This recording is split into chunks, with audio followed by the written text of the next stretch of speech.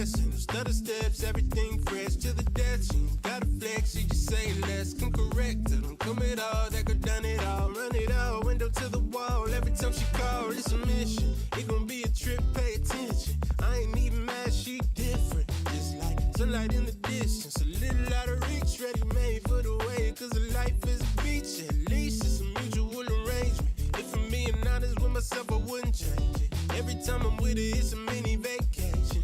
Lose track of time like daylight savings. She be in the right place, always at the right time. Looking like a dream worth chasing. In my place, and me in the nighttime.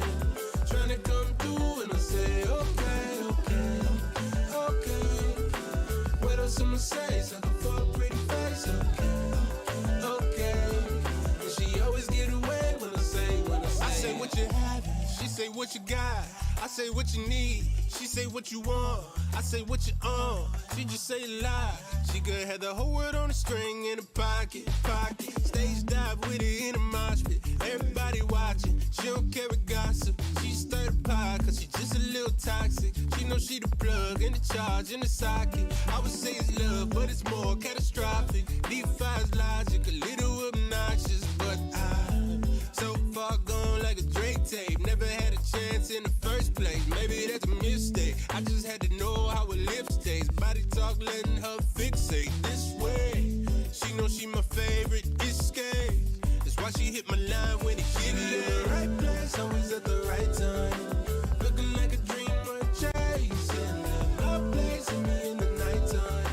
Trying to come through and I say, okay, okay, okay. What else I'ma say? Sucker for a pretty face, okay, okay. And she always get away when I say it.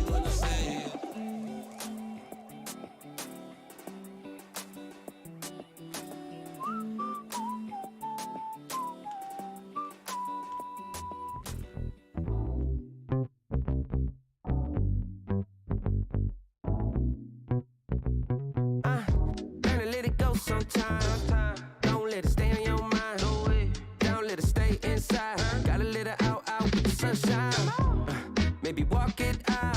Sometimes gotta scream and shout. Let them know that you're here, no doubt. Took a long time, but we here now.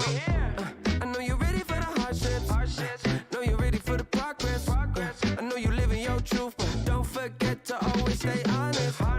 So do a little dance, do a little wiggle. Yeah, it's your turn. Yeah, learn how the universe works. Yeah, come on. Can't control the world, but I'm trying to control myself. Yeah, no, I'm trying to control myself. Yeah, we can't control the world. Yeah, but baby, I just can't hold it. I'm just trying to control it, control it. Yeah.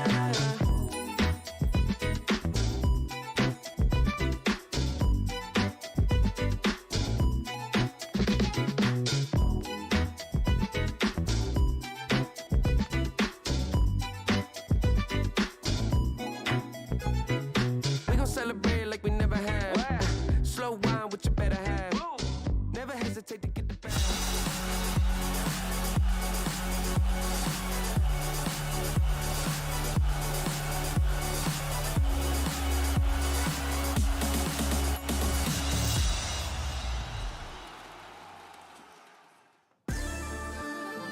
Ladies and gentlemen, welcome back to ESL 1 Kuala Lumpur. You guys still feeling it? There we go. That is one of the world's best crowds. Now, Malaysia is known as one of the best crowds in Dota in the world, but it's also known for one other thing. The best in the world potentially at cosplay. We have seen some of the greatest cosplays in all of Dota 2 history in Malaysia, and we might see some here today. So we have a fantastic show for you guys. We're gonna have a bunch of cosplayers come out, enjoy, regale you in their lore-accurate looks and movements, and it should be an absolute jam. I've seen it myself, guys. Get excited, don't go anywhere. Let's start this bad boy off. Let us get to some cosplays, my friends. Are you guys ready? All right, prepare your eyes to be dazzled. Let's start getting them out here, my friends. All right, so starting things off, number one, our first cosplayer, Ancha as Juggernaut! This Juggernaut costume is made of 3 layers of bodysuit fabric, foam, and latex. Ancha is an Indonesian cosplayer and traveled to Malaysia specifically for ESL 1 Kuala Lumpur 2023, and he's even got the movements down, Cap. Yeah, he does. I mean, this looks fantastic. Very clean all the way through. I love the fact that he's got the bodysuit to go with it. Really sells it. And the giant fur looks awesome. I mean, I believe that this is a Juggernaut right in front of me. And look at those moves, dude. This is a Juggernaut. Oh my God. Yes! Ah. That's great. Yeah, the fur really sells it as well. I really like the armor pieces as well. Very shiny. Yep. Guys, I was standing right next to it. Those abs were real. That is not a body. That guy is real. I touched them back there. They were hot. They were very crazy. All right, coming up next. Our next cosplayer, please put your hands together for Izzy as Timbersong.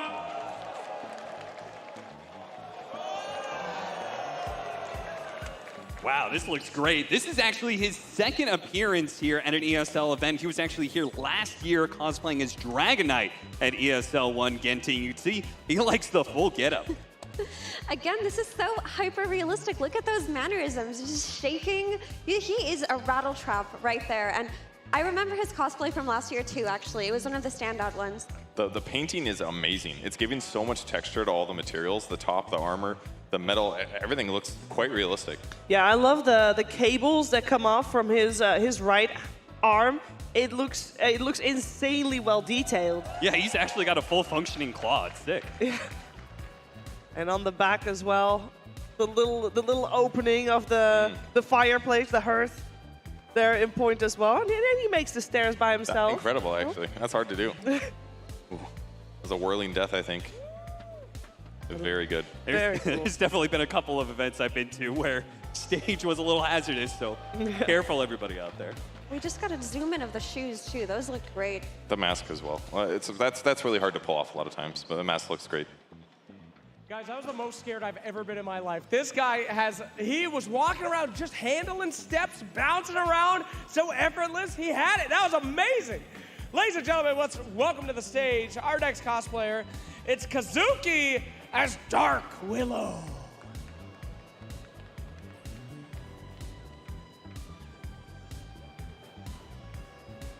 Oh. Wow.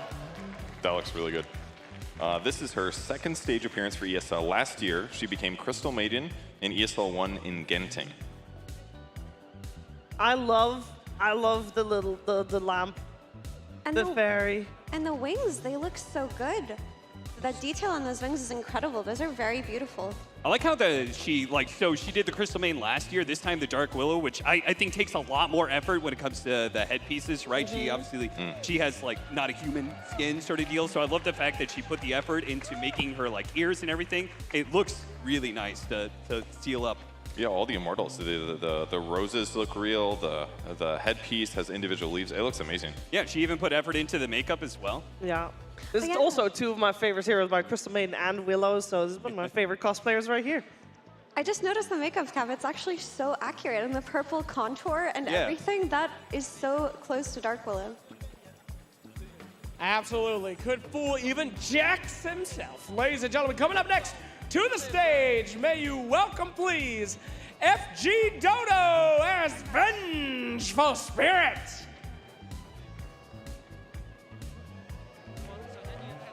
Wow, look at that. And this Vengeful Spirit, it is her dream come true to be a stage performer at ESL. And can you believe it, guys? She only made this costume in 1 week. What? She's from the Philippines, and she flew into cosplay specifically for this event. And can I say, everything looks incredible.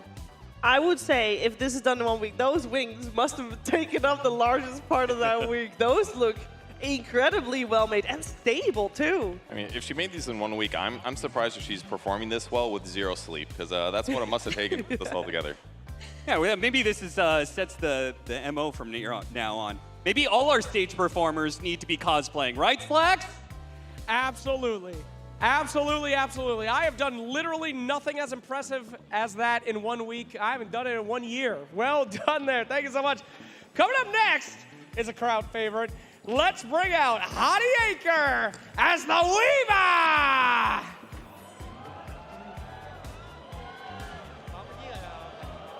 Whoa! Now this might not be the first time he's used cosplay. Oh no, And stairs. He did not make it any easier going downstairs, but he can do bumps out. Oh, easy. I never doubted it for a second. I never doubted it for a second. There's gonna be another little steps coming up. Dude, I'll never forget this Weaver cosplay for as long as I live. The skateboarding Weaver, everything looks so cool. I mean, that looks like an insect, right? Those legs trailing behind don't even seem unnatural. Yeah, it looks like he's got a little bit of LEDs there for the lights, for the eyes as well, lighting up. It's really nice. And the movements. Got the movements down for sure. Yeah. The little hand claws, too. They're just so pointy and long. Those fingernails, too. Are they claws? I don't know what they are. I don't even know what those are. I do not want those on me when I'm sleeping. Oh. Oh, yeah, you can see the LEDs much better. Don't look, guys. Weaver's greatest enemy. The stage was not designed for me. Cruise, baby, cruise. You got to get that momentum for the Shikuchi, you know? That's true. You got to build it up. Oh, the hills help. The hills do help. Amazing cosplay. One of the greatest Sakuchis I've ever seen. That was absolutely unbelievable. Look, he's eating. Oh, fantastic. All right, coming up next is Kyo as CM, Crystal Maiden. So from Singapore, she's actually had this costume prepared for 3 years. So a chance to be able to debut it on the big stage. And yeah, you could see she definitely put a lot of effort into a lot of the little details here for Crystal Maiden. Those pauldrons look amazing. I love all the details. I think the staff, like, oh my God. That's good too, yeah. That is insane. Yeah, that is a beautiful staff. And she looks ethereal. The makeup is beautiful too. I love the details on the cape. It's trimmed with fur and it looks like it's made very well. It looks like something you could buy and wear. It looks actually very comfortable. Yeah, I must say that. Could use one of those for home. Yeah.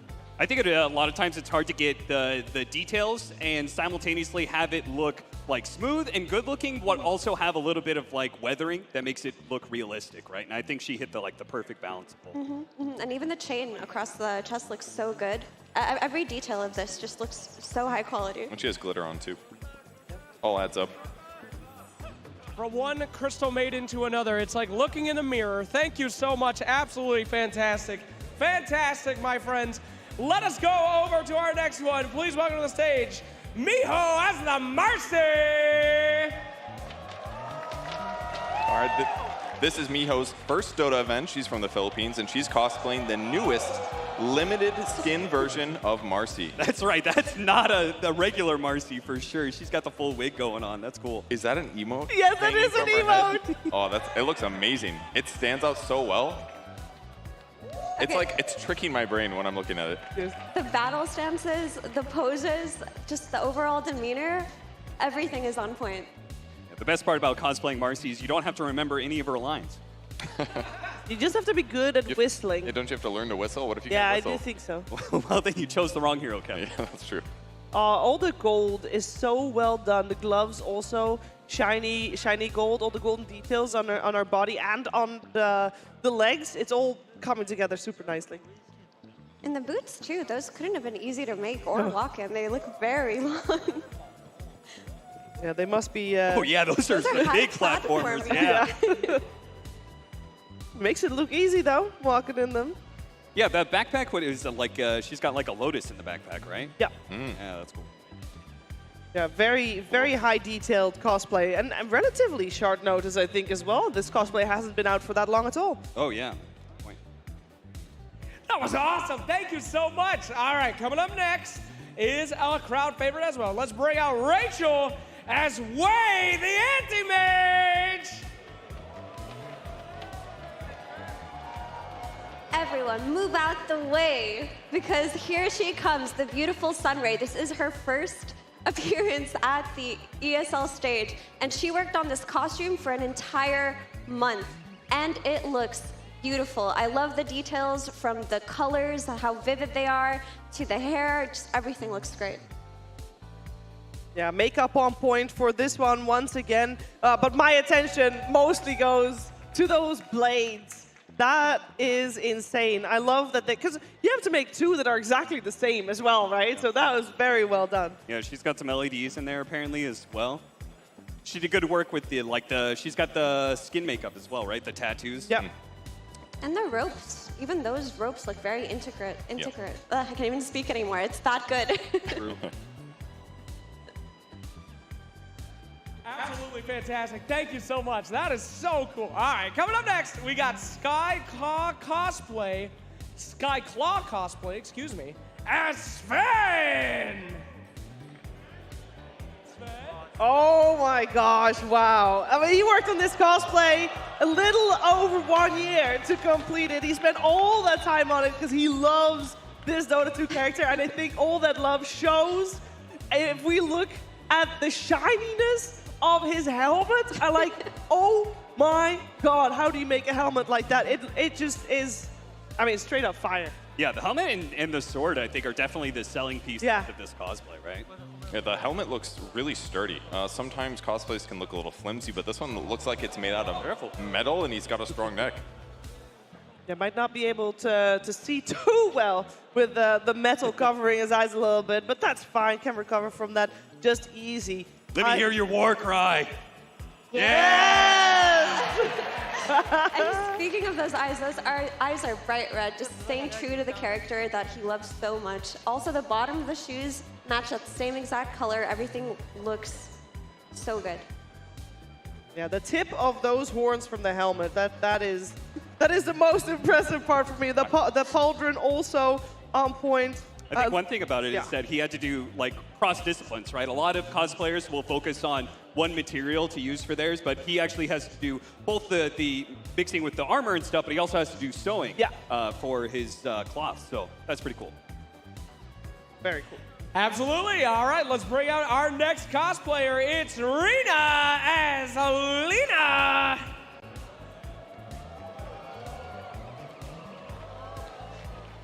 Her second appearance at ESL last year as a media cosplayer, and this time she's showing up on the stage instead. I love this Lena cosplay. It's so simple yet so elegant. The details are there, just the color schemes, and that central piece. I don't know what to call that, but that looks really well made and sturdy. Yeah, for me, the belt is the thing that steals the show here. It seems to be the same material as her collar, and that really sells the dragon-esque view of Lena for me. She sold the movements as a Lena, that's for sure. Absolutely, and our final cosplayer of the night, may I present to you Joel as Oracle! Ooh, picking the cosplay of the event. That's a good strategy here. Yeah. Oh my god! It looks That is so good. incredible. This costume was made specifically for ESL 1 Kuala Lumpur 2023. Made by Joel from Elite Cosplay Club, a professional cosplay team from Indonesia, and it shows. Oh my gosh.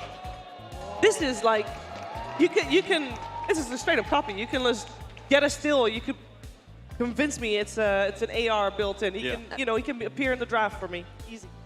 Dude, I don't want to be cheesy, but this cosplay gave me chills. It looks so true to the reality of the hero, and just the way he looks like he's gliding. Mm-hmm. It's kind of spooky. I think sometimes it's hard to get masks to sell. A lot of cosplayers will opt for makeup instead, but actually went for the full mask route, and he did a good enough job that it looks realistic. But especially the eyes really pop out in it as well. That looks great. This Oracle looks like it's got like a 4 strength gain though.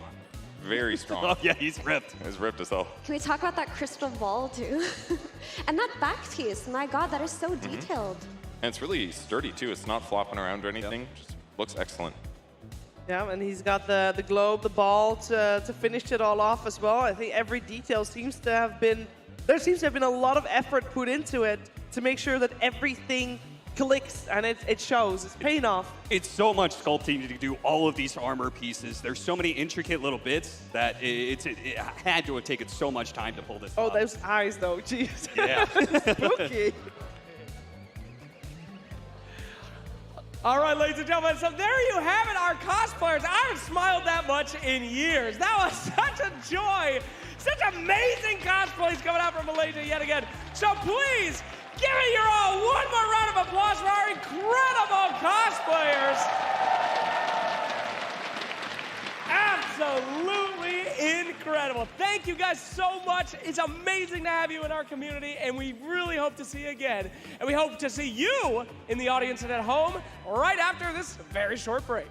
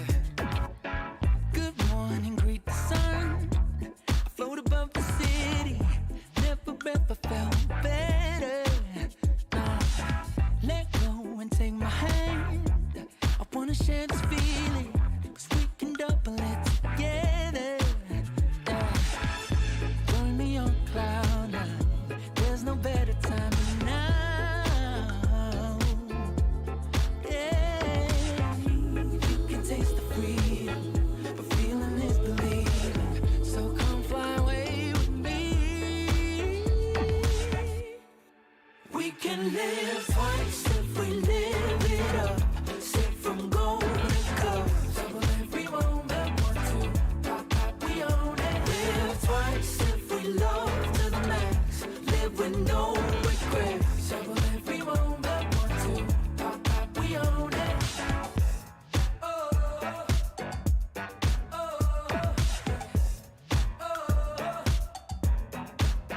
Yeah, left, right, where you want to go. Life can be so easy once you live it like a winner. Yeah, break free, the choice is yours. You can keep this feeling, but sometimes you gotta be a quitter. Yeah, so join me on cloud nine. There's no better time than now. Yeah, we can taste the freedom, but feeling is believing. So what you waiting for? 'Cause we can live twice if we live it up. Let's sip from golden cups. Every moment, 1, 2, pop, pop, we own it. Live twice if we love to the max, but live with no regrets. Every moment, 1, 2, pop, pop, we own it. Hey, oh, oh, yeah.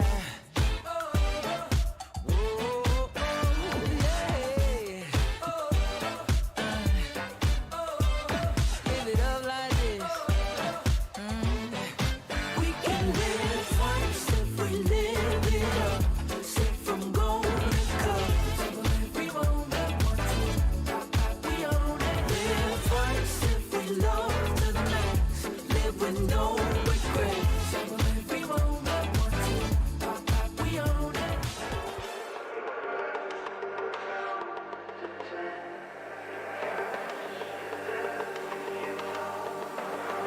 Steam out. I see you turn around.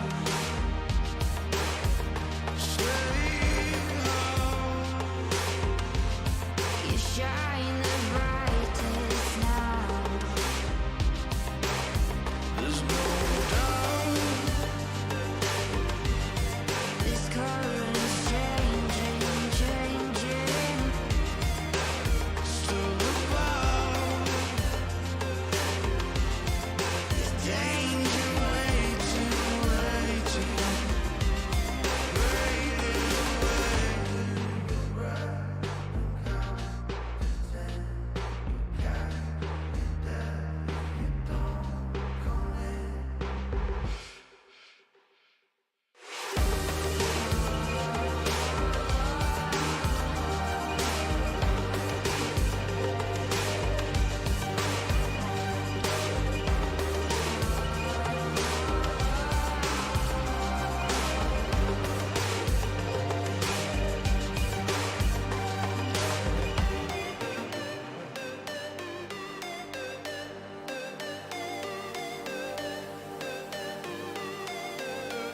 Steam out. I see you turn around. Stay out. You shine the brightest, brightest. There's no doubt. The current's changing, changing. Still about.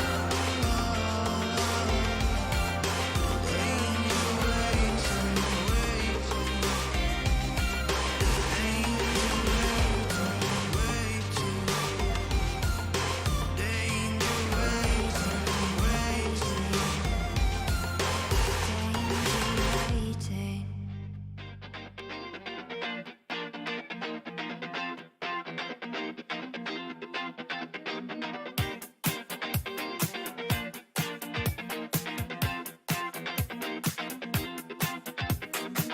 I can't feel it, baby. Where's this love that you say you have for me?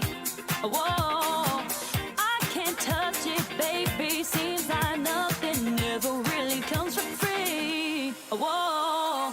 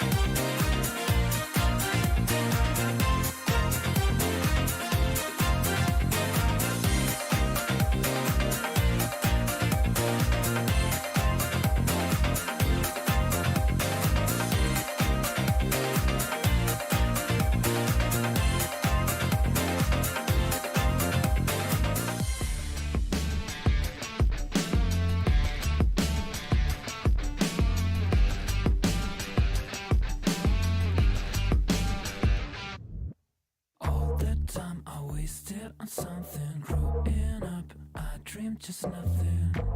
Ooh, what are you? People talk loud, get what they're telling me. I fucked up, I didn't give it. Ooh, what a true. Hey, I gotta say, something's going wrong, and everything's upside down. I'm falling. Hey, I gotta say, I'm always on a run. I'm getting closer to the light. By the time I'm changing my remedy, blowing up, I get sick and tired of this. What a truth. No one talk now. I'm feeling lost on this. Silence is loud. I get it safe from it. What a truth. Hey, I gotta say, something's going wrong, and everything's upside down. I'm falling. Hey, I gotta say, I'm always on a run. I'm getting closer to the light.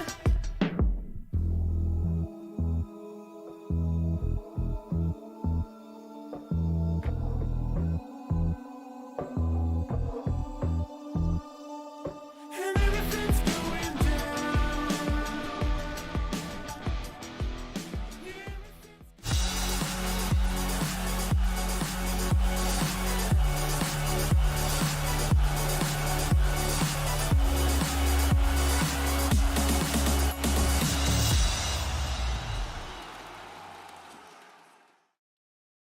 It is time for winners bracket finals here at ESL 1 Kuala Lumpur 2023, and we've got a full house ready for this. I can't wait for this showdown between Azure and the Gaming Gladiators, which at this point, is anyone surprised that Gaming Gladiators is making it this far? They did not make any changes after TI, and they are continuing the good times. But I've got a new face to talk about one of these teams, because Purge, you've been on sideline reporter duty for most of the group stage. We didn't get to hear your thoughts on Azure. So tell me, what are your impressions? Well, they're a fantastic team, obviously. Their players are very high skilled. I think XM has really been making a name for himself at this tournament for a lot of fans that weren't as aware of his high skill. His Viper game was juicy. I enjoyed that one. I got to interview Jin Q, I think. I don't know if that one went out or not, but that was a fun little interview. I asked him, like, what's harder, being a streamer for being criticized by, like, people watching you on stream, or being criticized by your teammates? He's like, oh, I just don't really get flamed. And I was like, oh my god, he's so powerful. Yeah, because he basically took a year off after TI-11. Yeah. He was on LGD, and after a surprisingly good performance, he was just off the grid for an entire year, and now he's come back in a very strong fashion. Yeah, I mean, they have a very talented team, without a doubt. They've been playing fantastic, so not surprised to see him here in the upper bracket final. But the entire roster shuffle as a whole, I did not have high expectations, Winter. You and I covered a great deal of Azure's games, and I remained skeptical. But at this point, I'm convinced. After they took down Falcons in their upper bracket semi-final game, I was sold that this was the best Chinese team here. Yeah, but at the same time, I want to see them, drafting for the first time on the new patch, So I'm wondering whether they can actually make the appropriate adjustments. And Chinese teams are always the teams that are being associated with when it comes to a new patch. They are very hard-headed. They don't want to change, and they just stick to their own ways, Okay, but hear me out. This team has Thank right? He's already playing weird things on position 4. He's been playing Tinies and Zeuses and whatnot. And XM is a Viper and Razor player. He's just waiting for a time to play his disgusting hero pool. And I think this patch may have enabled him with the new changes to Bloodstone and things like that. That's true. For a lot of these teams, I look at their group stage games, and I either see them continue the same trend, or they throw it out the window and they're like, okay, it's a new patch, time for new things, like Liquid did with their Leshracs and other 7.35 specific heroes, but if you show me Azure Ray drafts, I would have thought that they were on the new patch a week ago. Yeah, and it is very important to update to the new patch. It doesn't have to be an extreme thing. It can be a small thing, like Liquid just saying, like, oh, Lashrak is better, and he's not really that different. The itemization is basically the same, and he just does more damage and lifesteals more. If you just fit something like that into your lineup, even if it's a Storm Spirit for BetBoom, that can just revitalize what you're doing and push it to the next level. And the teams on the previous patch playing heroes that were very mildly nerfed, they just have a worse chance of winning the game. So if you just grab like one little gem and slot it into your pre-existing strategies or meta, you're still playing basically the same game. You should be on comfort, but you have that extra kick. Yeah, and as far as Chinese teams go, I feel like this team checks every single box that you would want. I mean, watching them through group stages, they performed incredibly well, and they definitely made a fan out of me. But their laning is strong. It's much stronger than a typical Chinese team. They're quite infallible. I think I've only seen them lose once, and that was to Gaming Gladiators in terms of laning, but they still managed to win that game even. And they can play aggressive fighting carries on low, but they can also play the Nagas and take the game slower. And they can also just play a tempo controller on XM or some really gross Viper type thing. So it really feels like everything that you would want out of a team they have right now. I suppose, though, their one shortcoming, like you mentioned, was against Gaimin, and that is their opponents once again here in the upper bracket final. Winter, we have seen these guys for the entire year, and it seems like the crowd is ready to see them as well. We have also seen this team adapt mid-tournament to patches, because, well, they won pretty much everything, and I remember it was during Dream League Season 20, the one right before Berlin, where a patch dropped mid-tournament, and they still ended up winning it. I mean, this team just has everything you need, you know. In a team, you have a fancy mid laner, you have a carry that does everything. Not everything is, you know, the best, you know, the water boy. Yeah, we were skeptical about his Morphling back in the day. But right now, I think the patch and the heroes and everything else fits his playstyle a lot. And on the other hand, you have an off laner which can pretty much also play anything, you know. So it's very difficult to draft against them. I feel like they're a team where when you look at them, it's very difficult to pinpoint one person to ban up. Yep. And Neil, frankly, they're nerds, so they're going to be ready to go on the new patch. And as they've admitted at this point, they often have mediocre group stages. They get a lot of draws. They look a little iffy. I mean, they're even going to upper bracket, came down to Quinn, not uphill missing 2 times in his 1v1 in a row. I mean, it's a 5-ish% chance, but it could have happened. They could have been lower bracket, but they're here. They're looking good, so they should be able to adapt nicely and stay calm and grab the good stuff and bring it into the series. I mean, I think they definitely slow started during the group stages, but by day 2, they looked like themselves again. They really looked like a force to be reckoned with, losing only to Azure Ray, who completely caught them off guard. But even those games were pretty winnable on their end too.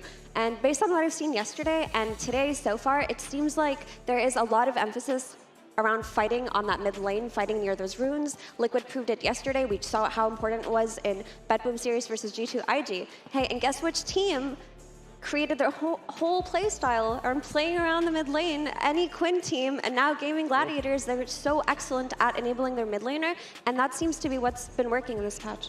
Yeah, we had spoken to Quinn, I suppose, after their first day of group stage, which was a little bit rough, and he says that famously, Gaimin and this roster is always just like one tweak away from being able to perfect it.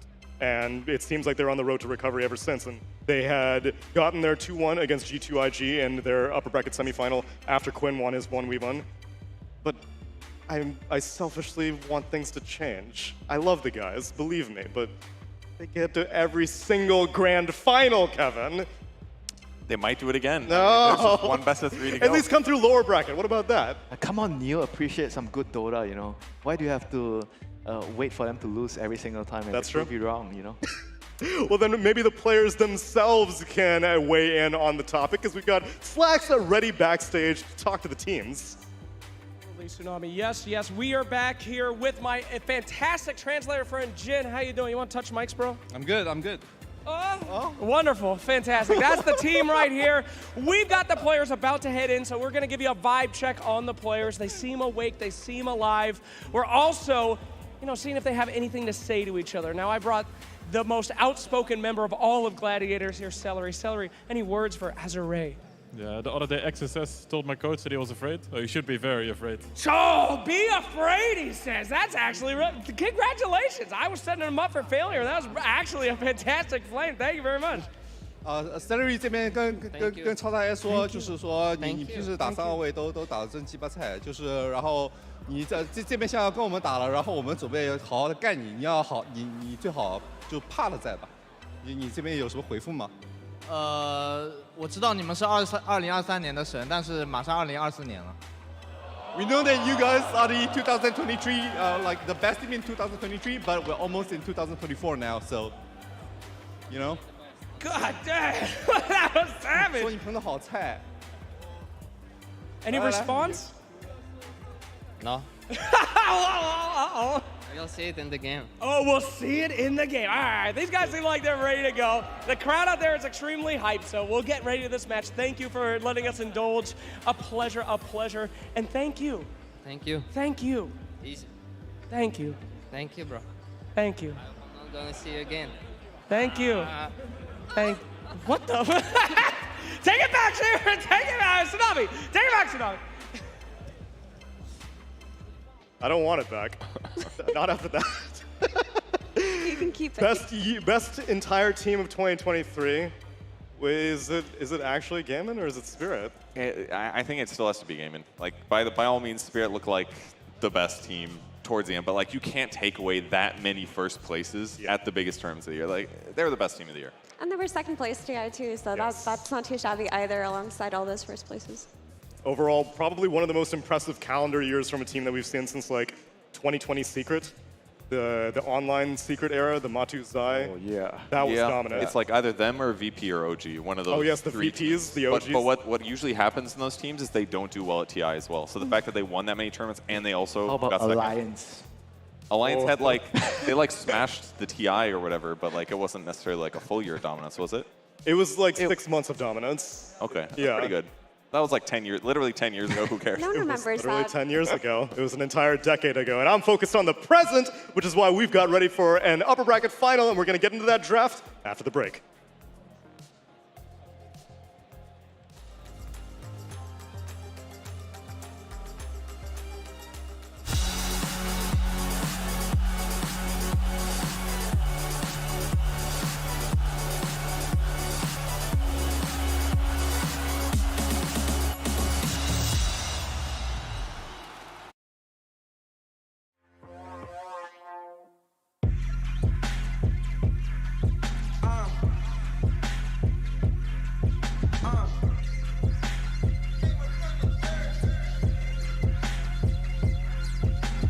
Lanes in my way, they might have to get murked. Approach me with caution, might have to get hurt. I tower from the treetop, but I came up from the dirt.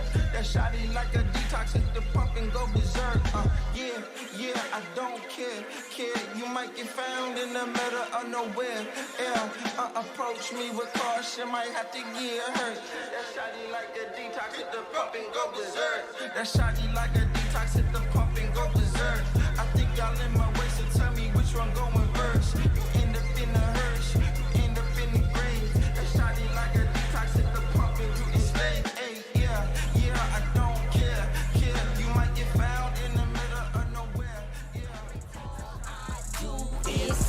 Yo, slaying every day's a job. I work it like I do a 9 to 5. No punching in or punching out. I'm round the clock, the hardest you will find. So I gotta grind like you never see before, and that's all the time. I'm saying what you need to know, cause I'ma shine. You can get yours, cause I'ma get mine. Fresh to death, the freshest of the fresh. To be the best, you can accept no less. OG status, I ain't new to this. All I do is slay all day, slaying anything and anyone that's in my way. You just good, but I'm so great, do whatever it takes. All I do is slay all day, slaying anything and anyone that's in my way. You just good, but I'm so great, do whatever it takes. All I do is slay all day, slaying anything and anyone that's in my way. You just good, but I'm so great, do whatever it takes. All I do is slay all day, slaying anything and anyone that's in my way. You just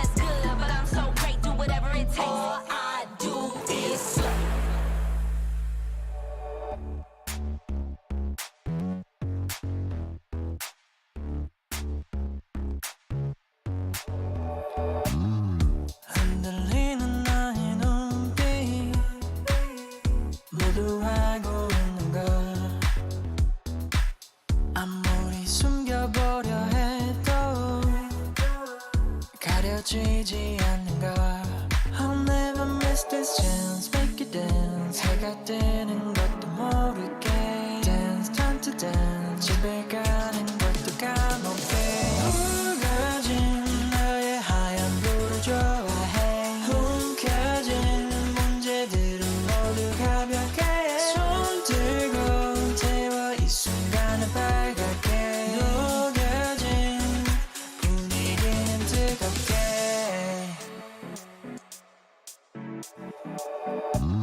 아무리 어렵다고 해도 시작하면 되는 걸 처음이 어색하다 해도 이미 익숙해진 걸 I'll never miss this chance make you dance 해가 뜨는 것도 모르게 Dance time to dance 집에 가는 것도 까먹게 우거진 너의 하얀 불을 좋아해 움켜진 문제들은 모두 가볍게 손 들고 태워 이 순간을 빨갛게 녹여진 분위기는 뜨겁게 우리 둘이 눈을 마주보고 춤을 춰보자 우리 둘이 두 눈을 마주보고 춤을 춰보자 I'll never miss this chance make you dance 해가 뜨는 것도 모르게 Dance time to dance 집에 가는 것도 까먹게 우거진 너의 하얀 불을 좋아해 움켜진 문제들은 모두 가볍게 손 들고 태워 이 순간을 빨갛게 녹여진 분위기는 뜨겁게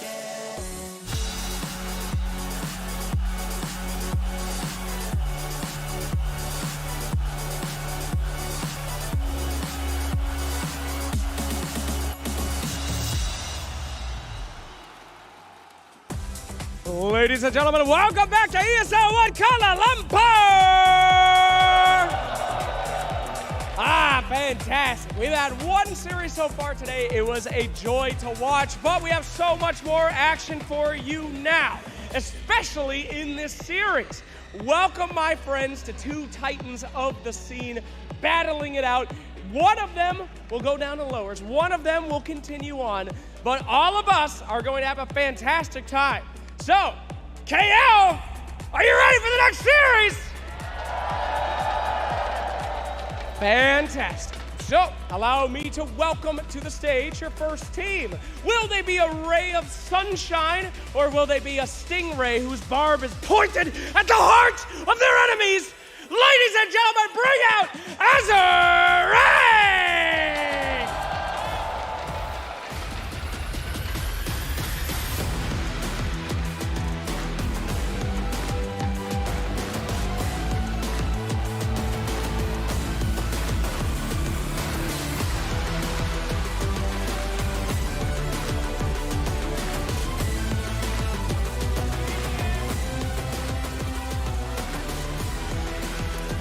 And their opponents coming out once again. They are no strangers to the main stage, but this will be their first time coming out here for you today.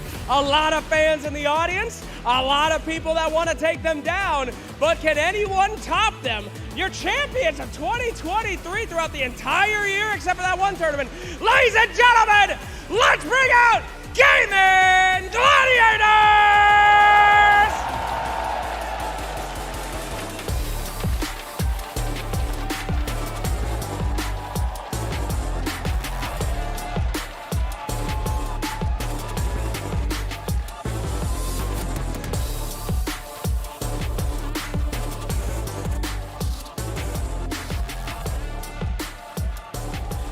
And with that, our two teams are on the stage and ready to get started. So thank you so much, teams, for what we can imagine will be a fantastic show of the best players in all of Dota 2. But I must ask one last time, KO, let's make some noise for these boys! All right, fantastic. We'll get them into those booths, we'll get them into that game, and I'll get you back to that beautiful Tsunami panel. Thank you very much, Flex. I'm feeling the energy from over here. The atmosphere is electric and people are ready to watch some Dota. But these two teams actually had some time off. They had a whole day after the patch dropped to sit back and relax. Meanwhile, I had my three analysts agonizing over the Dota that we've watched, so I'm gonna go down the line. Purge, of all of the heroes that got changed, which one do you think moved up in stocks the most after the games that we watched yesterday, from basically irrelevant in the group stage or maybe just semi-situational pick to now you really got to worry about it? I think Lesh is the scariest one of them, and especially because it's a Gladiator's specialty. That's probably the most overpowered looking hero, but I'm thinking about Storm. Maybe I'm watching him closely. I'm not sure if it's OP yet. Okay. Or BetBoom special. I like the coin flip. Winter, who you got? Lion, our favorite Lion. Are you being sarcastic right now? Okay, fine. Maybe not Lion. Lion's kind of like a little bit overrated, but yeah, like Kevin mentioned, Lesh is probably the best hero right now, and it's going to be interesting to see how different teams come up with different solutions, because you might want to use the bans for other things, and if you can trap your opponent in a best of 3 in the first game, you give them the best hero and you beat them, it's a morale victory. Definitely. Effie, which hero you got? And I have to agree with the Lesh. Okay. I also agree with Purge on the Storm Spirit. I think Storm Spirit is looking very good, especially when we saw BetBoom first phase it twice in a row and still win with it. Let's not forget that for teams like Gaimin, Storm has always been a high tier pick. Also, when you talk about the Lesh, you have to talk about the heroes that amp him up, which also got buffed. Okay. The IO in particular, it has DPS now on the tether, and I'm a little bit disappointed that nobody wanted to experiment with it, because now that it has a stronger laning presence and heroes that it typically enables are back in the meta, it might show up, and if there's a team that's going to run it, it's going to be Gaimin. Yeah, I feel like during the group stage, the only time we ever saw the IO was when it was paired with a carry gyro. But Liquid, their pairing, I suppose, for their last strike was the Crystal Maiden, which I suppose may have just been a Liquid specialty. I don't know how much other teams are going to put their hands on it. In some ways, the CM is better because it provides lane kill threat. Yesterday, we saw CM used so effectively against Falcons. Crit's Weaver consistently was stomping in the tournament, but that game it just looked weak. Yeah. The Frostbite into Silence and Bloodseeker was great, so there's a lot of offensive things that CM enables while also giving mana to the Leshrac that are just better in some ways. So I want to say, I have a theory that Underlord is actually really good. No team's picked it yet. I think it'll be really good this patch, because I feel like now, if you have offlaners who can build that Helm of Ironwill into Veil, that could potentially be a new strat in Dota, because Veil feels like a very strong item, but you need the build-up to feel really good, and you need it to be Yeshivas. And I feel like of all the offlaners who do that, it's going to be Underlord. That's a really, really good idea, because you need this AoE magic damage to make use of it, but you want survivability. And most offlaners aren't this like AoE magic damage. They're like, I'm going to jump and stun you, not so much farm. So Veil would accelerate your farm while giving that lane stability. And Underlord is like a hero Ace definitely likes to play. And I feel like maybe with the new change that you have some damage on the root, you might want to maybe get the root more points here. Because usually the old build is like you get 1 point in the root, and then you max your Atrophy Aura. Yeah. I mean, it might sound a little nerdy, but I remember during TI10, there was this whole armlet theory craft going on that only really got figured out towards the end. And it was these offlaners who could build that Helm of Ironwill into the armlet that were being picked all the time. And by having an offlaner who can build that item that helps them sustain in the lane, it enabled their position 4 to rotate to the mid lane. So I don't know, something about this meta reminds me a little bit of TI10 meta, and I'm hoping one team experiments with it and proves me right about this theory. I'd love to see it. Azure, though, they're sticking to what's tried and true. They ban out the Chen, the Pango, and the Io first phase. Meanwhile, Gaimin actually take out the Leshrac along with the Magnus, the Timber, and the Grim, and Azure pick up the Primal Beast. Yeah, I mean, just a flex pick overall in general, just a very useful hero. He's not the strongest hero in the lane, but it does give you the flexibility of moving your lanes. I think when you're on the first pick side, you don't have the overall last pick. Having a flexible hero gives you a lot of advantage in the draft. He feels decent at the moment. You've got BKB Piercing Stun if you end up against a Lifestealer, a common hero right now. You've got easy follow-up. There's lots of armor items right now, which is really going to benefit him as a high-strength gain hero as well. I like that you brought up Lifestealer Purge, because this is one of LoW's most successful heroes. And you could look at it for either team right now, because it pairs very well in fast bombs with both of these heroes, but it also lanes quite well against either. Yeah, I mean, it's part of like the games right now at the highest level is about how easy can the enemy kick your core out. If your core can sit in the lane, and farm, and the enemy has to bring like, 3 people or 4 people to kick you out, then it gives you a strategical advantage on farming on the map. And a team like Gaming Gladiators, for example, they like to farm across of the map. And if you force them to bring many heroes to kick your carry out, for example, then it might make them uncomfortable playing the map. And if you fail to gank, then you're just like way ahead in net worth. Yeah. And you're going to really feel that pressure when they group for fights. I mean, this is the reason why we've seen a lot of Morphling, Lifestealer recently. It just gives you that advantage, because of the twin gates and everything, the supports can cross over the map to kick you out. You want to have a core that's really, really hard to pick up. You guys are clapping for him, but he's been wrong every single time, so. We love a good bandwagon fan. It's a really good time. That was a Zero Ray fans cheering. They're like, yes, we're going to win. He's cursed them. But anyway, back to the draft. What I like about this opening Slardar is out of all the heroes you can open with, this is the core that's been flexed to all 3 roles most successfully. It's looked impressive on the offlane, it's looked impressive on the mid lane, and it's looked impressive on the safe lane. So when you start up with this Slardar, you can respond to anything. You can respond to this Primal Beast being mid or being on the offlane potentially. Yeah, but to add to that, I feel like whenever you open with Slardar, sometimes I feel like teams make the mistake of not drafting appropriate heroes around the Slardar. They are just picking Slardar for the sake of having a flex hero or just they rate the hero highly. I do feel like right now when you have this hero, you want to have a lineup around it to make the pick very, very good. Like physical damage hero will be, for example, or CM in this case would be a hero that would give Slardar a lot of kill potential on the side lane, and it will kind of solve some of his mana issues as well. And the CM shard is super imba good against Primal Beast. Kevin, the shard. Look, he's charging in, you jump back, he hits the clone, instantly frostbite. He's trampling, hitting the ground, you do it again, instantly frostbite. Yeah, that's actually a good point. I had one game, my teammate just picked Primal and the enemy instantly responded with the CM and they were on the same lane. The whole game, the Maiden was just following, oh, you are trying to charge in, here you go, frostbite, and that's it, Yeah. Yeah, and up until Primal Beast gets stronger and gets dispels and a BKB and whatnot, CM is really good against any of these mobility-based heroes with her Frostbite in the early game. She's going to offset a lot of the damage coming out of Primal Beast's trample. Even Nova does. I mean, it's lowering his movement speed by 20%. That's 20% less trample damage. The Primal has to buy BKB early. Like maybe you can go Blade Mail into BKB, but I wouldn't be upset about rushing the BKB this game. Like he needs to be able to deal with this Crystal Maid. And Clockwork's kind of decent hero to deal with the CM and the Slardar. Both heroes are not heroes that like to see the Clockwork early on. Until you buy Shard and then you get out of that cogs really easy. The Shard, man, Kevin, the Shard. God damn it, Perch. So then based on the fact that Primal Beast has kind of been semi-answered, do you have any preference between putting it mid and offlane? Because those were the flex potentials. Now that some of the answers have come up. I don't know if I'd say it's answered yet. I mean, these are circumstances that could happen, but it could also be Primal Beast charges in and blows her up in half a second. True. Picks her up in the air and somebody kills her before she even hits the ground the first time, I mean, I think Primal as a hero is always going to be fine because they can always itemize against his counters, and it's more so about can you exploit how strong he is in the early game, can you get those kills on lane, and we'll see.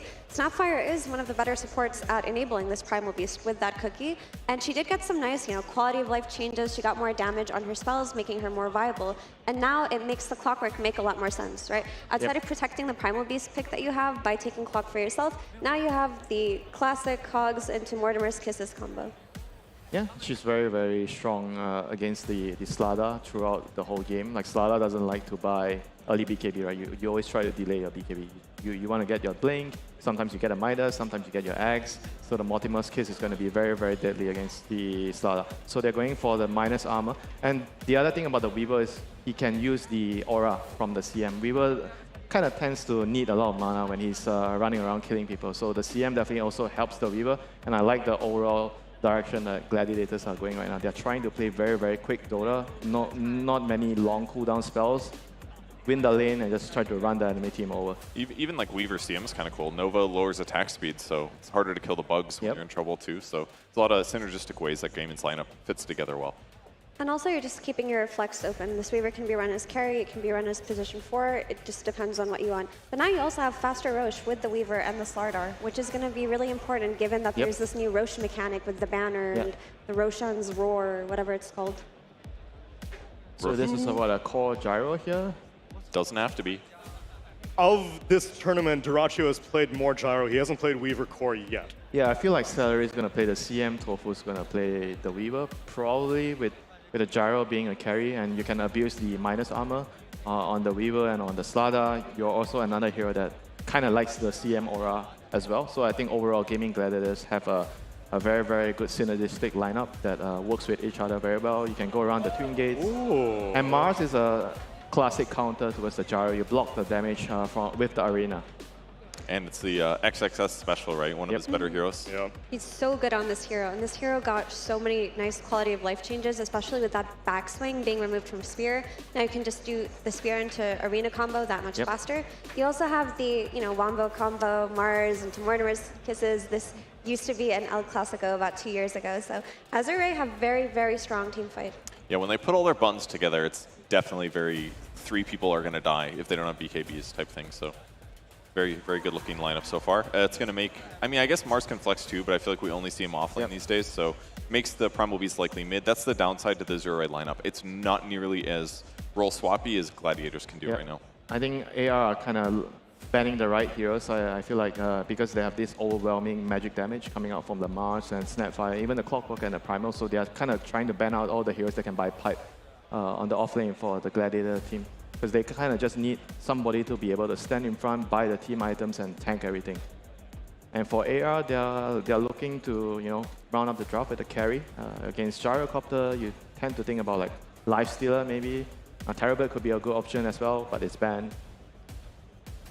So then where are Azure expecting the Slardar to go? I think it's a mid Slardar for now. That's what it looks like, especially if this Primal is revealed to be mid, which it is with the Mars pick. I think Morphling can still be kind of good here for AR. It's very good against the gyro. You turn into the gyro, you have the flat cannon, you have high armor to deal with the Slardar, the Weaver. Or Luna, or Drow Ranger. I think nobody's been brave enough to pick this Drow. Drow Ranger, I forgot that hero existed. She now reveals invisible units with her Game sets. changer. She also will do DPS in this Mars There goes arena. the Weaver. There it goes. No, but also Luna didn't get too impacted, I feel, by the last patch, and she was looking overall very solid. Typically you'd like a ranged carrier to pair with this position 5 Clockwork. You don't necessarily need one, but it just gives your draft a more rounded out approach in lanes. I think it's a good idea. It matches up very well against Slardar. I think it's one of his top 5 worst matchups, actually. They do end up banning it. It would have been good for them too, Aura with Weaver too, so. Muerta could also be very good for Azure, right? Yeah, could be good as well.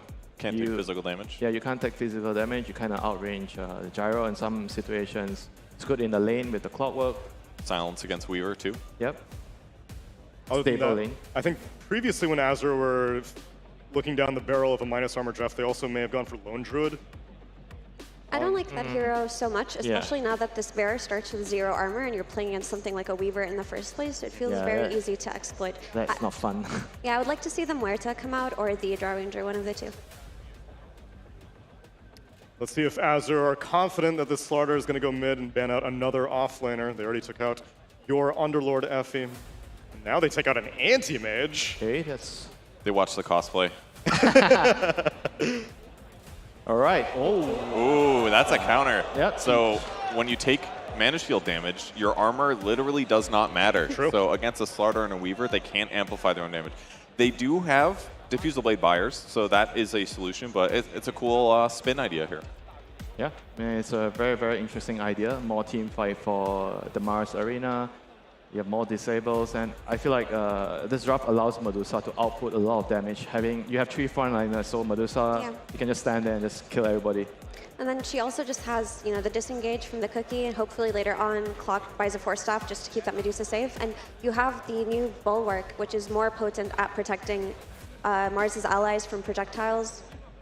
It feels like Medusa's very heavily enabled by Mars in this draft too. Like the moment she gets Butterfly Manta, like 20 minutes, I think she's going to be nigh unstoppable. And as long as the supports get like a Solar Crest, you have a 4-star, make sure that the Medusa never dies in a team fight. It looks like really, really difficult hero to kill for Gladiators right now. They need to kind of find a solution for this. Yeah, she got 5% more damage from her split shot as well, so doing a little there. That's a good solution. That's a good counter. You make your own Medusa. Yeah, because that also got buffed split shot damage. Yep. What about the expense ratio, though, Winter? Is it too expensive? No, not at all. You have cheap supports on CM and Weaver. They're going to be, actually not Weaver, CM and Gyro. So they'll be running around, creating havoc. I think those are the heroes that like to play around Darkseer, making sure that Darkseer can get kills in the early game. And also the Slardar, those heroes benefit from this type of supports. And I think that both teams have a very, very solid lineup, different kind of win conditions, different game plan, and we'll just have to see who does it better. Yeah, I think Gaimin have rounded out their draft really well with the Darkseer. It's also just given them that illusion counter to Medusa. They're going to hit this really nice mid-game timing on Gaimin when Slardar gets a couple of items and he can group up with the Darkseer and they can try to overrun Azure Ray. But I feel like Azure Ray overall have the better scaling with this Medusa plus Mars, and their team fight looks really good. So both teams have very strong fundamentals. It's just going to be a battle of who does it better. Yeah, they don't have the best Ion Shell targets. Gyro's going to work great in the early game, but as the game goes on, maybe not as good. But I feel like the Darkseer is only going to be better against Medusa because you also do damage when the illusion spawns. So if she just tries to attack through it, she's just like re-dealing damage to herself and respawning illusions. So great last pick. Some 7.35 heroes coming out. My Tech Arena, are you ready for a winner's bracket final? Then let's get on with it. It's time for game number 1 with Odie, Pixel, and Cinderin.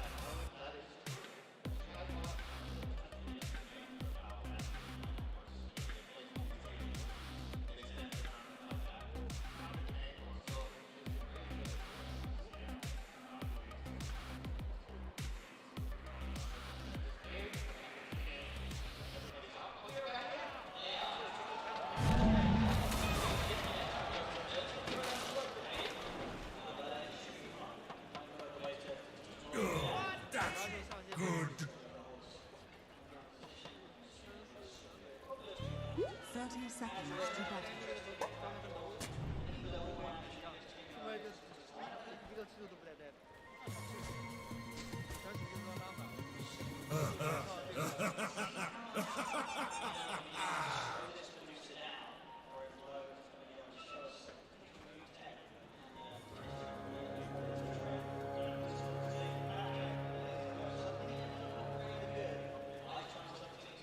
The battle begins.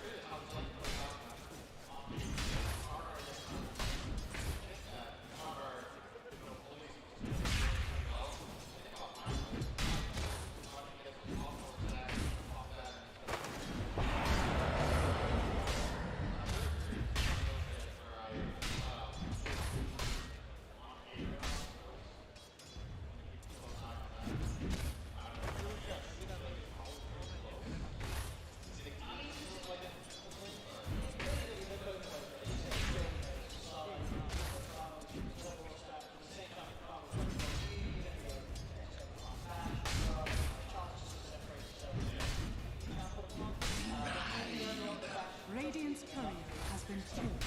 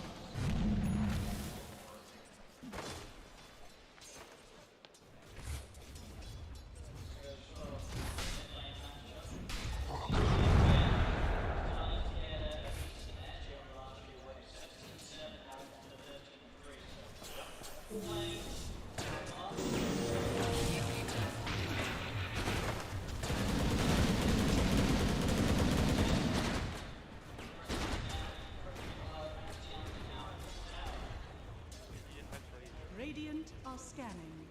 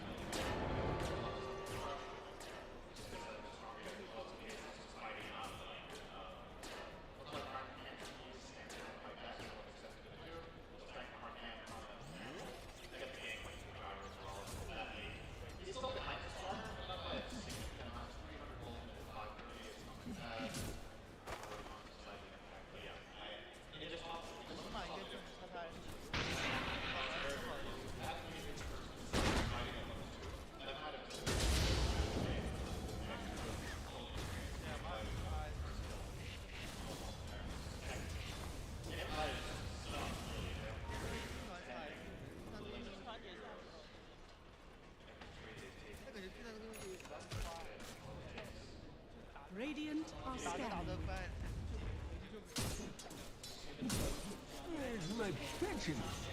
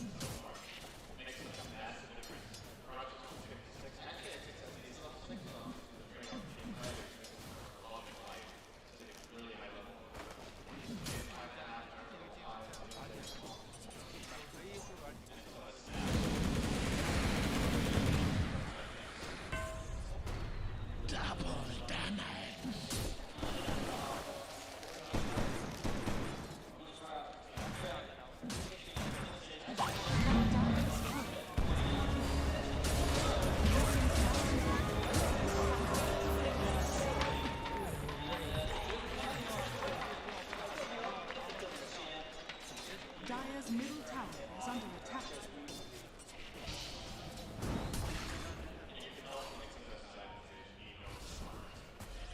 How does Furious taste?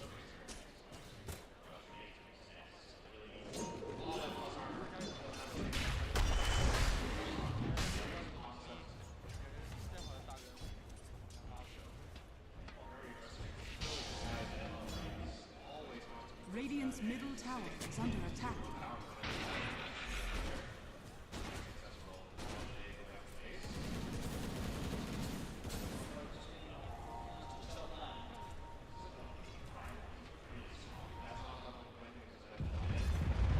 Dire's bottom tower is under attack.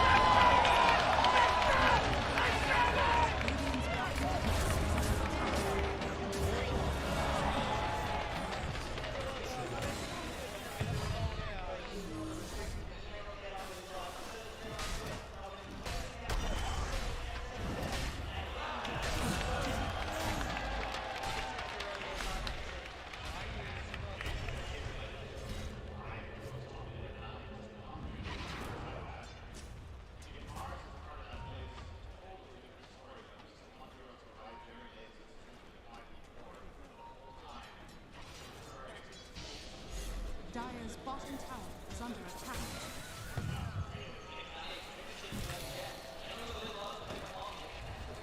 Radiant structures are fortified.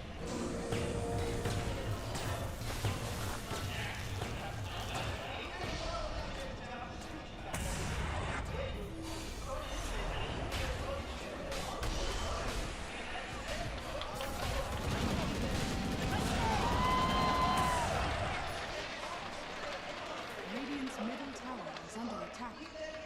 Dire's top tower is under attack.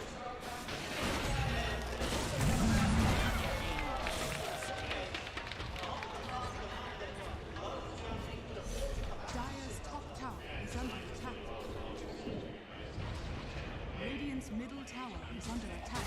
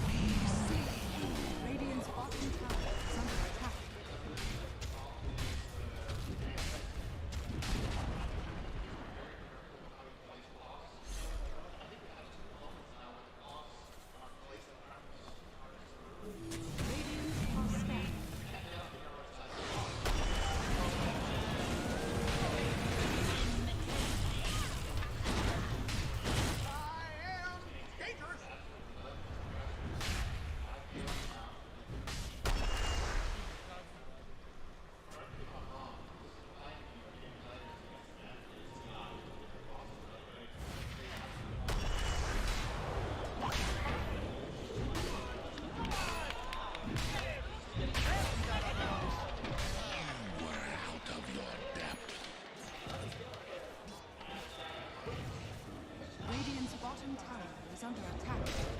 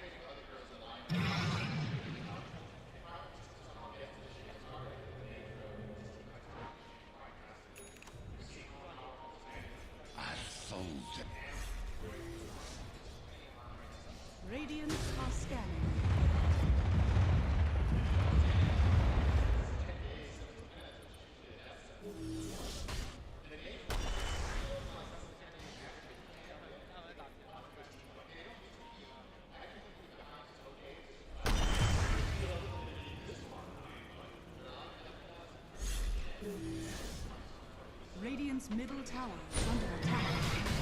Dire's top tower is under attack.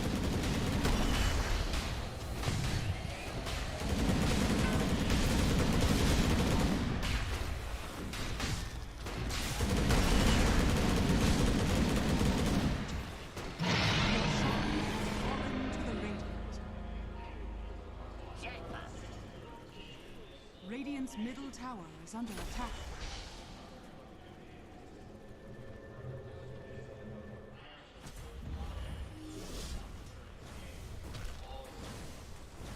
Dire's top tower is under attack. Dire's structures are fortified. Radiant structures are fortified.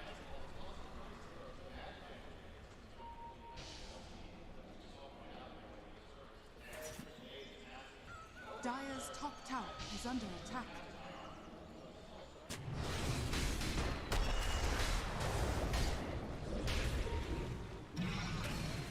Dire's top tower is under attack.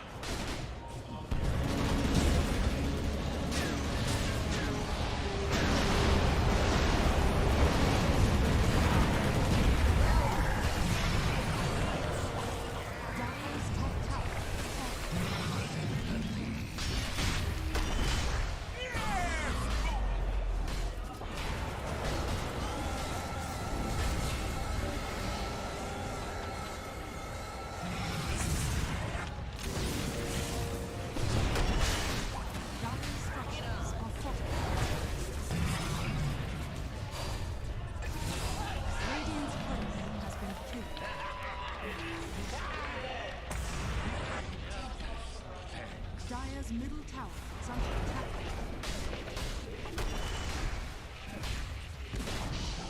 Dire's middle tower has fallen.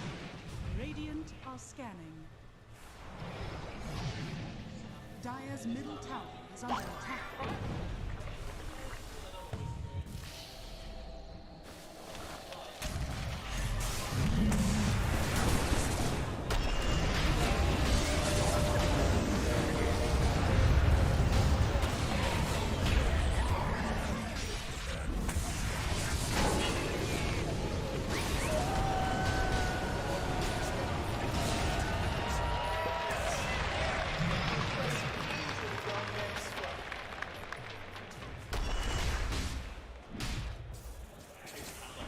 Dire's bottom tower is under attack.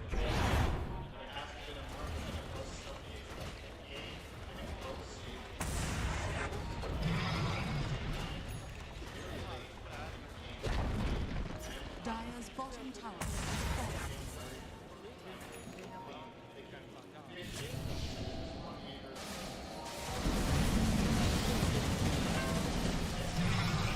Dire's bottom tower is under attack.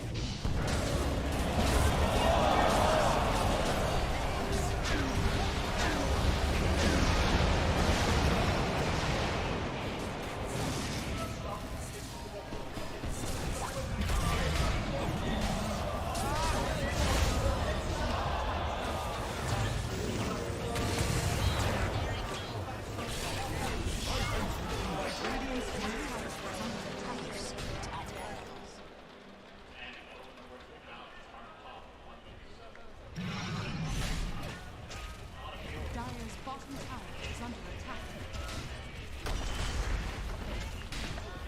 Radiant's top tower is under attack. Dire's bottom tower has fallen.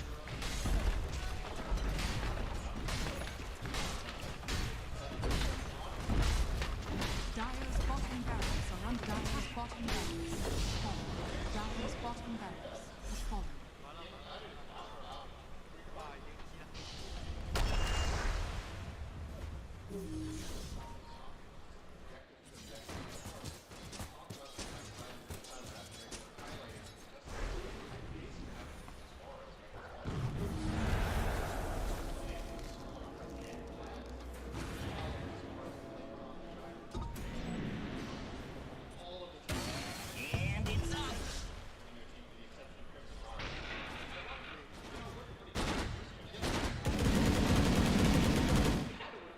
Radiant are scanning. My pension.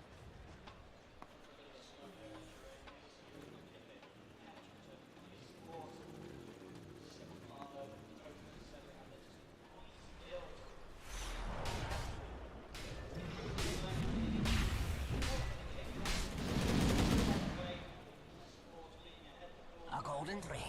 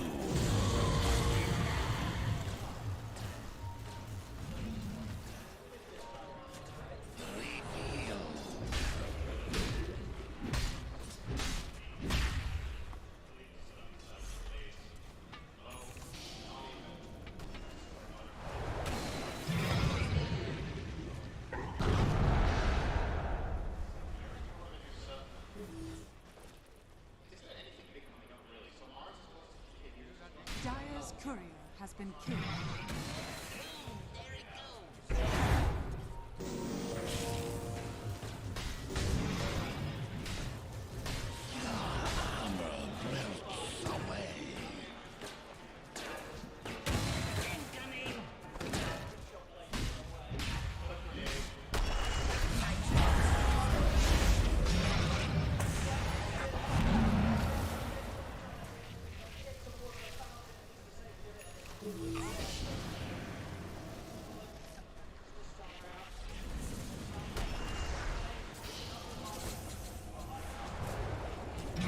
Radiant structures are fortified. Dire structures are fortified.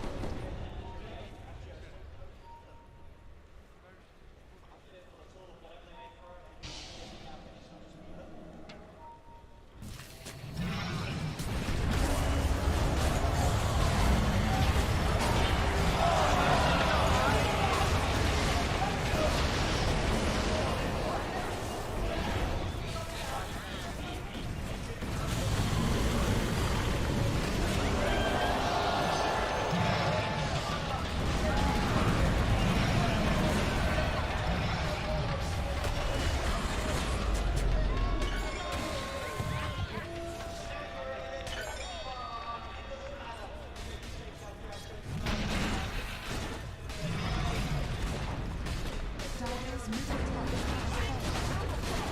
Dire's middle tower is under attack. Dire's middle barracks has fallen.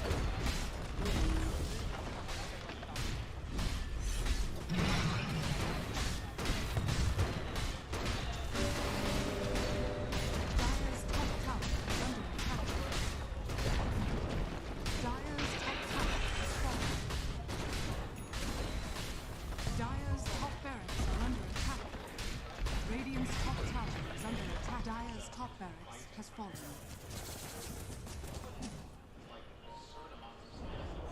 Radiant's top tower is fallen.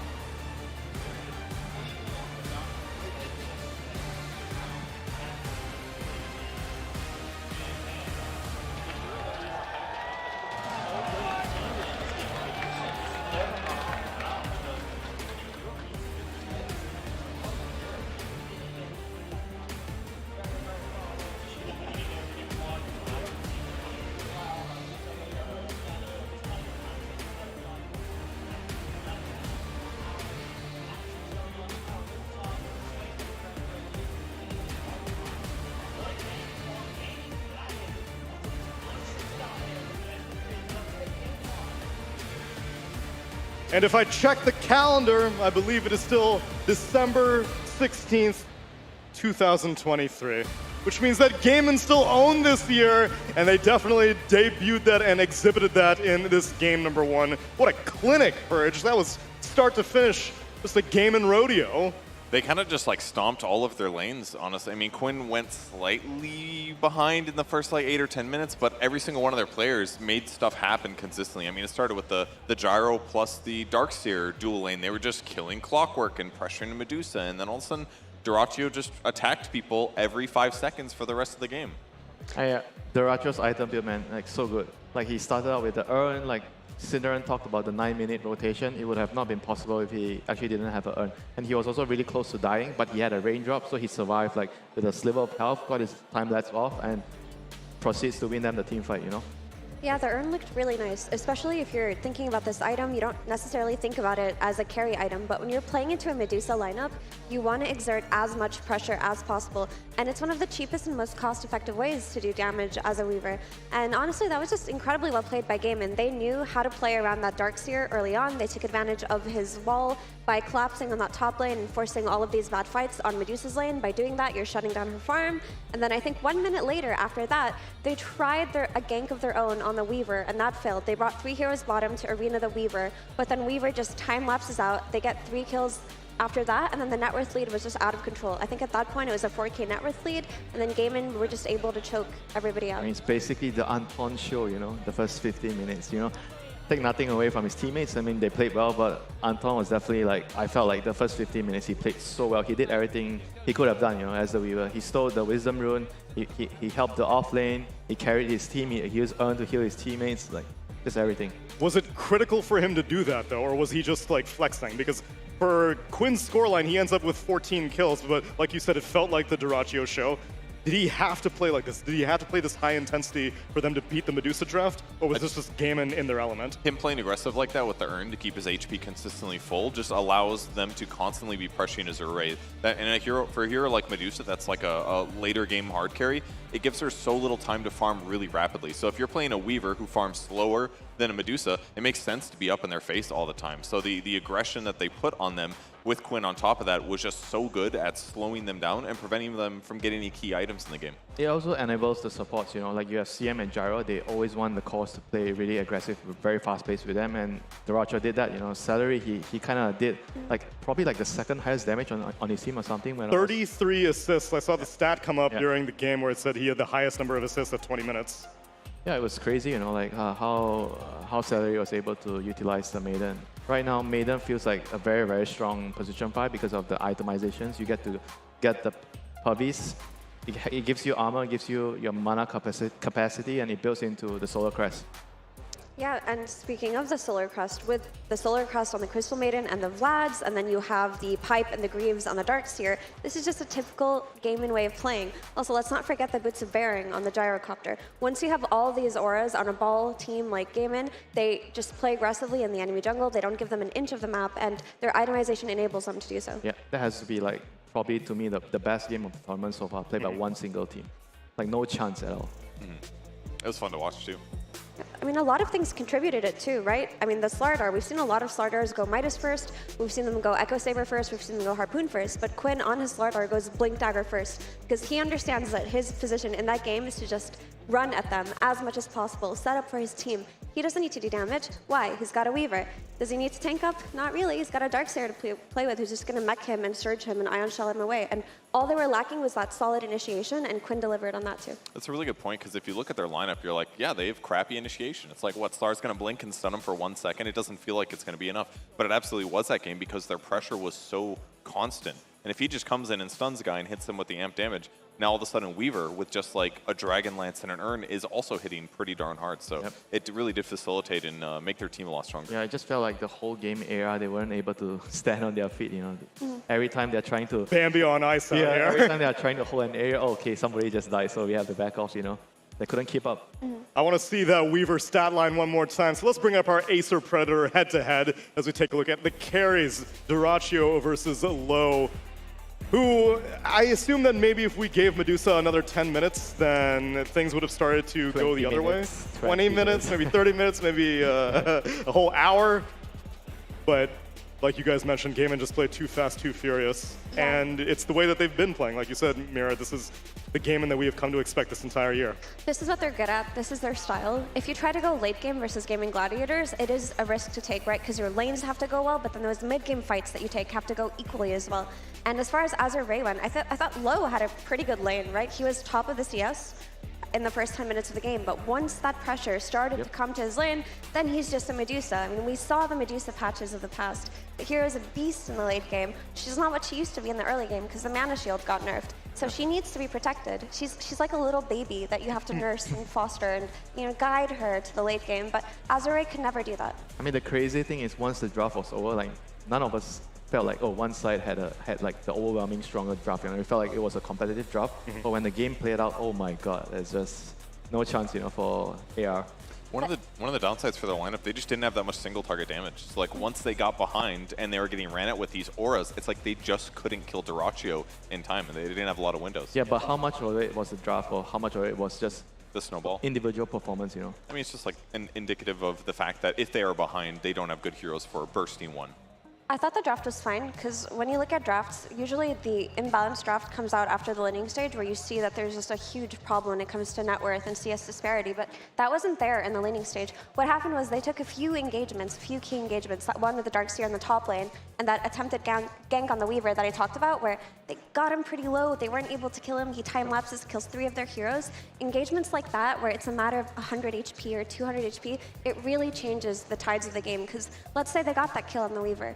The game would have looked different. They wouldn't have been 4K net worth down. The net worth would have been even, and they would have had more space to counterplay. So the game just snowballed out of hand very quickly. Agreed. It seemed maybe stylistic flaws, because Azure in the series that they played in the group stage, they 2-0'd Gaming Gladiators, but Low was on more active heroes, and XM was playing a Viper. So maybe Azure might need to go back in time a little bit and take some pages out of their old book as we look forward to our game number 2, because we've got to get our winners bracket final completed. Will we get a 3-game series or not? We'll find out after the break.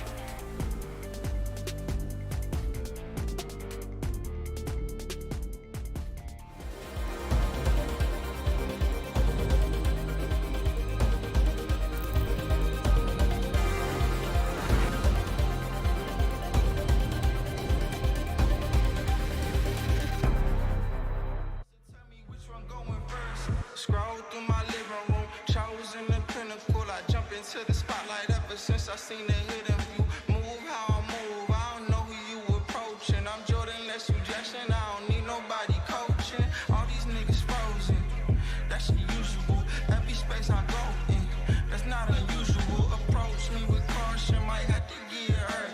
That shawty like them Reeboks, hit the pump and go berserk. That shawty like a detox, hit the pump and go berserk. I think y'all in my way, so tell me which one going first. You end up in the hearse, you end up in the grave. That shawty like a detox, hit the pump and you enslaved. Hey, yeah, I don't care. You might get found in the middle of nowhere. Yeah, that shawty like a detox, hit the pump and go berserk. I think y'all in my way, so tell me which one going first. That shawty like a detox, hit the pump and go berserk. I think y'all in my way, so tell me which one going first. You end up in the hearse, you end up in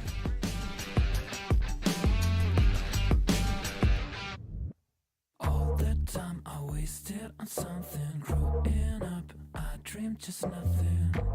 Ooh, what are you? People talk loud, I get what they're telling me. I fucked up, but I didn't give a bit. Ooh, what a true. Hey, I gotta say, something's going wrong, and everything's upside down. I'm falling. Hey, I gotta say, I'm always on a run. I'm getting closer to the light. By the time I'm changing my remedy, blowing up, I get sick and tired of this. What a truth. No one talk now, I'm feeling lost on it. Silence is loud, I get it safe from it. What a truth. Hey, I gotta say,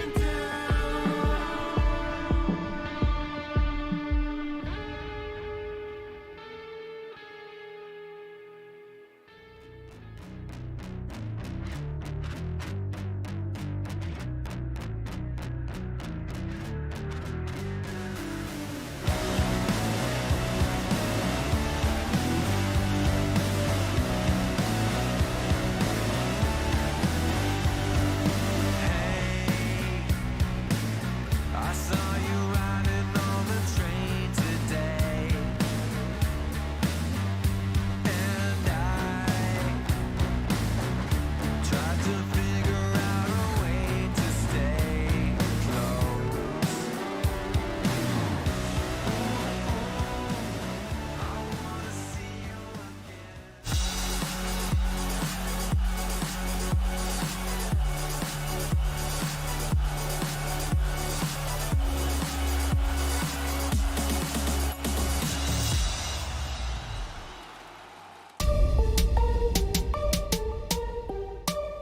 在 ESL， 我觉得梦幻战队应该是，我觉得1号位是迪拉丘，因为我看他在 TI 上的表现很好，而且我觉得他是一个很有进攻性的选手。但是我觉得就他不要玩水人就好，就我觉得他玩别的很厉害。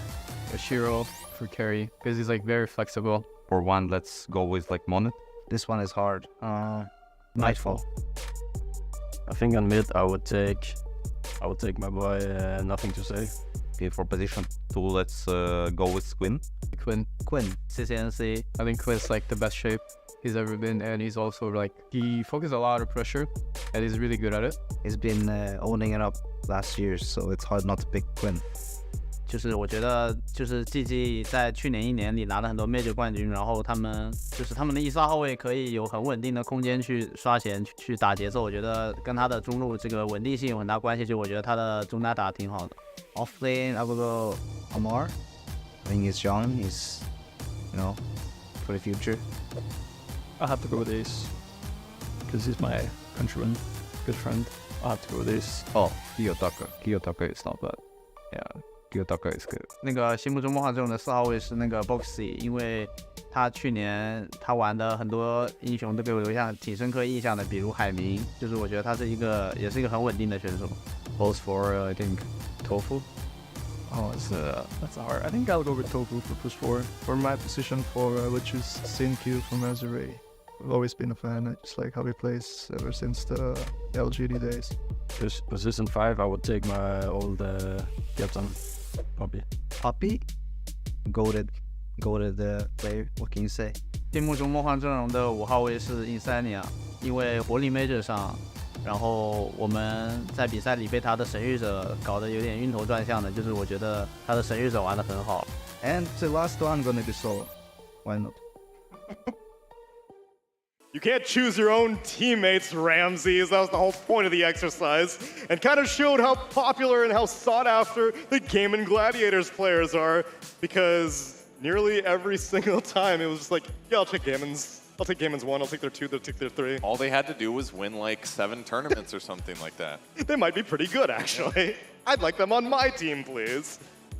I mean, would you have said the same thing a year ago if you were to make your dream team? No. Gaiman had the biggest rags to riches story, I think, of any Dota team in history, I think.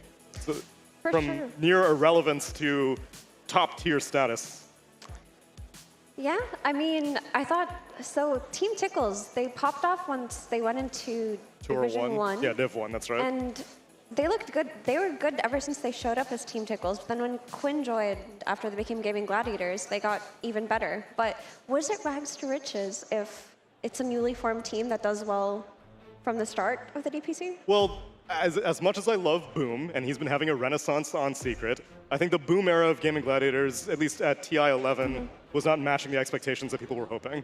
And then, yes, once they brought in Quinn, it was a different beast. I would agree. And it's also the org as well. It was a new org, basically, so everyone expects these like golden orgs that everyone's known about for years to keep winning. So when they came in and started winning everything, it was like, okay, push them up in power rankings, and now they're at the top. I mean, a lot of these kind of teams, sometimes it just takes like one person to make everything happen, you know?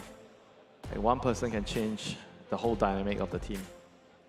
Speaking of new dynamics, Winter, Timbersaw. first pick Timbersaw. I mean, this hero did get a huge buff, I would say.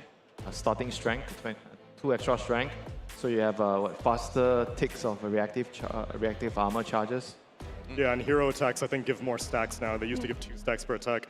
It's also banned in the first phase in the previous game, so they made it through. I mean, I kind of like the way that both Gaming and Bad Boom are opening their draft with. They open it directly with a mid lane hero, and they're just letting you see the pick and just try to counter it. But they feel like this hero is picked because I don't care if you see my hero. This hero is going to be able to do his job no matter what.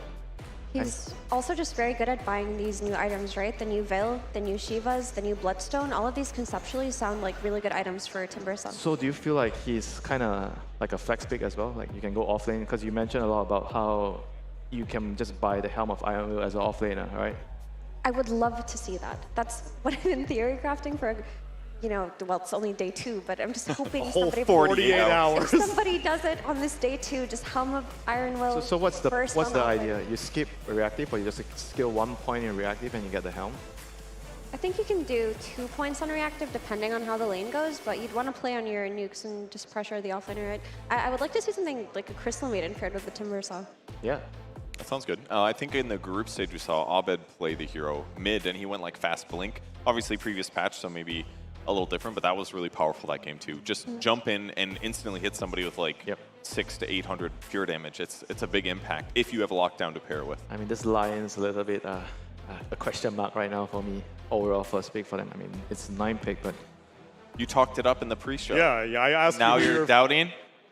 Most improved hero. I'm sorry, guys. I led you to believe there's hope for this hero. I mean, it's probably not terrible against Timbersaw, right? Because you don't take the damage, you don't take as much damage from spin, right? So Hear me out. kind of works. Hear me out. Lion is a very player-dependent hero, I think. We've seen it.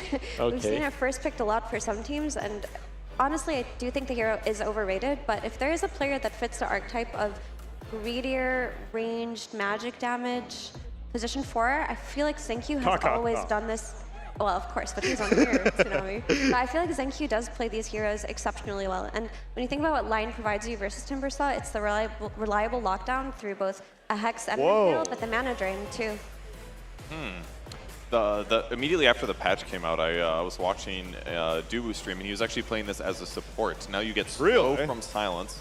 I think he went high levels of silence and so you third skill. You don't level the nuke, right? I think so. I caught him when he was like level 14. He had 3 points in Crypt Storm. I assume that was the last max. But it's excellent with the Solar Crest. After all, it gives you survivability. If you're slowing people and also applying slow to them, it'll be very effective against a Timbersaw-like hero. And you know, Spirit Siphon scales well early game, which as a support, that could be a good way to like kick somebody out of lane. Can you just literally play position 5 DP and zone the Timber if the Timber's off lane? It's possible, yeah. That could be what they're going for here, but it's a little bit new. Also another great hero for a Veil builder, honestly. Armor and amplifying the damage that you deal. It does more spell damage, and your ulti counts as spell damage, I believe. So, good pick. Good Bloodstone Vire too, I would say. I like that the flex is still open with the DP, but picking this DP also gives you the flex to the offlane, which would be very cool if you pair it with something like a Tusk. Anything that can just take advantage of its early game strength. And afterwards, if you do fine on that lane, because you're a DP, because you have Exorcism, you can pressure towers. And that is something that Azure could not do in the last game. Yeah, it's a very, very fast-paced off-lane hero. You can literally buy anything your team needs. If your team needs you to get an early mech, you can do it. Maybe not so much pipe, but early mech definitely helps you push. You can get the Solar Crest, like you guys mentioned earlier. It's definitely a hero that feels good in the current patch. And they're going to counter it by picking Rubik. Rubik, always a hero you think about when you see big spells up for grabs. Yeah, in the past, the Rubik versus DP matchup, when DP was working, was so funny because you just have a Rubik Spirit Siphoning 4 heroes and, you know, surviving until the very end and turning the fight. That was only a year ago when we were watching Rubiks do things like that. So it is making a little bit of a comeback here, but also Rubik did get some nice buffs in the last patch, so he should feel overall better to play. And if he can steal this Impale from Lion, he's always going to have use in these team fights. Or, let's be real, the mana drain. Sure. Of course, Kevin. The last game it was a shard from the CM, so now it's it's not going to be hard to steal mana drain in a fight. That's all I'm going to say. Yeah, but is that the spell you want on Rubik? I feel like you're looking at the Impale or the Siphon or those are okay. The silence. The damage. Look, whatever you damage get on the mana drain. Whatever you get from the line, it's going to feel good. Okay. Okay, you're right. Purge is actually way too strong. Bloodseeker, he gets picked up by Azure, which still, we're not 100% sure where this Death Prophet is going. I'm on board with the support Death Prophet idea, mainly because I don't think core Death Prophet benefited too much from the buffs, or, I mean, I guess the Bloodstone Shivas Items. Yeah, the items. Yes. Yeah. Having items become stronger, heroes that naturally used to build those items become stronger themselves, right? That's why we see Sand King nerfed in this last patch, even though it wasn't a good hero. Nobody really played him. It's because all of these items that got buffed, he's good with. Then why did Leshrac get buffs? Because Leshrac. Ice Frog loves him. There we go. We all have our favorites. Ice Frog looks like gladiators, and they're like, well, one more, just one more. But Bloodseeker, we didn't really talk about it. This hero provides you with strong laning presence. It's also a counter for the Timber Saw. And I wanted to say, I want it paired with a very aggressive position 5 hero, something that they can get kills over and over again. And Crystal Maiden is the perfect pick here, not only because it does that aggression, but it takes it away from gaming gladiators potentially. Oh, they have the Enchantress anyway. I mean, it also gives your side lanes, your other lanes, more mana to play with, so you're gonna get more damage done, and Bloodseeker's gonna be able to have high movement speed in the lane all the time. That's why CM has always been like at least a go-to support when you're pairing up with Bloodseeker. It's good to set up the silence as well, the Blood Rite. It does lock the Death Prophet into a core role, though. I don't mind that. Not sure if it'll be mid or off lane. Kinda. I think now that you do want to put this Death Prophet versus Alchemist and try to pressure him as much as possible, if you can take Alch's tower early and just kick him out, you're slowing down his farm a lot. But I would say that if they were to do that, I would only be worried about his partner, because he's partnering with a Lion instead of like, I think we mentioned like Tusk, like DP with Tusk is a stable lane, like you have a melee support. With Lion, it can be a little bit on the riskier side, you know, if you don't really do well in the first 2 waves, and it could mean that the Lion won't be able to help you that much in the lane. And Lion is also very, very dependent on the early game going well. So if I'm gaming, I'm going to be looking at if this DP is indeed an offlaner, I'm going to try to maybe make some early ganks on him. Yeah, you make a great point actually. Now that you mention all of that, it might just be safer to put this DP mid, because in general it's an infallible mid laner. It isn't countered by that much, but if you're playing this Lion, you're going to be rotating to the mid lane a lot, right? Because let's face it, you're playing versus gaming gladiators. They're going to play the rune game. They're going to bring supports to the mid lane. So your supports have to be able to match that tempo. The CM and the Lion aren't going to be able to babysit their lane partners for that long. So does that mean you need a more lane independent offlaner then? Yeah. Yeah, probably.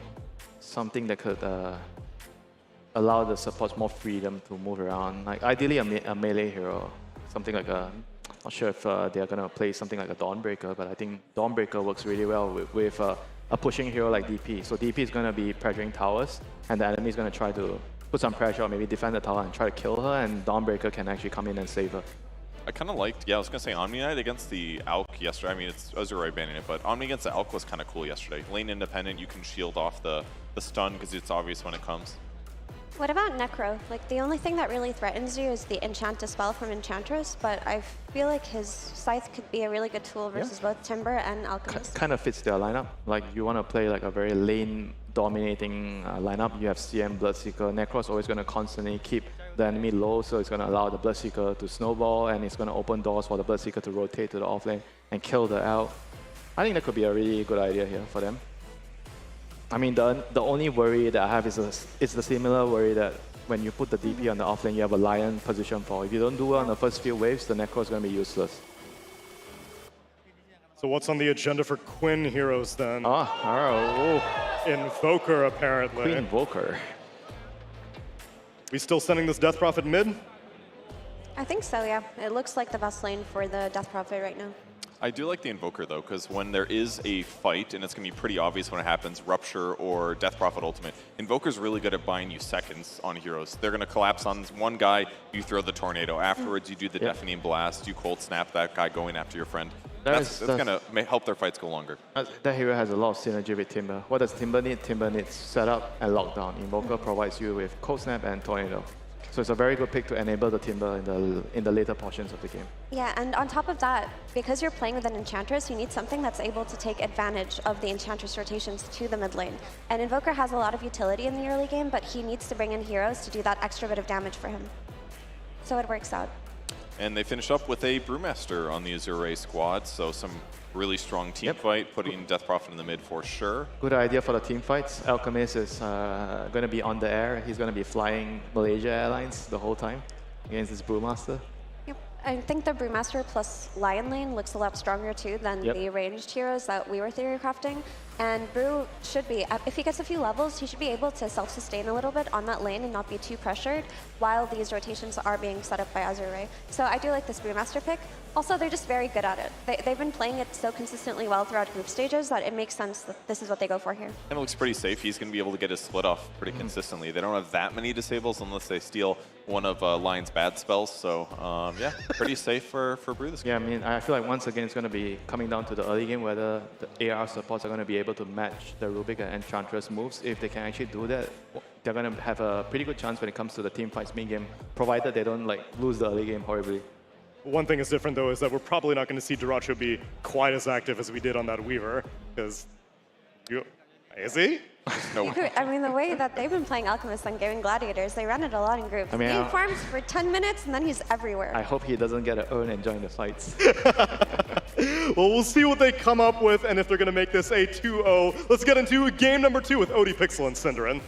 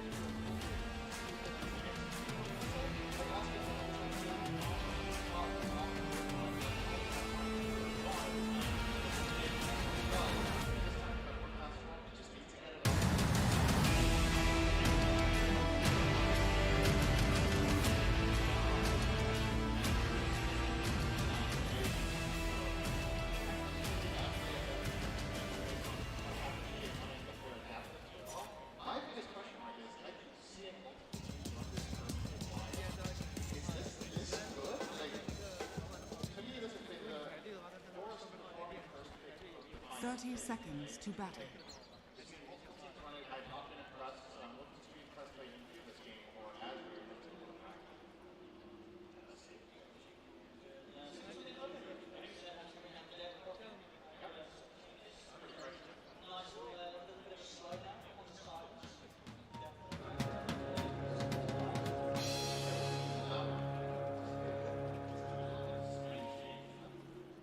The battle begins.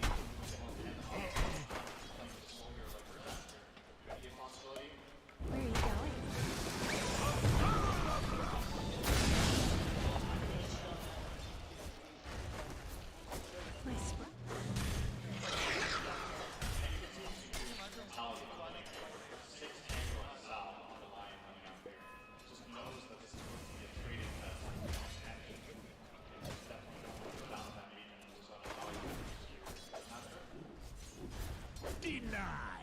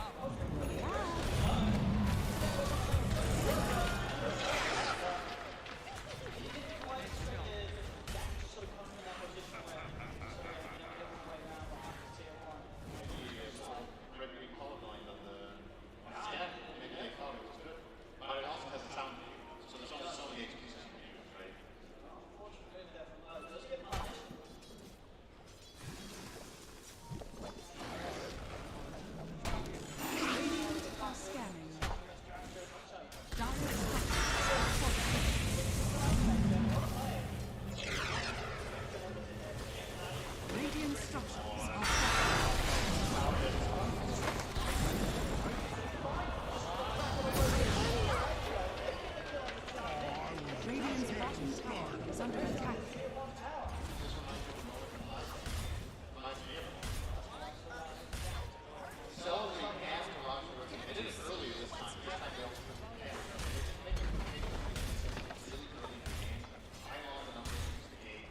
Radiant's bottom tower is under attack.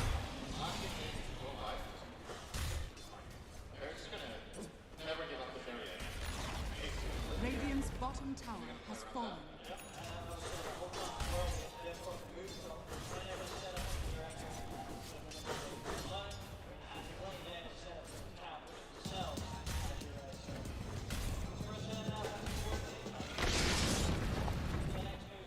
Trust me, I know how to handle such power.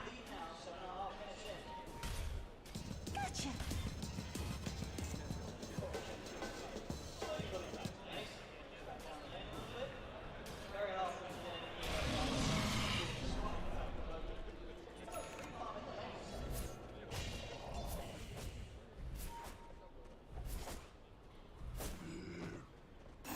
Dire's top tower is under attack.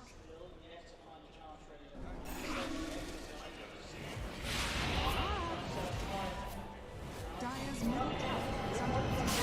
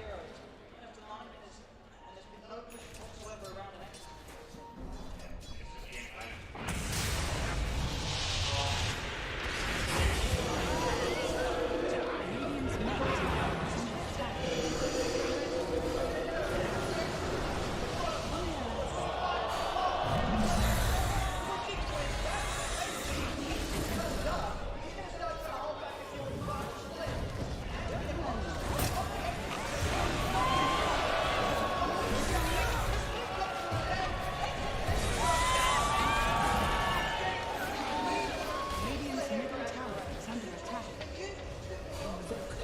Radiant structures are fortified.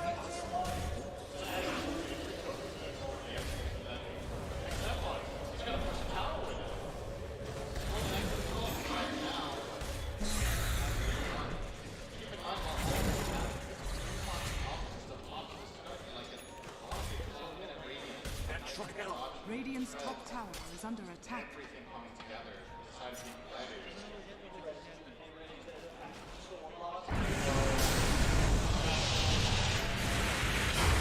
Radiant's current has been killed. Dire's middle tower is under attack.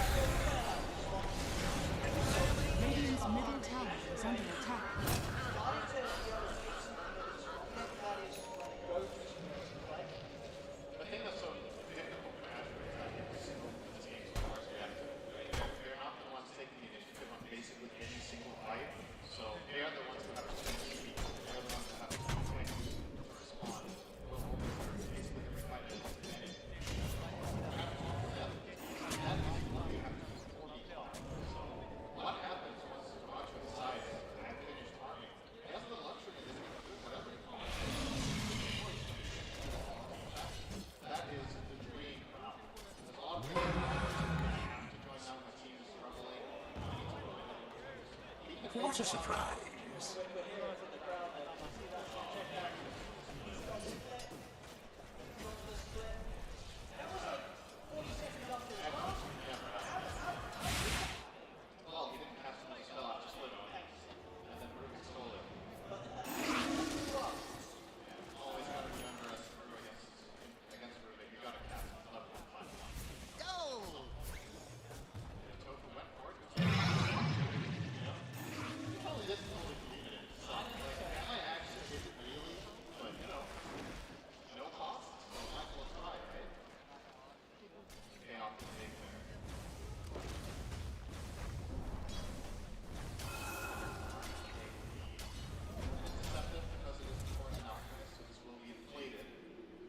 Radiant's top tower is under attack.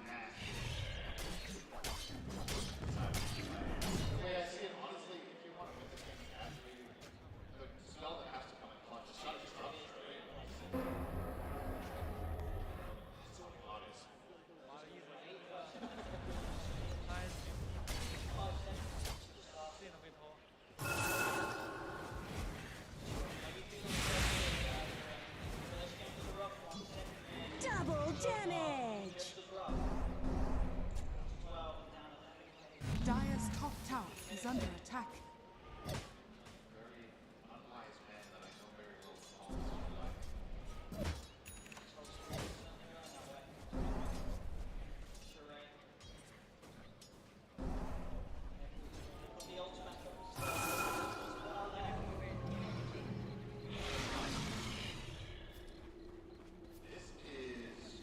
Dire's top tower is under attack.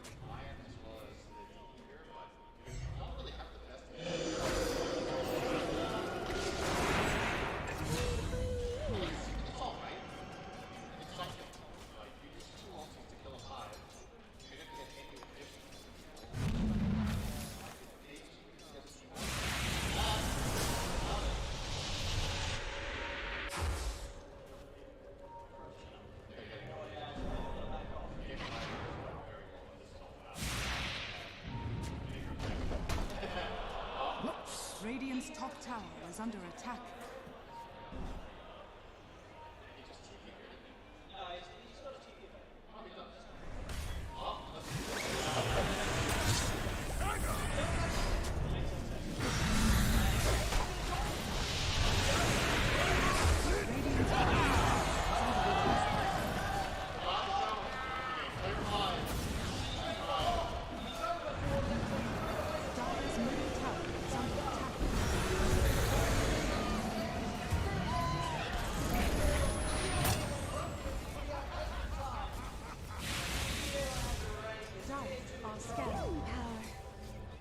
Radiant's bottom tower is under attack.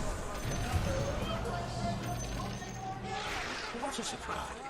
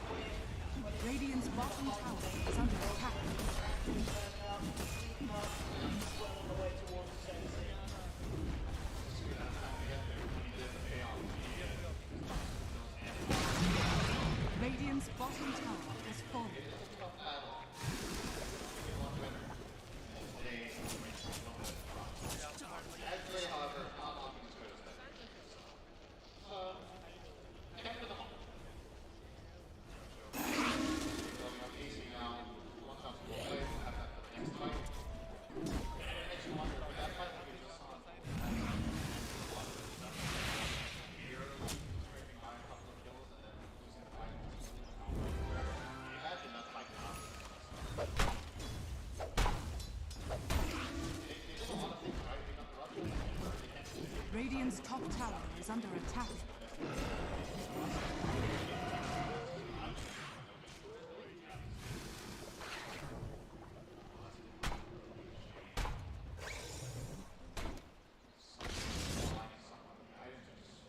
Gotcha.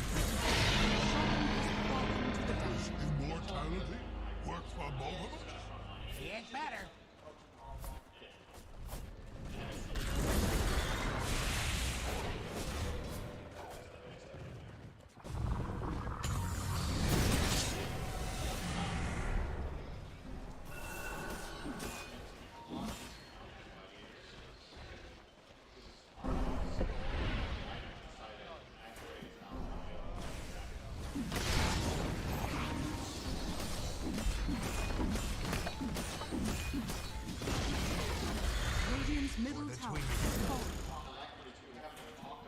Dire's top tower is under attack.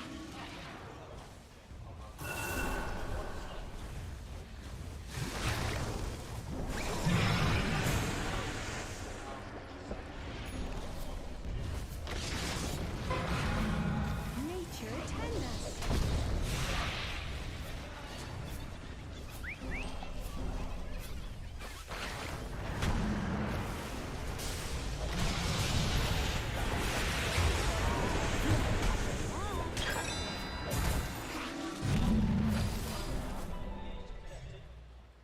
Dire's top tower is under attack. Radiant structures are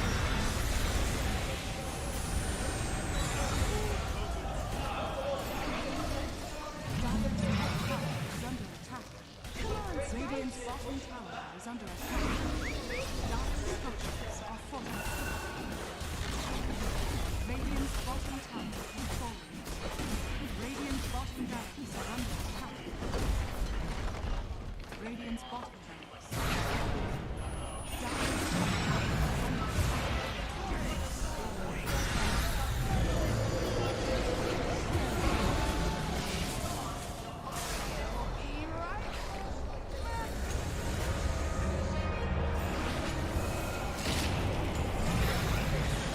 Radiant's middle tower is under attack.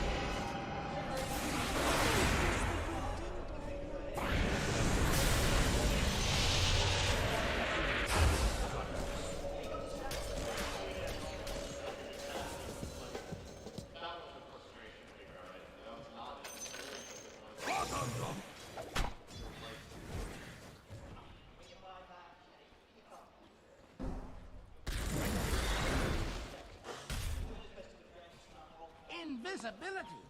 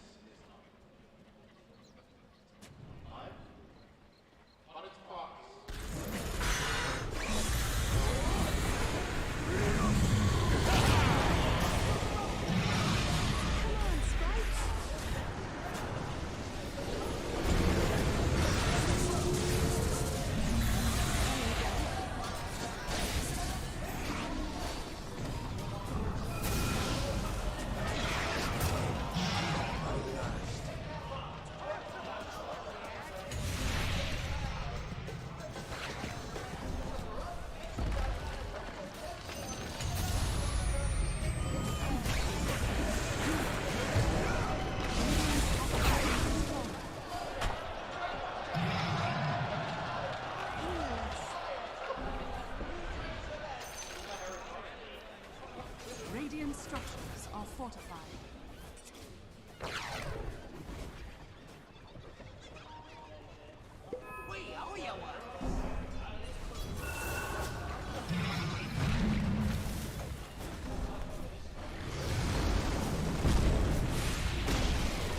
Radiant's top tower has fallen.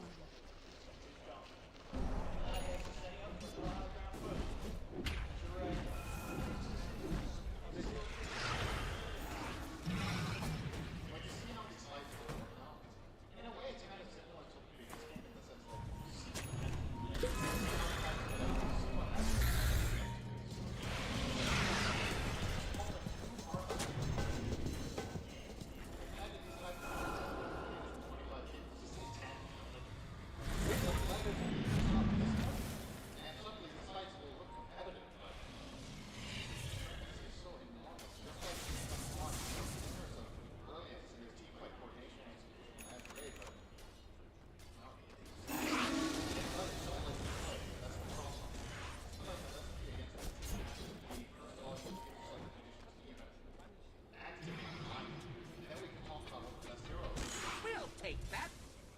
But it doesn't feel like this is only a traffic. Rotations are so clean. The number of heroes they bring to the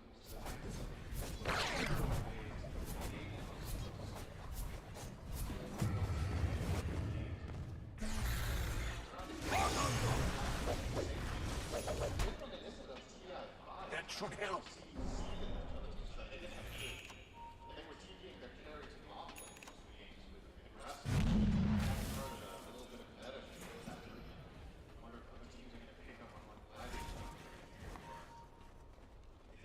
Dire are scanning.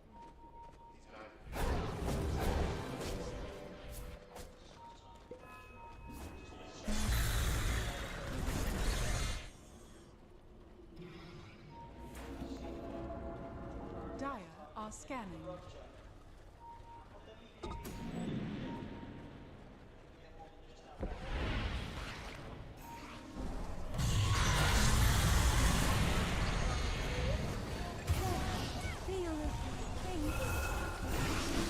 Radiant's middle tower is under attack. Radiant's middle tower has fallen.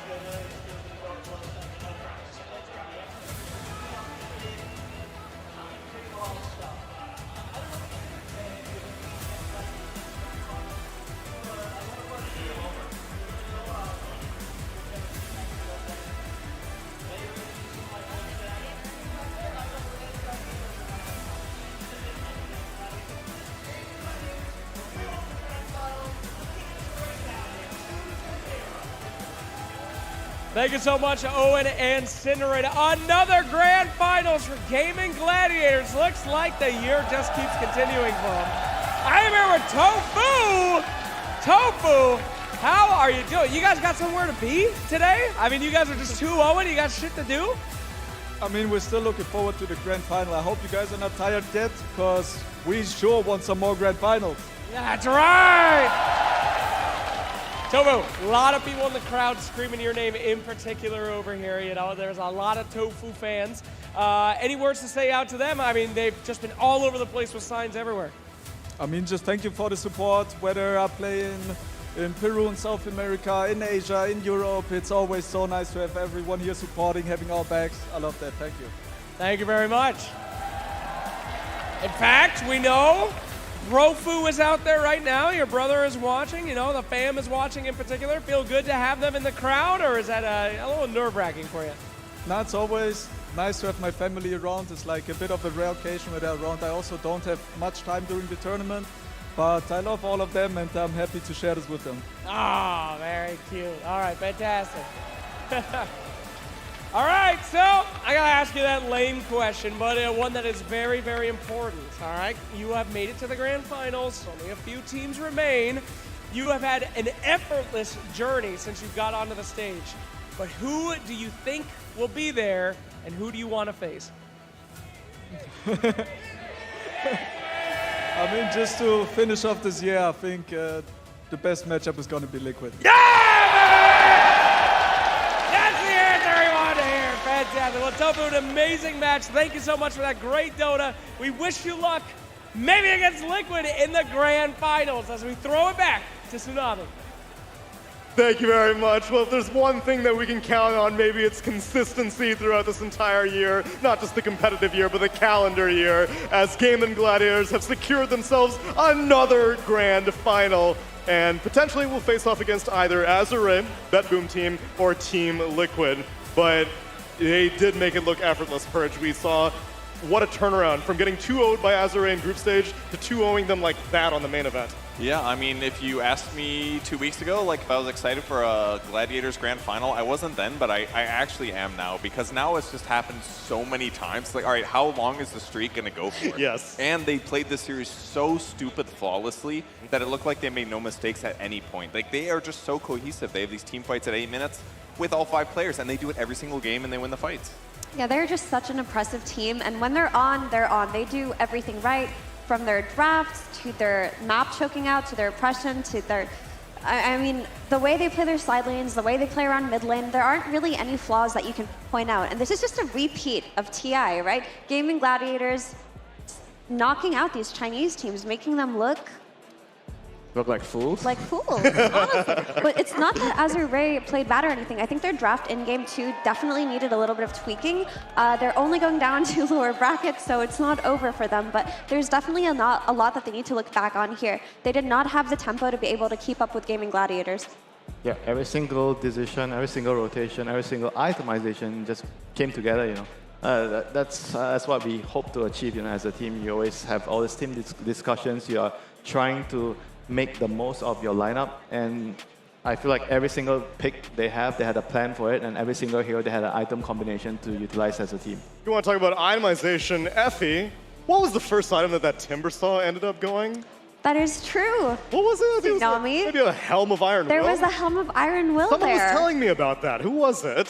I think it was you. Yeah, I just think it's such a good way to play the offlane right now. Anything that can build into that magic damage, into that veil, no longer depend on that Vanguard or that ring, because a lot of changes happen with the itemization. Helm of Iron Will serves the same purpose. It gives offlaners a means to sustain through the lane. And now with the new Shiva's Guard build-up, it feels so good on specific heroes. And one of those heroes is Timbersaw, so I guess that explains why this Timber was banned in that first phase. Maybe there was a little bit of scrimming going on, a little bit of theory crafting yesterday. We saw one on Death Prophet as well. It is just the item for the right heroes. So kind of similar to the Meteor Hammer of old offlaners. The heroes that the new Veil is going to apply to just might be the best offlaners of the patch, just by the nature of the fantastic build-up that makes your team stronger. I mean, it seems like it's kind of like the blade meal of the patch, The Blade Mail Heart? Yeah, it's the early game item that you want to get, and it allows you to take every single fight, and it feels good in the laning phase. Unlike Blade Mail, though, you're not going to buy like 3 on the same team. So slightly different, slightly different.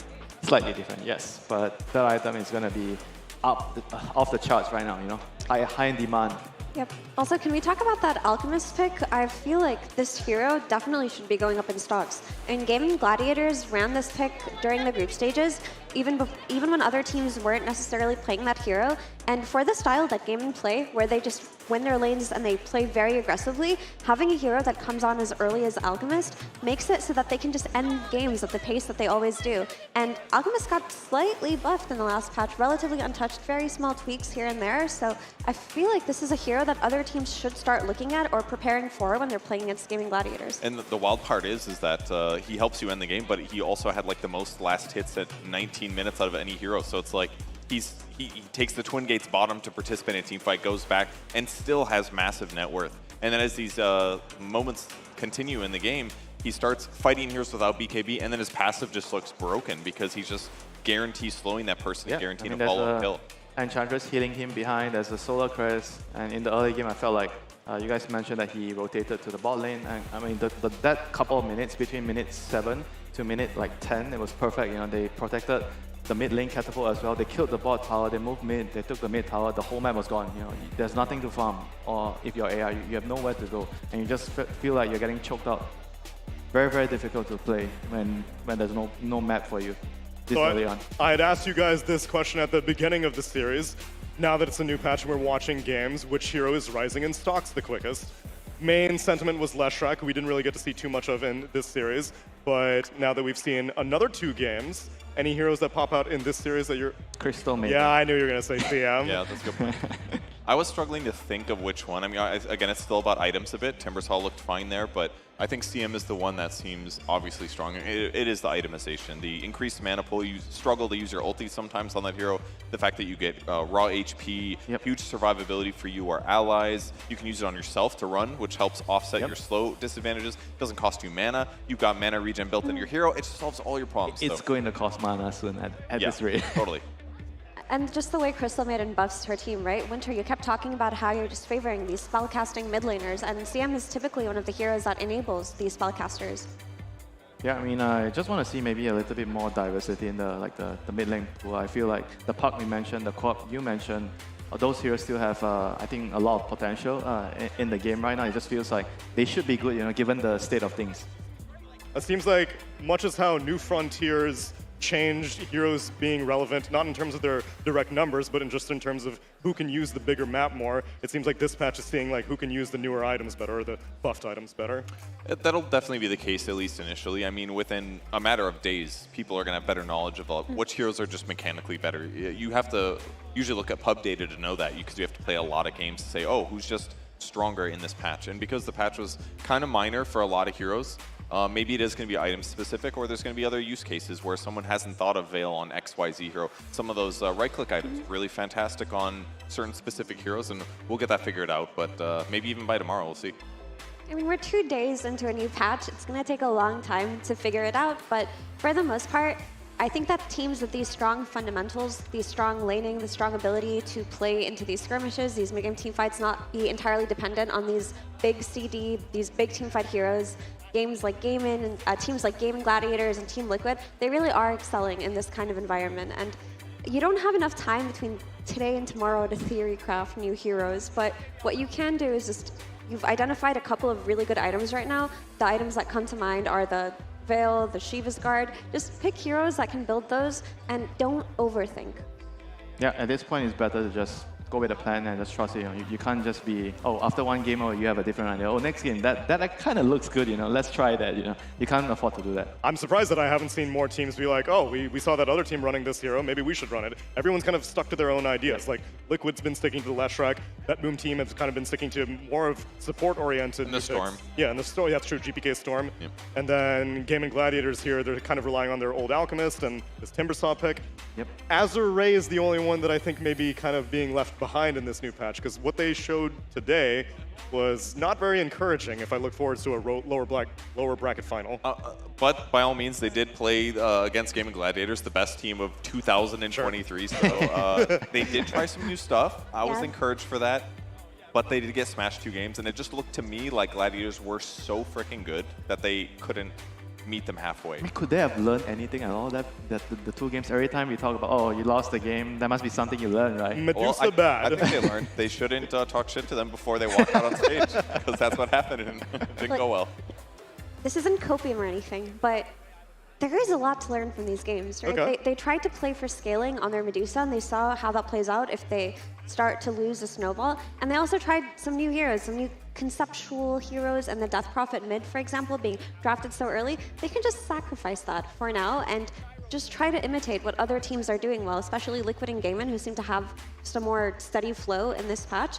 And they're good enough players, they're versatile enough players where today they can use that time to prepare for tomorrow. I really don't think that they're out quite yet. I don't think this is reflective of what they can be. They just need to learn from the drafting errors of this series. Yeah, they have to find out what was the problem. Was it the cores or was it the support duo? They have to really identify it, and I feel like from right now, my preliminary feeling is the support duo has to be changed. If you look at the teams that are doing well, they have a specific way of drafting their support duo. Bad Boom, Liquid, Gaming, and none of them are really picking Lion much now.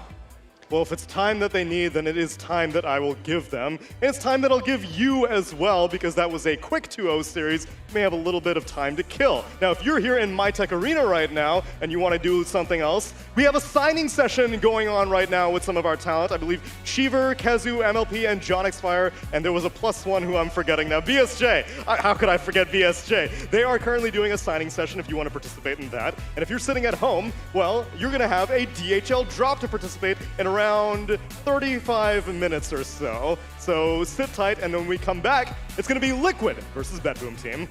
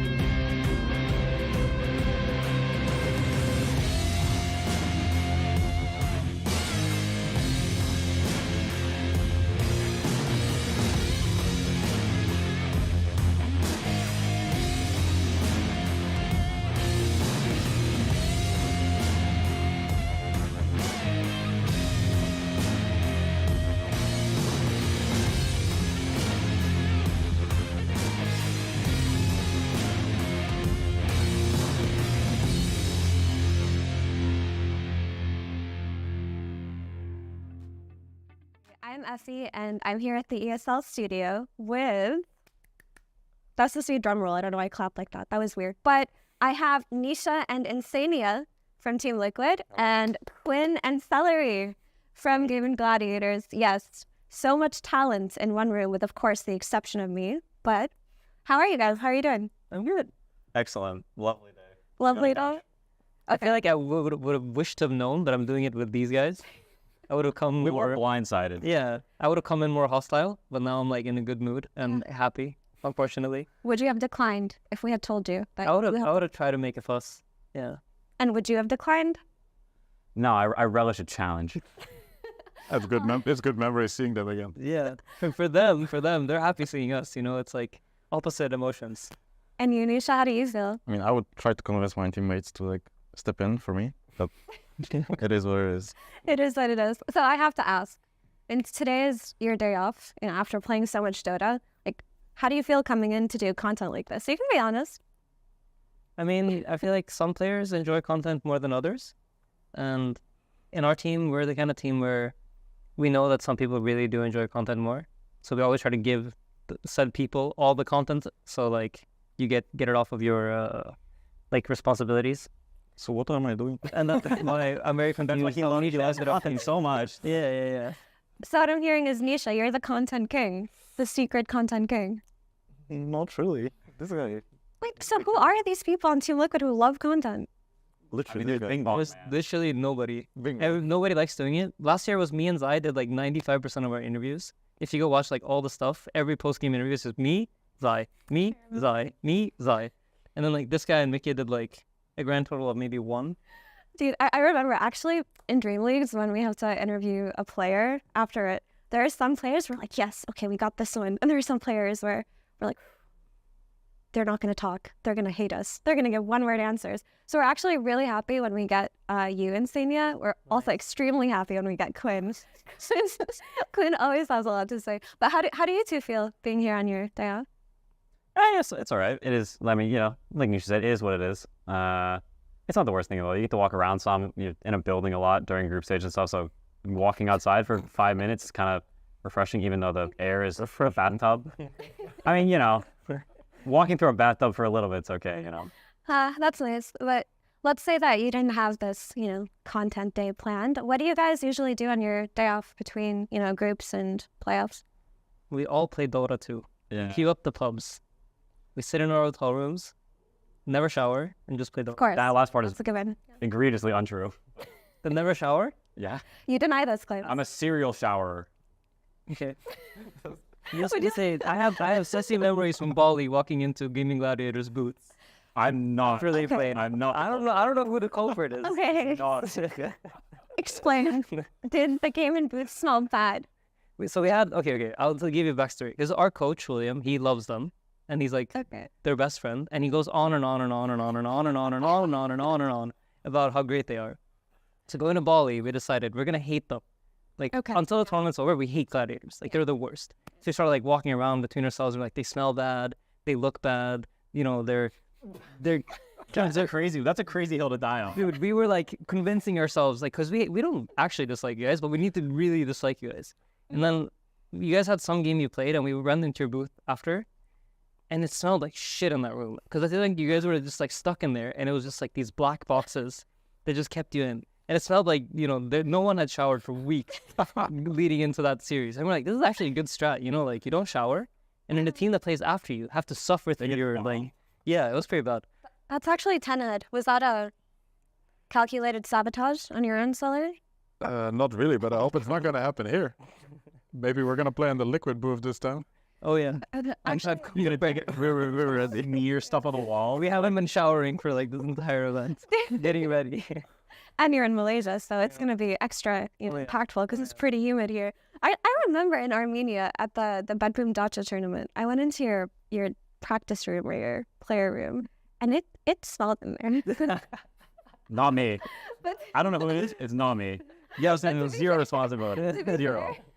To be fair, though, there's like food in there, and there weren't any windows, so it's probably just the smell of food. No, like shit, but to be collecting. Yeah. Don't call it. We're lost the food. I'll give you a pass on that. But yeah, no. Speaking of food and speaking of Malaysia, I gotta ask you guys, how's it been being here? Eat anything good? See anything good? Bad chefs, nasi lemak, love it. I mean, yeah, the Malaysian food's good.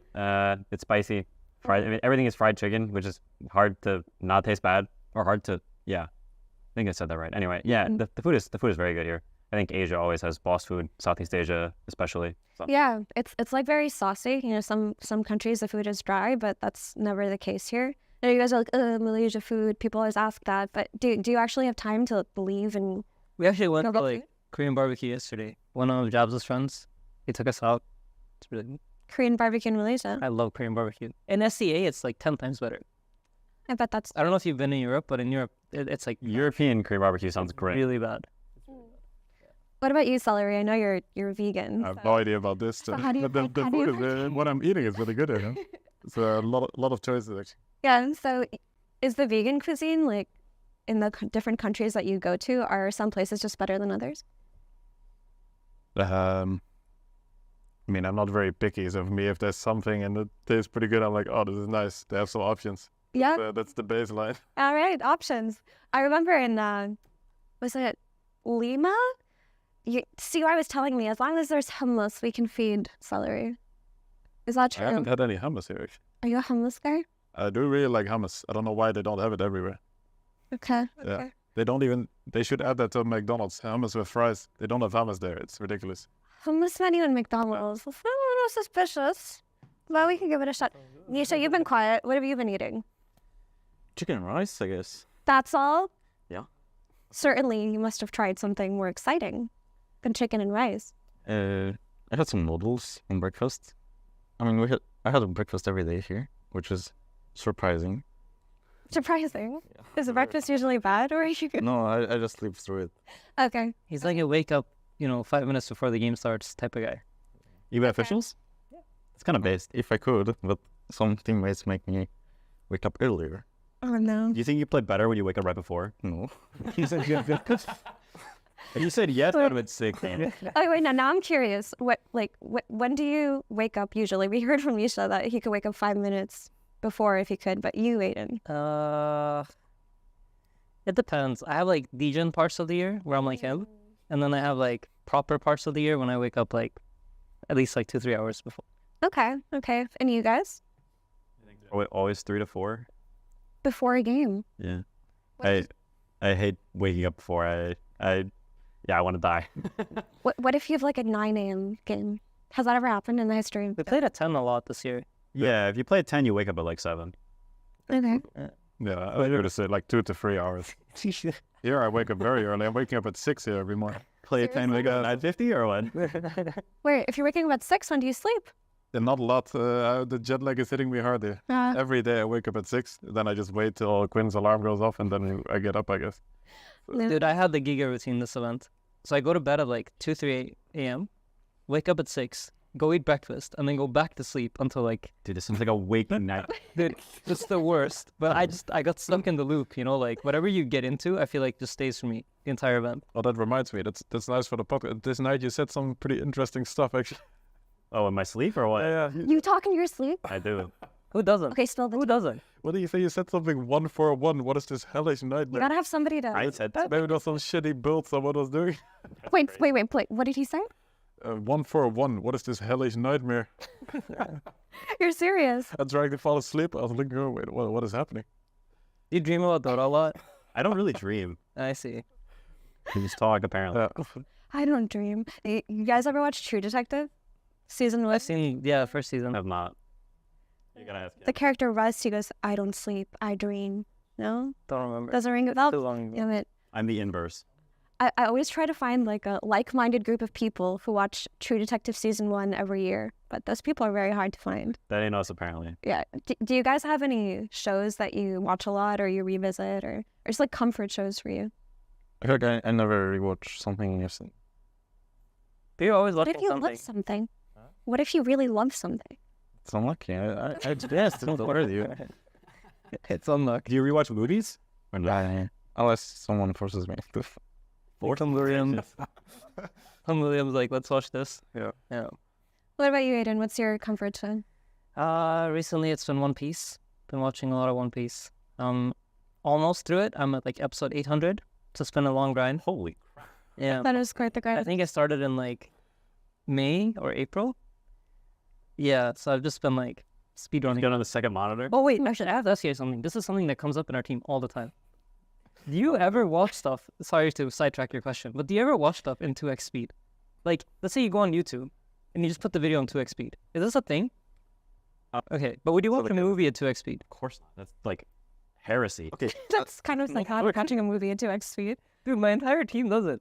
Not 2x. What kind of movie are you watching at 2x speed? Like Marvel, sure, but like No. Fake info. Fake info? YouTube is 2x speed. 2x. And movies are, movies is like questionable. I don't know, but maybe 1.25 is okay. What?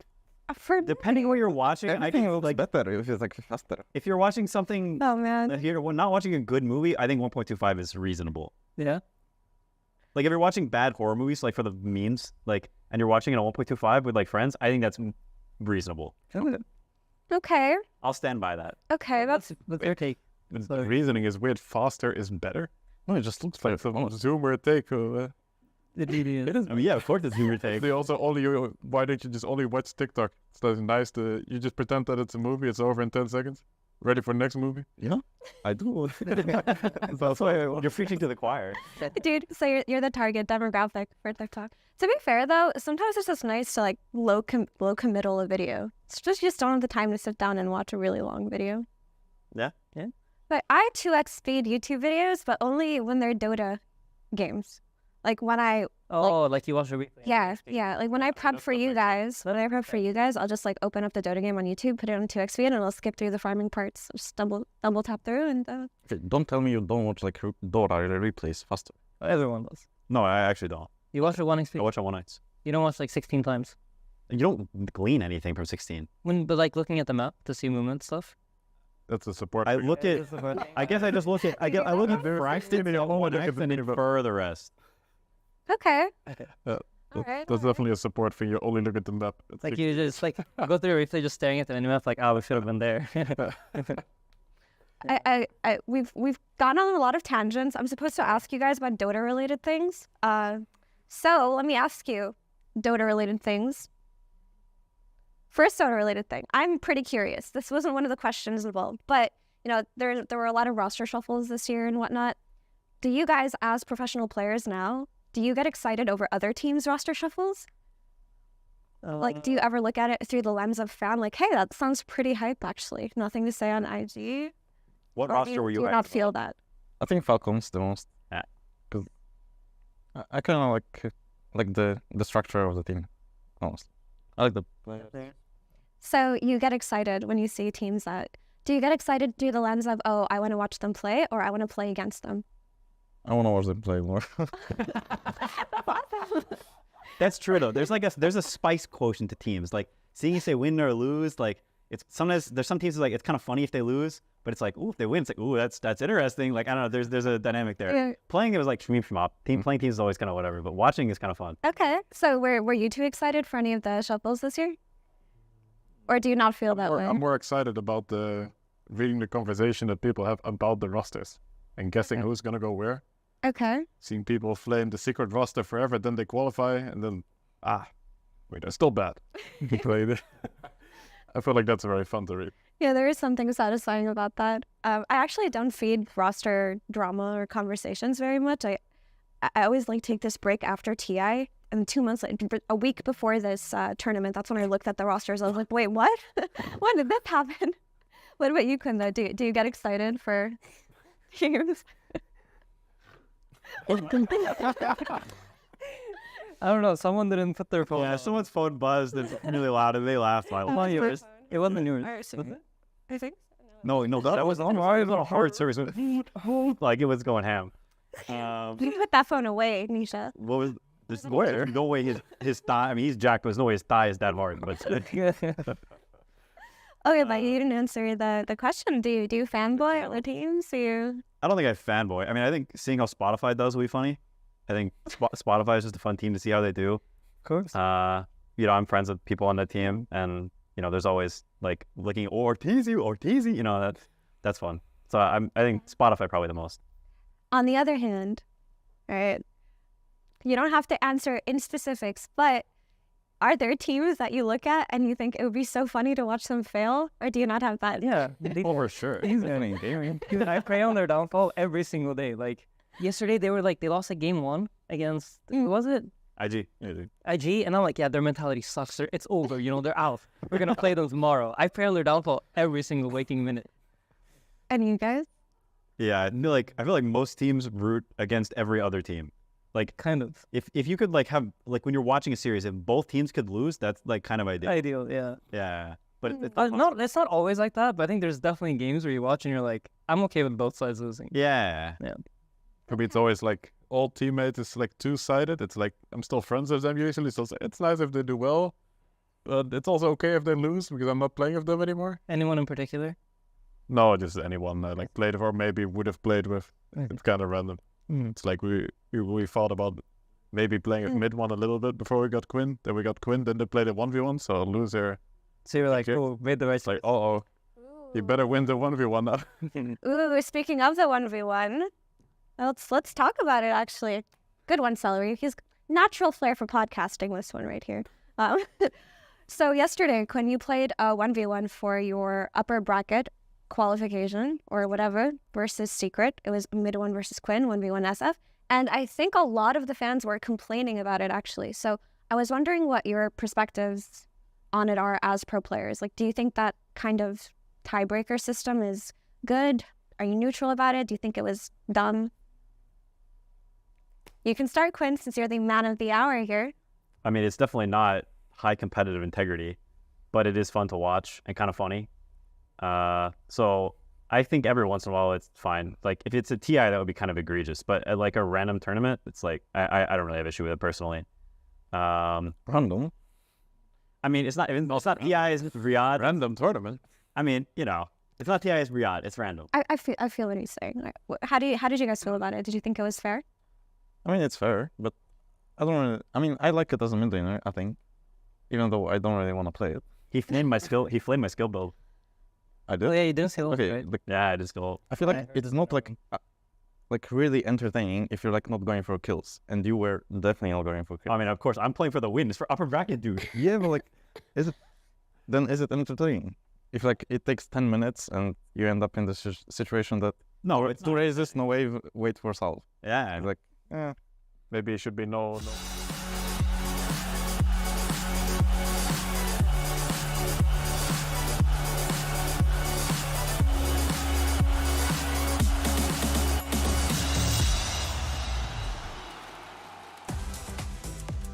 Hello, friends. Welcome back to the MyTech Arena, everybody, where we've got a little bit of time before our Liquid versus BetBoom series. So I thought I'd get the temperature of the crowd, which right now is looking pretty cold. What is this ancient apparition that I've got here? Where did this come from? It's from the balloon guy from the event another hall, and it's my main hero. Your main hero. Now, how long have you been playing Dota 2? Since 6th grade, back in Warcraft 3. Whoa, we got a legacy fan here. And has it always been Ancient Apparition as your favorite hero, or do you go through trends? I actually spam before it even got chart up there. So even, since it was boring hero. No. It's only boring if you're missing the ice class. I'm sure you're nailing them. How many lands have you been to in total? Because I see this, what is this? Blanket/onesie that you have as well. This is the hoodwink. This is beautiful. Yeah. So how many lands have you been to before? Kuala Lumpur Major in 2018, and then some Storm in Thailand and TI in Singapore. So then that means you're a Southeast Asian fan, but unfortunately Southeast Asian teams have not been doing too well these days. I know. What's the deal? Maybe you guys need to start picking up some... Charles, is your name... So I've been told that you're quite camera shy. Is this true? Yes, it's very true. Can we get a zoom in on Charles's face, please? Charles, you're wearing a Team Spirit jersey right now. Yes.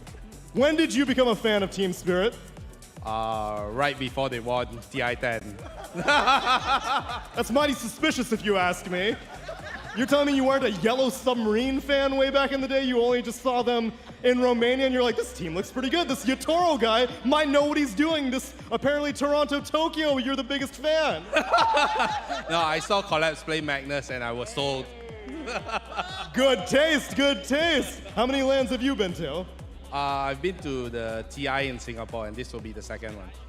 Right on. How many fans in here went to Singapore TI?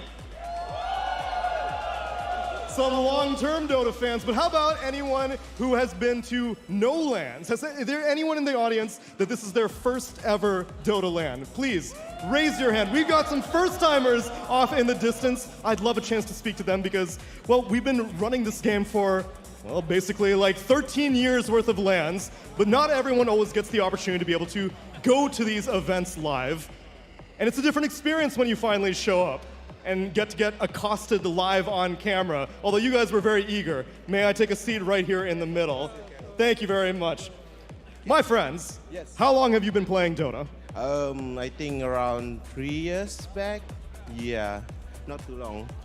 Now, how did you end up playing Dota in 2020? You were, of all the games, you were like, this is the one. This looks like a good idea to dedicate and ruin my life with. You know, there's a COVID that time, and then my friend, housemate, all playing Dota, so I just follow the trainer.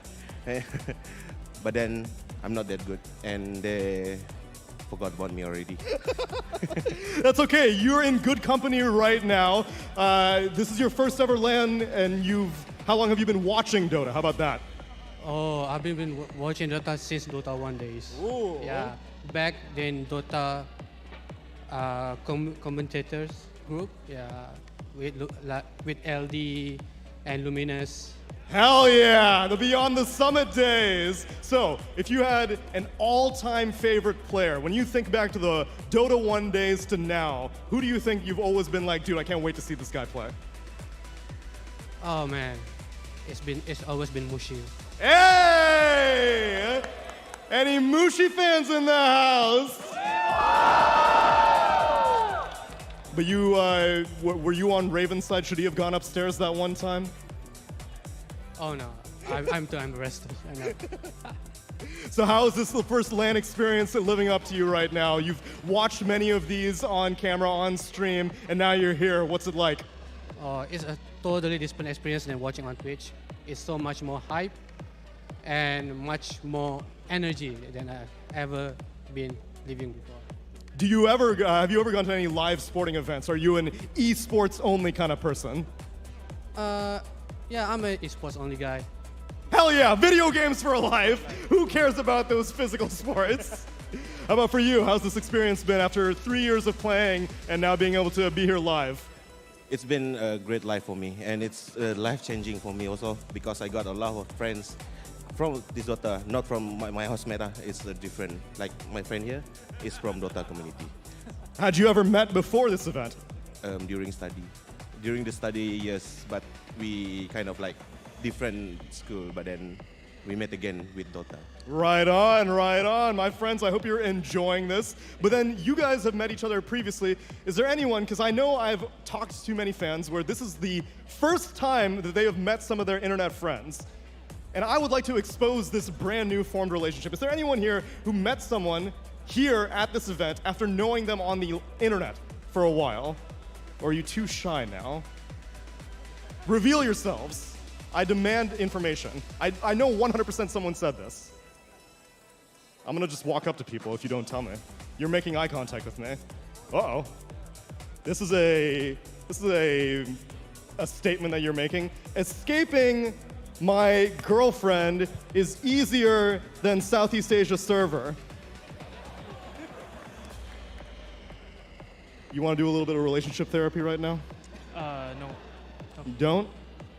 But I can share how I escaped my girlfriend. Is it by showing up here in the MyTech arena? Are you Malaysian? Yes, I am. Have you been to any LANs before? I've been LAN on Malaysia before on 2015. Whoa, a 2015 LAN. What was this? It was MCG. I don't know. It was a amateur league.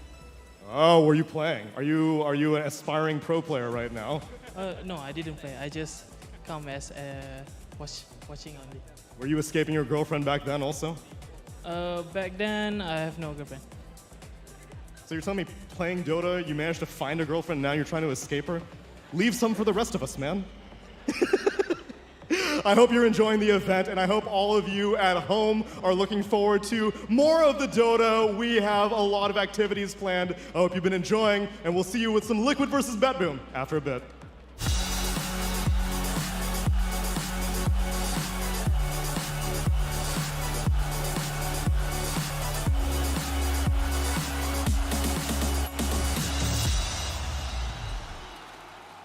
They're looking like pretty strong contenders for this tournament. Team Secret. They didn't make TI, but man, Puppy, I was really starting to worry that it was over for him. I'm so glad that he's back. What are you laughing at? Over? What do you mean over? I meant like his career. Dude, are you okay? Yeah, I got that. I just don't think you understand. Understand what? I'm glad you asked. Let me show you something that I've been working on. Take a look at this. Dude, what the fuck? Team Secret. I've been dying to talk to you about Team Secret all day. Can we talk about Team Secret? Brian, I don't think this roster's real. Who the hell are any of these people? How did they qualify to this tournament? Where's Sumail? Where's Miracle? What the hell is a Yamich? Let me tell you something. This is a full-scale operation. I don't think Puppy's just gonna miss TI for fun. No, no, no. He's been working on this for years because I got boxes full of Puppy. I got boxes full of them. Those hiding in plain sight. And he's been working on this for years, since TI1, no less. And let me tell you, it goes all the way to the top. To the top?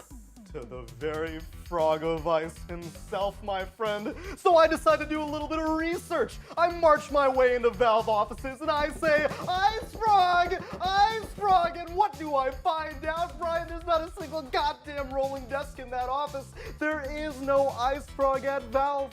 Brian, half the players in this roster have been made up. Team's a goddamn ghost town. Okay, Tsunami, I'm gonna have to stop you right there. Not only are all of these players real, but they are extremely high ranked, and people shitting on them on social media all the time is not helping. Dude, you are the host. You are supposed to be unbiased. You're kind of freaking me out right now. Dude, relax. Biker Duraccio, give this guy a monster. How'd? What? Who? Biker Duraccio. He's the one who tipped me off on Team Secret. Biker Duraccio? Who the hell is Biker Duraccio? You don't see, oh shit, where'd he go? Okay, you've lost it, man. It's okay if I think you're crazy, but we're not gonna let anyone else see this. Listen, it's fine. Just as long as Puppy doesn't find out. Don't worry. He's not gonna find out.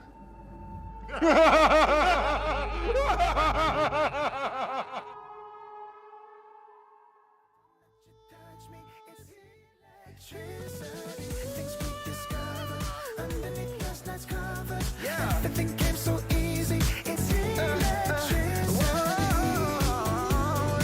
Electricity. It's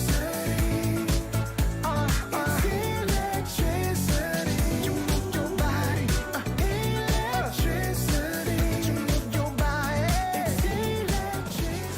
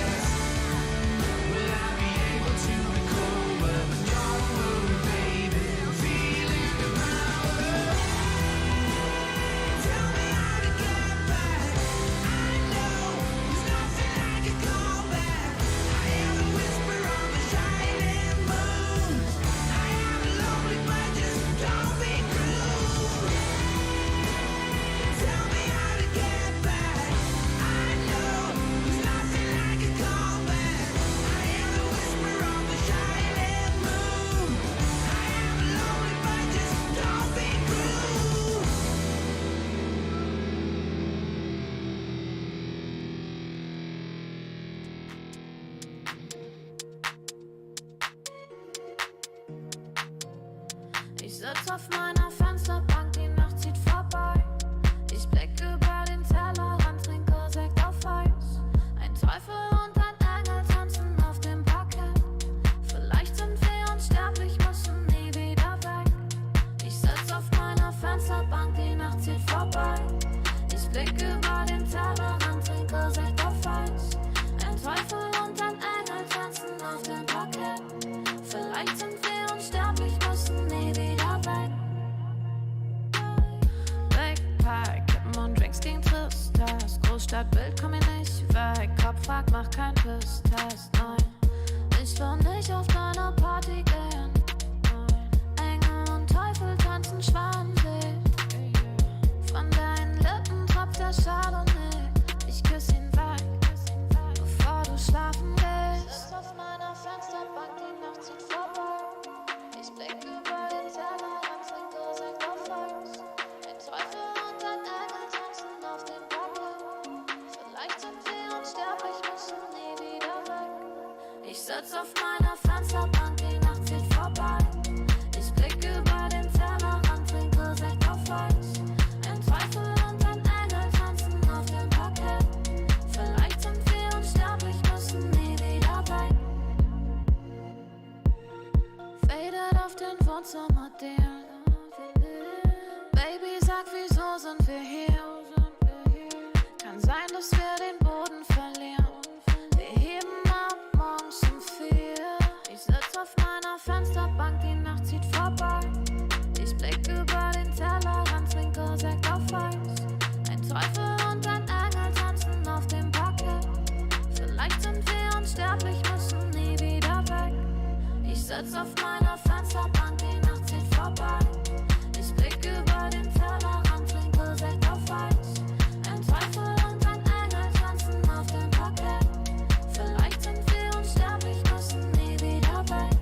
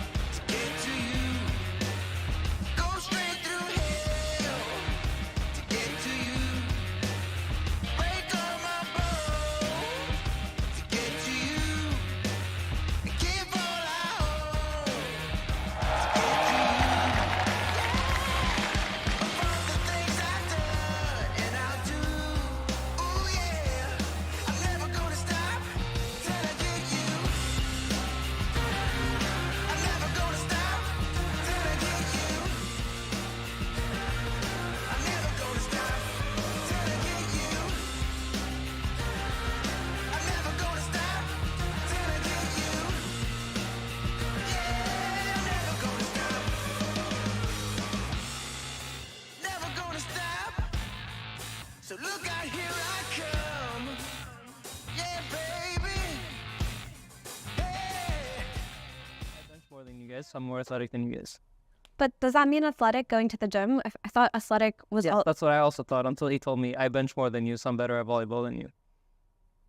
Is that surely that's not how it? I mean, that's for sure not true, but No, but that's how he plays volleyball. He like lies down on the floor, he gets his chest all up, and then he benches the ball over the net. Okay. I mean, with that's innovative. he put it like that. He put it like that. I can see why. Does it have to be baseball though? Can we play football? Okay, let's say we're baseball, right? That's hand-eye coordination and whatever. Who wins that one? You play? Baseball? No. We have like a Swedish version of the game where you like toss the ball up yourself and you hit it. That And I was sounds pretty so good broken. at that. I was pretty good at that. I have this conspiracy theory. So broken, actually. Holy crap. I'm not sure if it's a conspiracy theory. I have this theory that like all the Chinese teams are secretly really good at baseball. I'm not gonna confirm nor deny that theory. Wasn't there like basketball tournaments at some Dota events? Or like people play basketball? I've heard about this. Yeah, people play. I don't know if there's tournaments, but people play. Basketball. I don't know what team wins basketball. I mean, the team. Baseball? Why baseball? Baseball's so random. I don't because I was watching. Because America. No, because I was rewatching Jujutsu Kaisen, and then they had this tournament in between schools, and then they had a baseball episode where they played against each other in baseball to determine the results. So I was most curious. players, I guess. I mean, I've no clue about baseball. I think football we would win. Really? Yeah. Do you guys play football? I mean, ACY and Tova are really good at football. And Dota? Anton doesn't fall. I'm a bot, but the rest of my team is pretty good, I think. That's yeah. Okay, I'm not playing anything. Mika is You're pretty good. No, Mika's pretty good. But we use you as muscle. It's fine. You're the enforcer? I mean, we'll send Boxy. Yeah, Boxy will. Yeah, he'll play. You know the way Boxy plays Dota? That's how he is like in sports too. That's it. He'll just come for you. Okay. Okay. I mean, I'm telling you, with Zai, we were pretty solid. I think so. Now, I'm not sure. Because I don't know if Neta or Saber. I mean, I don't know about sports, but maybe like esports. Like, oh, yeah. You know, like CSGO or like... Okay. So if you guys, now that you're professional, esports gamers, and all that jazz and all that exciting stuff, if I could give you the option to be a professional athlete or professional esports player, let's say you could just... Which one would you... Do you get all the benefits that come... Like, let's say I'm a professional athlete. I also become, like, mega buff. Jack and exorbitantly wealthy? Yes. Like, can I just say I want to be the best player in the NBA and I'm, like, 2.5 meters tall? Okay, no, you can't. let's say you can't... But let's say that you could do one or the other. Like, you have all the abilities. I have all the abilities. Which lifestyle would you prefer? Like, I mean, I think it's probably nicer still to be a professional athlete. Because you move and you get to, like... You can't move now? No, but like it's like your job is to move. Our job is to sit still and do podcasts. I don't know. I think I'd rather be an athlete. There's definitely more risk of injury. True. But I think it's more.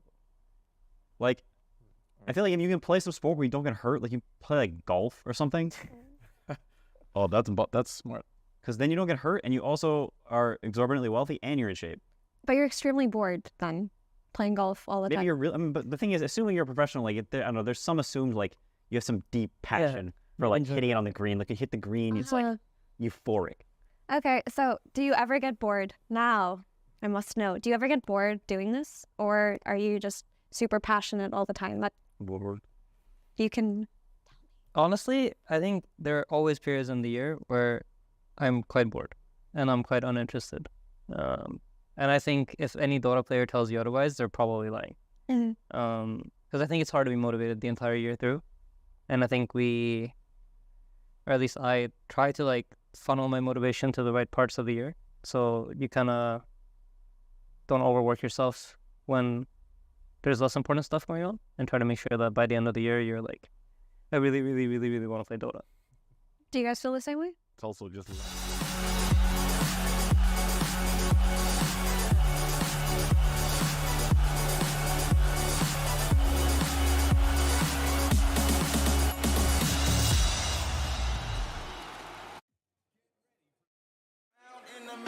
Nowhere, yeah.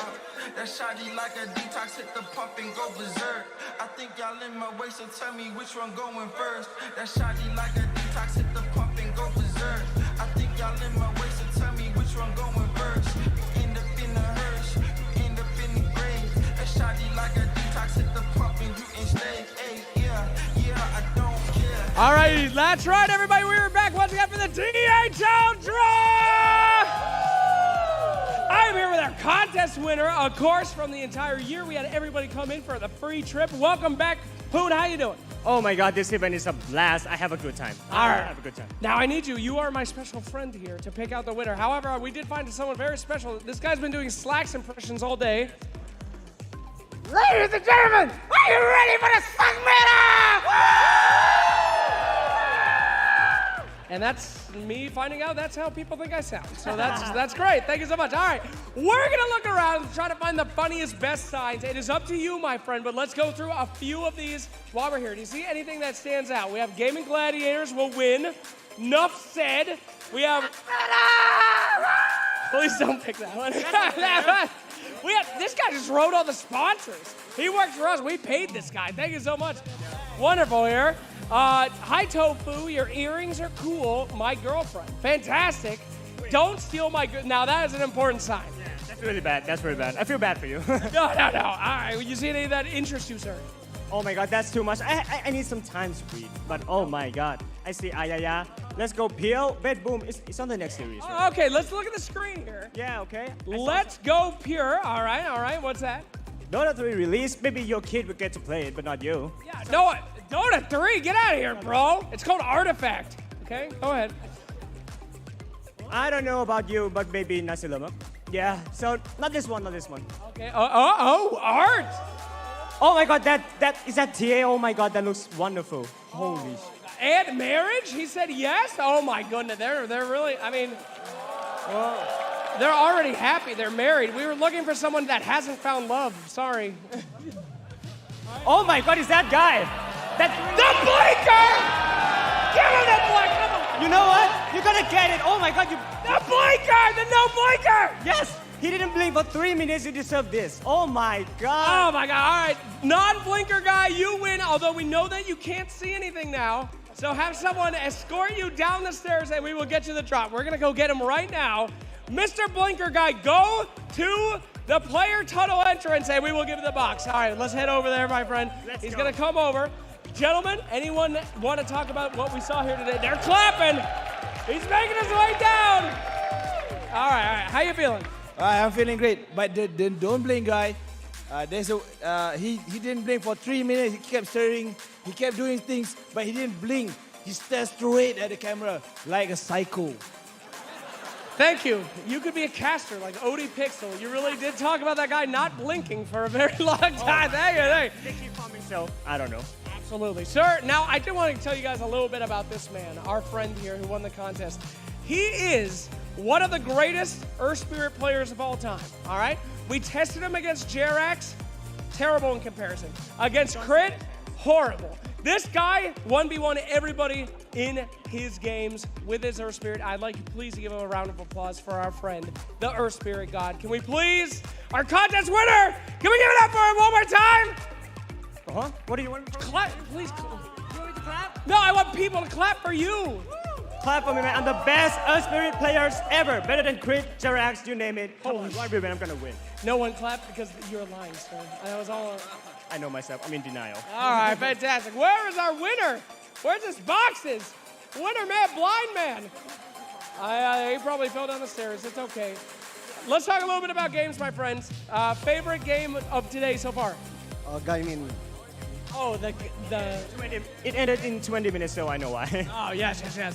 You don't mind the quick games? That's fine with you? It's absolutely amazing, so it's fine. All right, well, glad to hear it. Are you excited for the next series? Yeah, of course. I believe that one. That was fantastic. Who do you think is going to win the next one, please? Gaming Gladiators. Oh, come on. Come on. They've won it up, sir. Are you sure? Oh, we got him. Do we have him? Yes, there he is. Ladies and gentlemen, the unblinking stare. How did you do it, sir? I don't know. Maybe just be sad. Bang! He was sad, ladies and gentlemen! He's in denial, I know. All right, sir, it's time to open up your box that you've earned so much. Please crack this sucker open. It is all yours. Let us see what's inside. Here we go. Show our camera. That is a big old hoodie. Okay, we got a Marcy here. I've never seen anything like this. That's good. A gyrocopter fan. There we go. As I'm a fan of you. And a brand new razor. Oh, my God. That's a good one, baby. I'll be keeping that one. Can I keep that? Yeah. No, keep it. And a beautiful mouse pad. There you go, my friend. Congratulations. You've won the DHL drop. Thank you for being a fantastic staring creep. We loved it so much. You are the legend. For you, the box. And for you, another hashtag, great job. You're the best employee I could have ever asked for. Oh, thank you, Lord. And thank you guys so much for watching as well. We're back to the panel. Appreciate you, brother. We'll send it back to Tsunami and the boys and the girls. Over to you. Thank you very much, Slacks, for that DHL drop where that man may have the best minimap awareness of anyone. Did not waver, staring cold-bloodedly into the camera for 3 minutes. A worthy recipient of the DHL drop. And I have a worthy panel to guide you through our next lower bracket semifinal. It's Kazu, it's Purge, and it's BSJ. Kazu, what were you up to for the past hour and a half? I was answering some fans' questions. Really? Believe it or not, Brian and me, we have fans, actually. They came over, and then we did some signing. I think they were all Shiver fans. No. Stop, man. Why? You're done. I took myself down with you. It's okay. You're giving the jig up. What was the question that someone asked you, Brian, in this AMA session that we had here in the MyTech Arena? I think a good question was, do we have any sentimental items in our inventory? Like in the Dota inventory? Oh, okay, that's a good one. I would like to say that me and Brian got no personal directed questions. It was just a general question to the audience. Although, Kazu, I know that I actually gave you a somewhat sentimental item, or it ended up in your inventory somehow. Because I forgot it? No, it's in 2000, I believe, 17. Yeah. What team were you playing on, Kazu? Team Secret. He was playing on Team Secret, and I was not but just a Dota fan back in 2017. I wasn't working as talent, and I went to a Kazu signing session, and I got a Kazu signature in my inventory. Little did I know that 5 years later, you would no longer be a player, but we would be better friends, which is a much better turn of events. And I gave you this signature that I had in my inventory because I was trying to sell it on the Steam Marketplace for 3 cents and nobody bought it. But that's besides the point. Thank you. I'm happy to have you here now. I'm glad my signature isn't worth shit. I'm glad I'm worth something, so yeah. Your analysis is what matters to me now, Kazu, because we're getting into Team Liquid versus BetBoom team. Two teams that have now gotten a great deal of experience on this current patch because they've been grinding their way out since lower bracket round 1. Liquid faced off against Secret, they 2-0'd them and eliminated them. Then they faced off against Falcons and beat them 2-1. What should I be expecting out of these guys? Because it seems like, for me, Leshrac is really looking good for them. Boxy's playing weird stuff all the time. Saberlight seems to be gelling. Life's good for Liquid fans.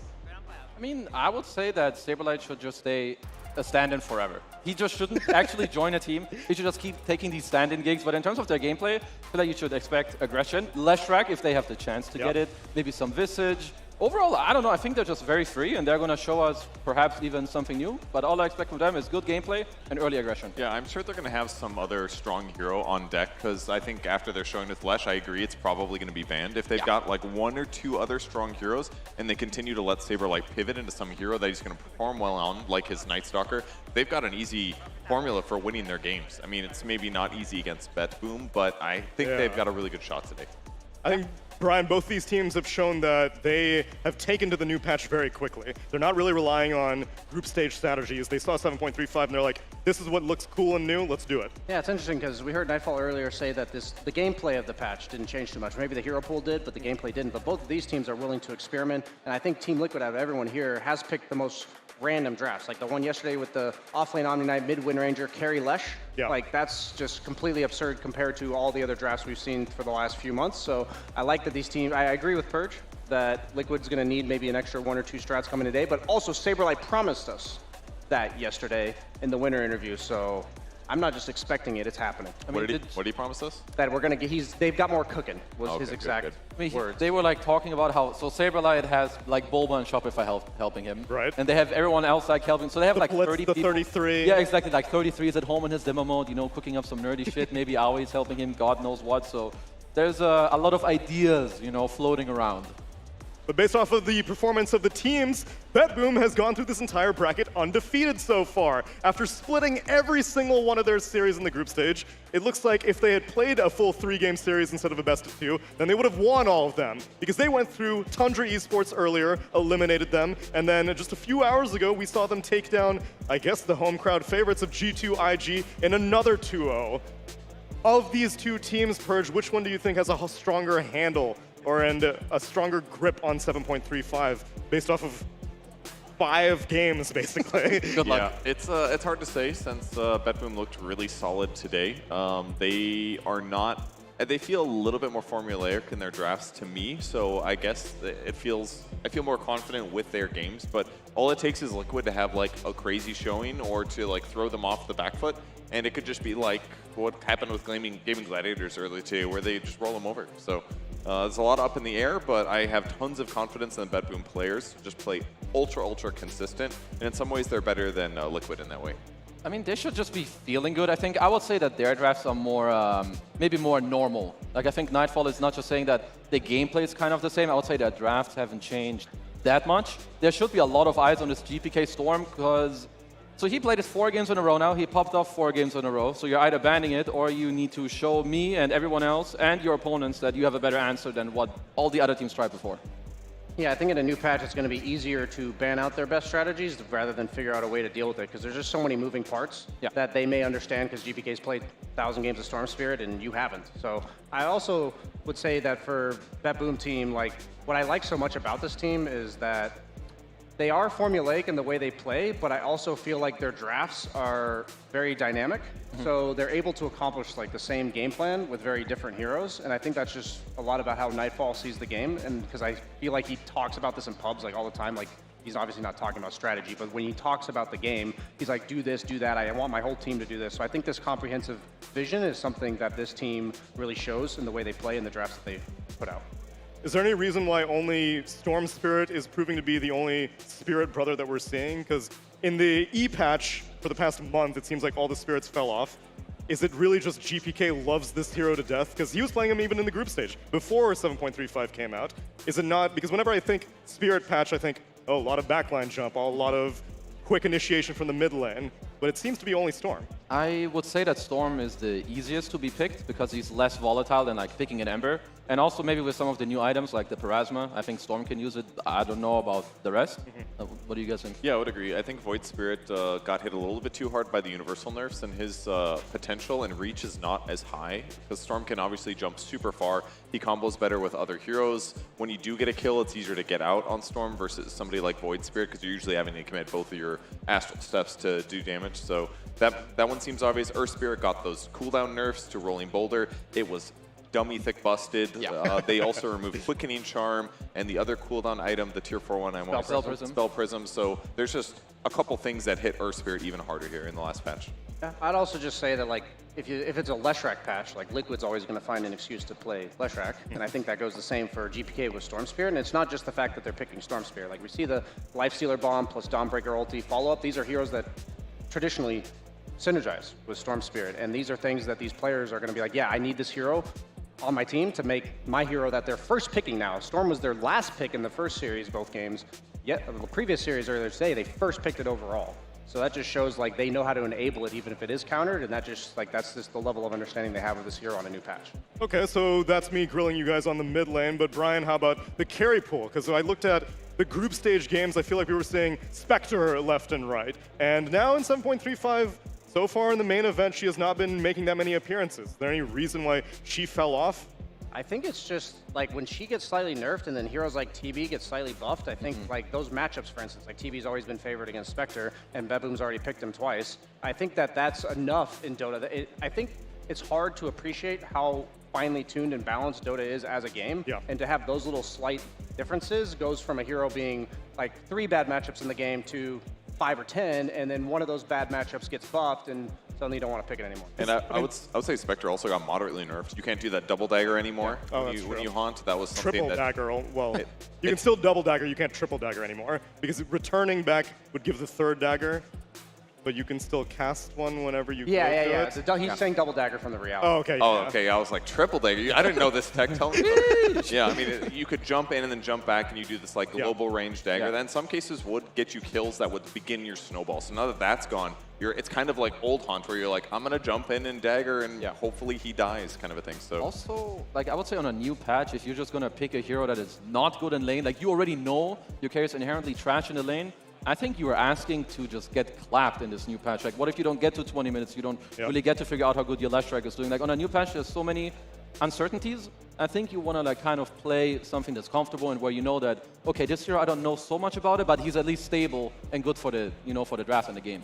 I like what you were saying about how it's very delicate knobs that are being twisted, because we just saw the Death Prophet, Brian, and you were saying that you thought that this hero may have even been good at TI. It's just that like some .1s here and there are what makes the difference between a hero being not even just relevant, but like top tier and irrelevant. I also think it's the items that get built. Like, Death Prophet's always been one of the most traditional Shiva's builders in the game, so that might have been the reason why they were willing to try it in the previous series. And I think for TB, we mentioned the buffs to him being like a little bit, but the fact that the Butterfly, being 20% base attack speed, the second you consider Terrorblade one of the highest agility gains in the game, like this item's an extra 20 attack speed in the late game. These type of things make a big difference.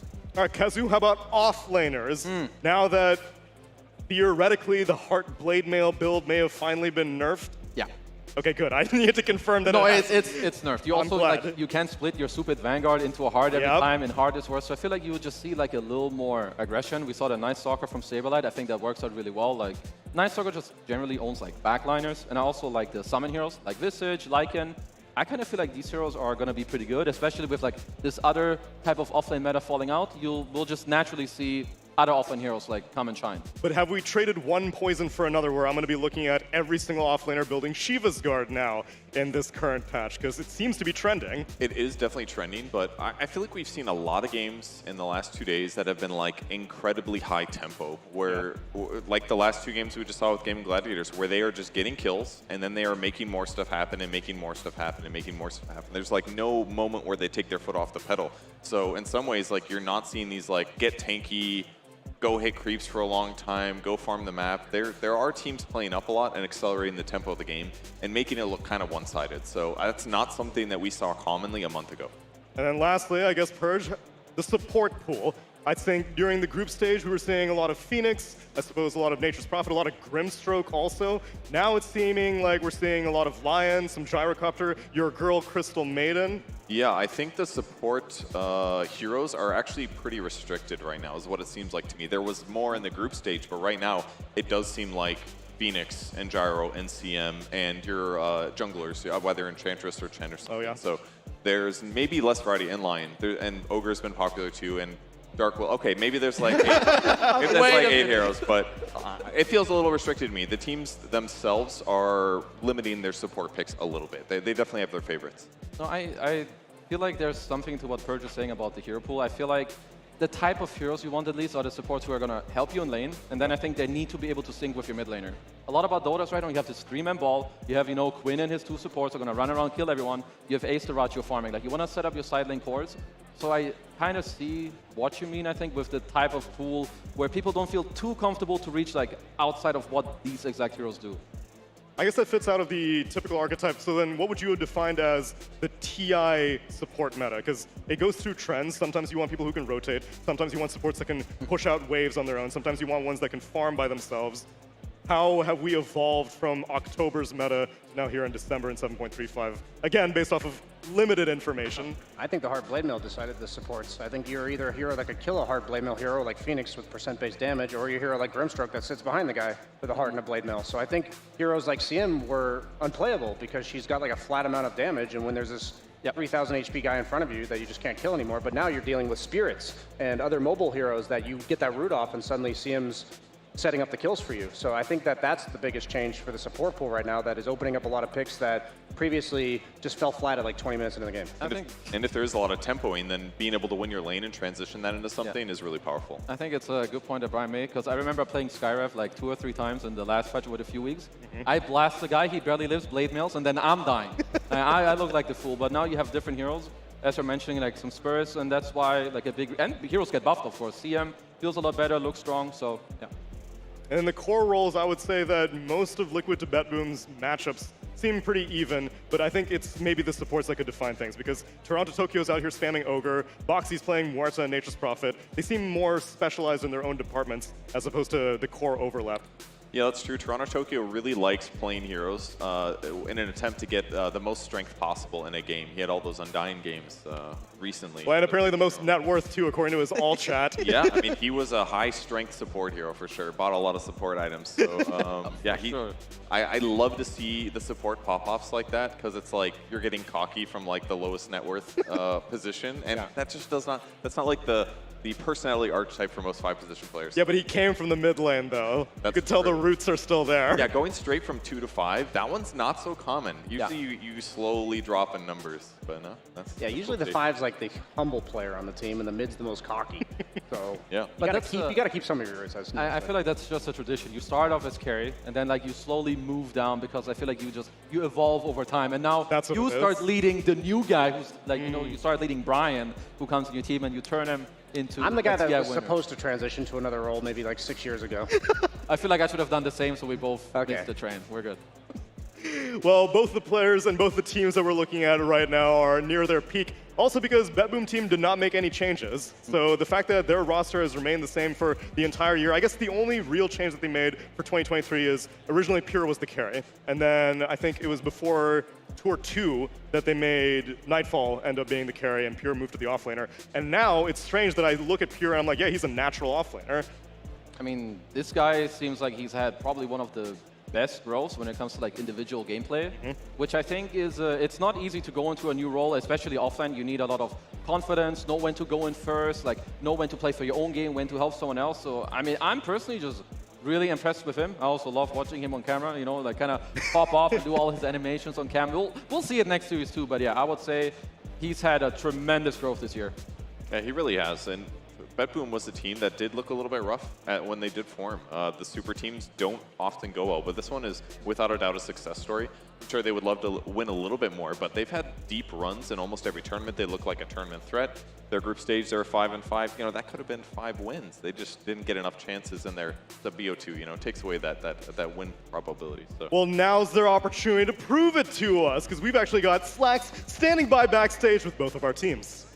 Absolutely, everyone. Hello, hello. Once again, we are here with the teams that are about to go onto the stage. We are doing this new vibe check thing where I awkwardly stare at them as they awkwardly stare at me. It's working out very, very well. I have to say, I noticed some things from BetBoom team. They're in here, yawning on Pure, yawning on Nightfall. We got a potentially wash your face situation here. I hope you guys are awake here. And then Liquid showed up a full 2 minutes late to this content piece, and they look extremely happy to be here. Boxy, they want us to know if you have anything to say to the team you are about to face. Any words for the Bet Boomers? I don't know. Toronto, Tokyo always say, guys, come here, go 5. And, you know, I already know what they're gonna do. It's easy. Easy. He's in your head, Mr. Tokyo. Do you feel like he knows? I always mean in real life, but yeah. Okay, all right. Now I have to ask the real questions here. Sir, you are always so calm, Nikkei. Give it to him hard today. You know, this is like the scariest guy in the Kung Fu movie where he doesn't say anything and then that one time he speaks, it's goddamn terrifying. Give it to him. Nice Santa hats. Okay, now we're starting. Nice Santa hats, yes. Nightfall, anything to say? So he's like, I was actually saying nice Santa hats. Nice Santa hats, he says. Anything, Nightfall? What did he say? He said nice Santa hats. I mean, I don't have anything against Mickey since he put me like in Dream Team, so he's a good guy. Well, this didn't work out, but that's okay, guys, because we will see blood coming out in this series. So, gentlemen, I hope you're ready. I hope you're awake. Saberlight, you feeling it? Let's freaking go! Okay, great. Thank you so much. Back to you on the panel. Very good. Great, I can't wait. It seems like a lot of animosity between these two players, despite the fact that, yes, Mickey did choose Nightfall as his fantasy carry position, so there is some friendliness, although nice Santa hats, that was uncalled for. That was brutal. Yeah, at least at some point, Saberlight got the mic, I think, to, you know, kind of save it. I would have given to him first. I feel like he would have had a classic good old suck it to start it all off. It's okay. We'll see if he can hit puberty in this game number 1, and his voice might go down a few octaves, because we are getting ready for the draft of BetBoom Team versus Team Liquid.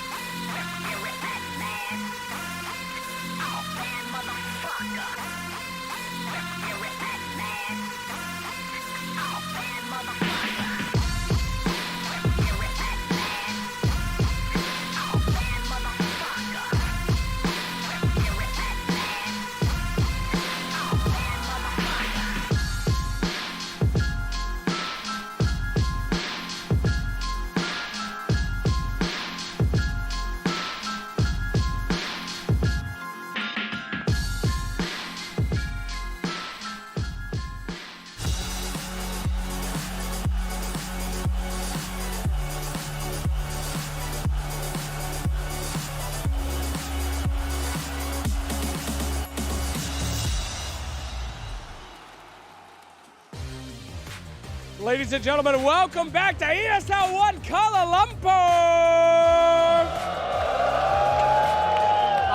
My friends, you've been with me all day here today, seeing some of the best Dota 2 we have ever seen before. And everybody at home is wondering, have you finally gotten tired? Have you finally gotten fatigued?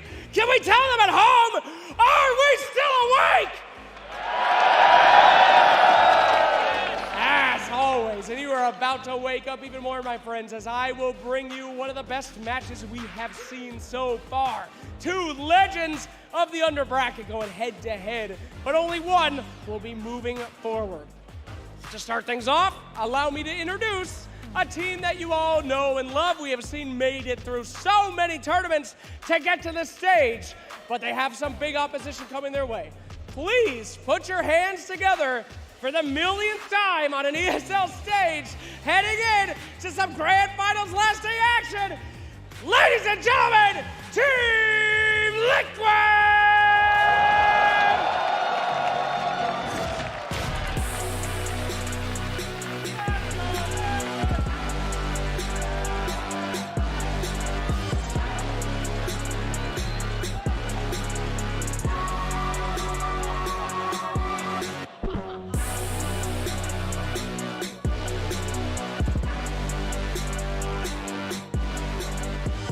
And their opponents coming in yet again from that lower bracket run. These guys can play aggressive like no one's ever seen, but they can also play carefully. It seems like the patch has not affected them at all. In fact, they said it's the same old Dota, but we will find out if they can do the same old, or change everything that we have seen so far. Ladies and gentlemen, welcome to the stage, Big Boom!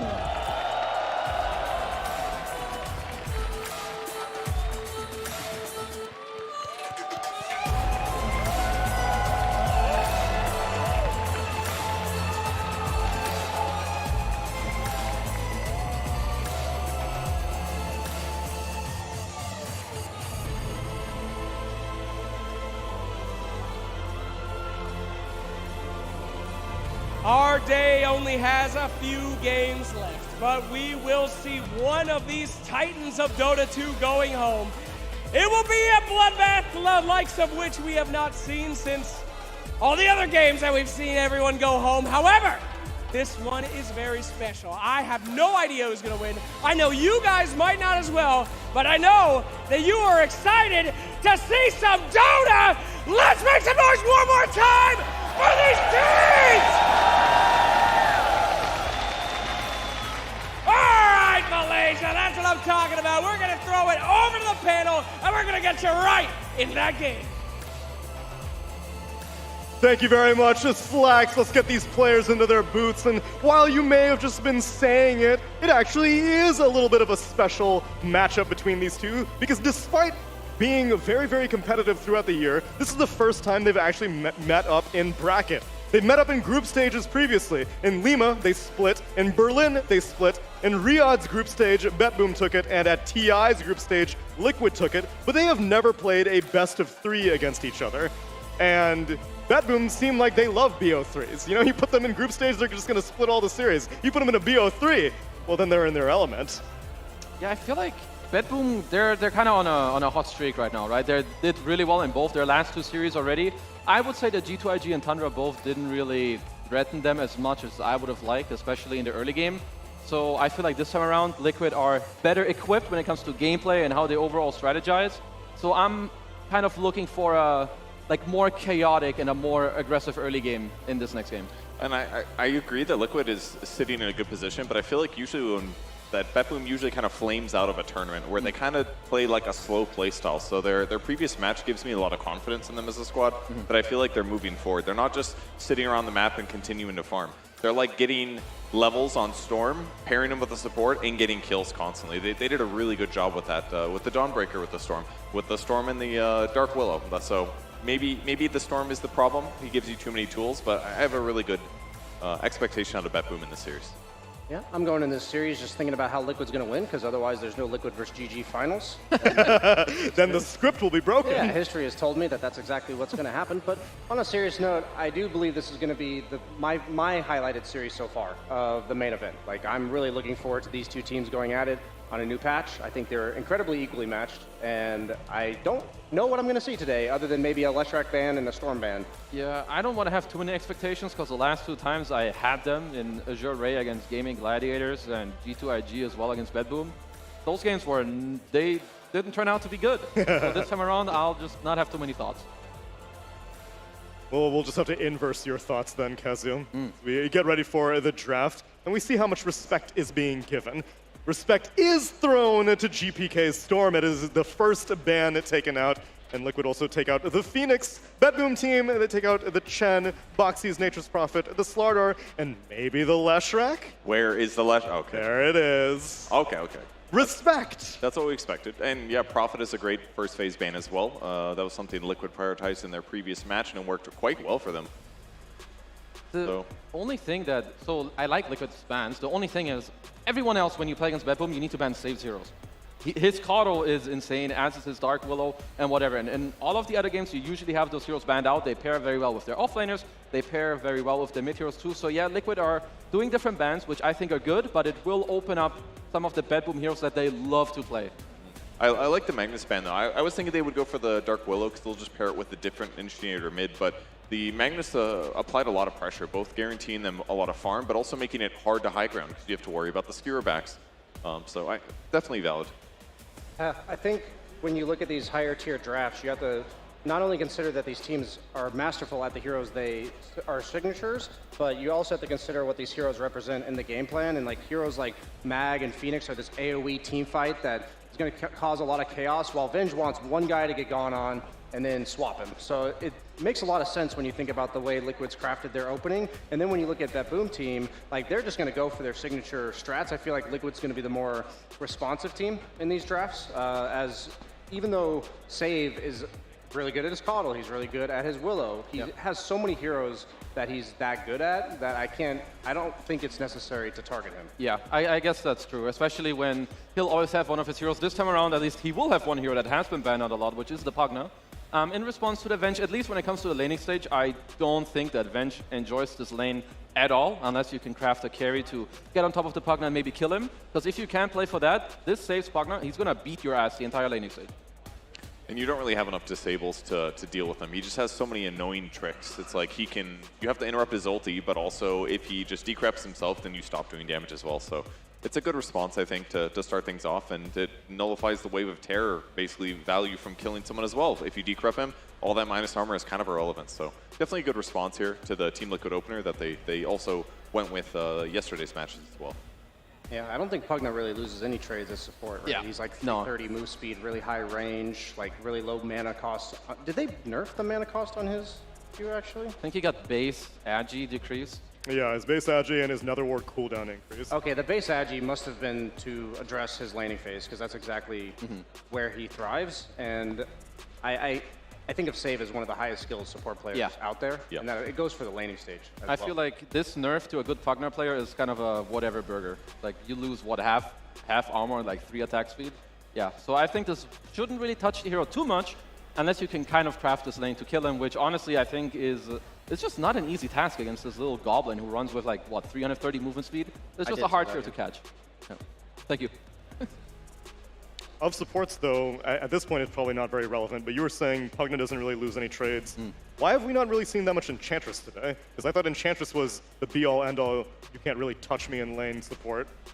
I mean, she's been nerfed kind of for years, it feels like, on and off. Yes, in this one, they removed the bonus armor on her enchant creeps. Yeah. But you made it better on a hero. Like, made it better on the hero, but that's like not the purpose of the spell. Exactly.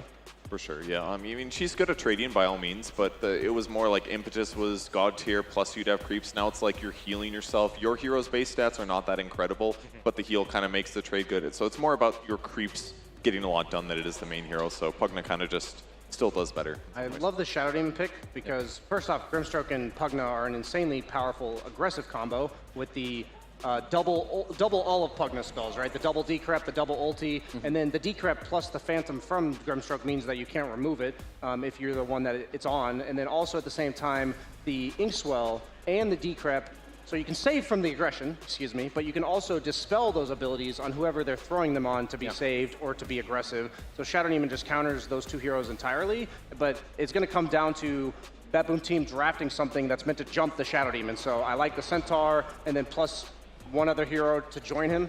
I would really like that a lot. Yeah, I do think that this SC pick is brilliant for all the reasons that Brian already pointed out, like just having this kind of combo break against the Pugna Grim. I do think that Liquid did a good job. I don't know how much thought went into the Mars, but you need to know that when you have SD Venge, they're going to jump your backline. That's exactly what they need to do. So you kind of cover your bases against the Centaur. So both teams, I mean, you can just see there's some high-tier drafting going on, and every pick just has a lot of purpose. And honestly, you can already clearly see that they just understand Dota very well.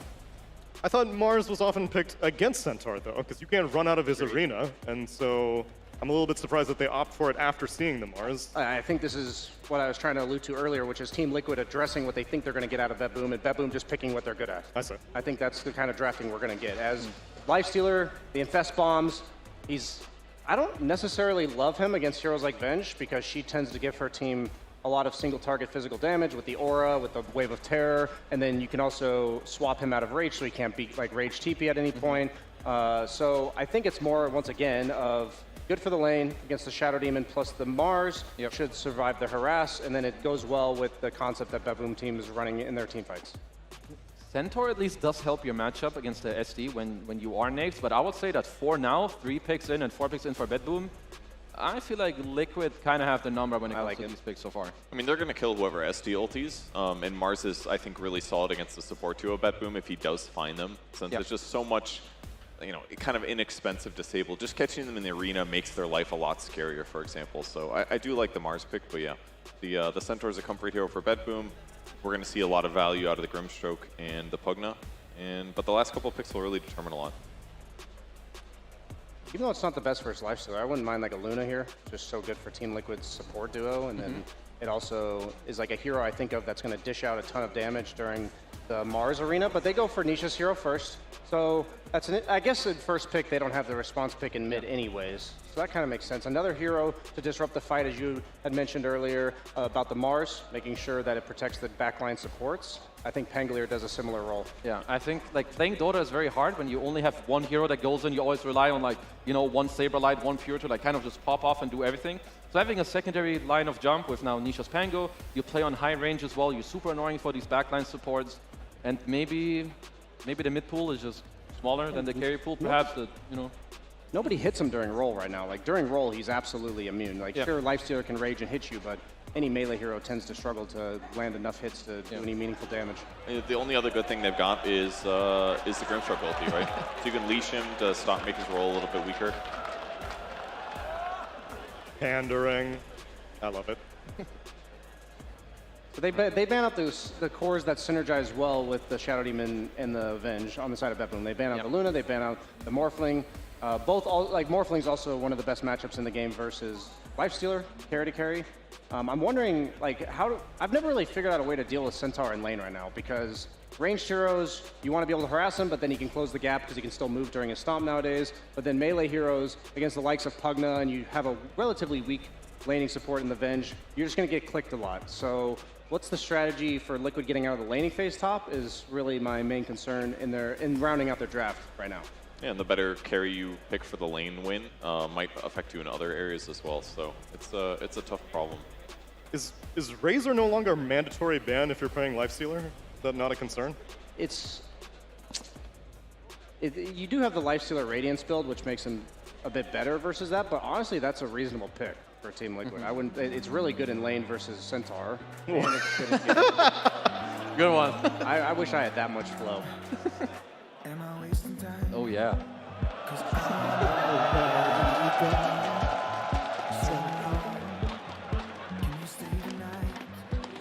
We need this guy once every panel. I mean, ooh, again? I know you feeling different when you stressed out. But even with no makeup, you still stand out. Even Medusa's ugly, and no one makes me feel the way you do now. What's GPK picking? I was really What's hoping that was he a razor, picking? because this is electricity going on. I thought they were going to pick The way that he moves that mid lane, feel like a hobby. Every time that he picks Storm, it's electricity. Nice one, Neil. Do we need a mana burner? What do we need on this mid lane? Queen of Pain's taken out. Huskar's taken out. Mid anti-mage. I'd be on board with it. I'm kidding. Relax, everyone. The Pango's already on the other side. We saw Azuray's Medusa got dealt with pretty resoundingly by Game and Gladiators. But that was just by playing fast, so maybe we just pick someone who can push early. Maybe Lina. Something for, I think they want a long range, like constant damage dealer. That's what Liquid was kind of getting rid of, like this sustained damage. That is what they're lacking against the Medusa, because Lifestealer usually does that for you, but not with the Feast and the way it works against Medusa, right? She's got like 200 HP. This is not bad though, because it's going to give them some counter jump. Liquid just had better stuff with the Pango and the Mars. I mean, this gives them lockdown as well to stop the Pango roll, but most importantly, if he just gets on the back line, hits Insania, hits Boxy, those guys don't get to play and cover their allies as much, but I do like Medusa. It was a carry that kind of fits their play style. It's not going to be very vulnerable to amp damage type stuff, and you can disrupt them, so you get the illusion benefit. So kind of just makes their draft better as a whole. Yeah, I think this is exactly what Bad Boom needed, because I feel like this game is going to come down to who destroys the enemy backline better. And I think that Team Liquid have the upper hand because Medusa makes it kind of just so hard to run through. But if Bad Boom can find a way where you infest the park, you get on the backline, you kill the SD, and then you kind of just kite the Medusa around with some long team fighting, I think they can do it, but I lean on Team Liquid side here. Yeah, my emphasis is the game, or the fights in this game are going to go long. Like you have Medusa, it's going to take forever to bring down. You have Puck against no real reliable disables until they build something like a Hex. So I think it's going to be all about potential buybacks in the late game for the supports and where these fights are happening so that they can reconnect to the fight. Because as you mentioned, they are both going to jump them. They've got the heroes to do it. I don't want to be a support in this game. Me neither. It should be a really reliable draft for Bet Boom. It gives them a lot of the same archetypes that they're looking for. The GPK is playing a jumper in the mid lane as well. They're going to have less single target damage this time because he doesn't necessarily have like a Bedlam on top of himself, and Puck can lack single target damage a bit, but it should fit to their playstyle. Is there any reason why Liquid, at the very end of the draft, decided like, oh, let's actually have a late game carry as opposed to a mid game carry? Because the rest of their drafts seem pretty compatible with whatever carry they could have picked. I think they maybe just wanted this type of... I would say Medusa can also kind of be a mid-game carry, but I think they wanted this type of wall. I think it'll just make it really hard for like this Nyx and Centaur to get behind, and he has a really good matchup against Lifestealer in the game. And an amazing Shadow Demon hero. Yeah, that's true. Sounds good to me. My Tech Arena, they tell me that Malaysians are at their most alert when the sun goes down. Is that true?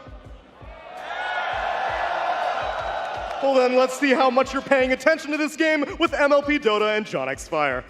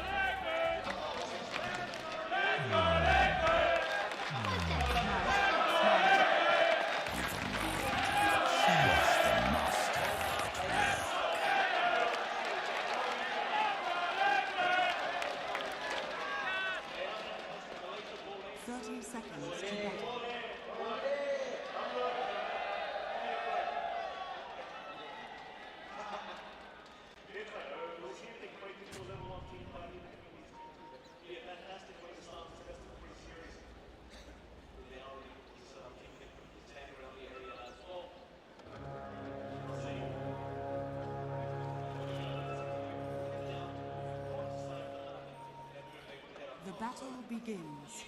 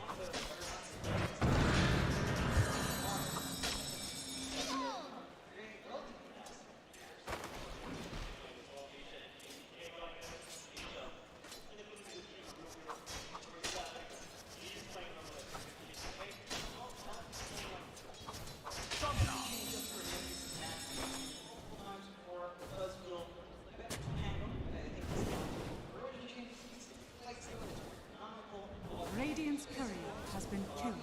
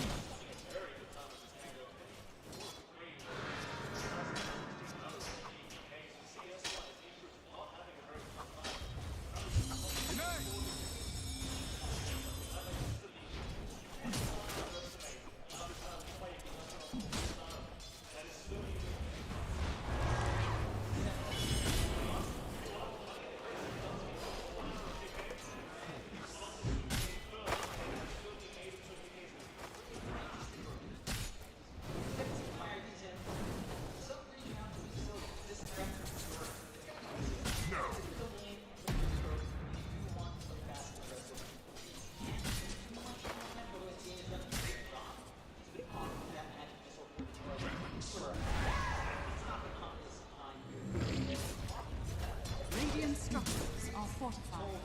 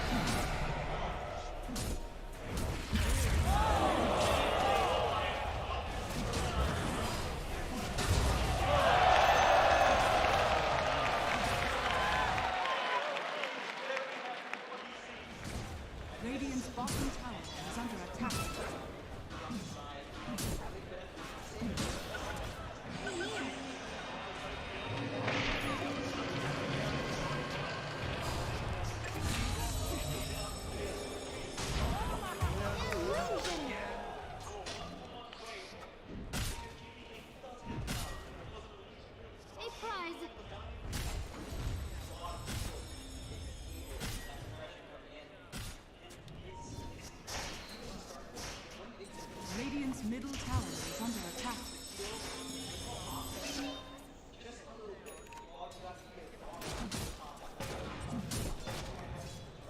Dire's top tower is under attack. Radiant are scanning.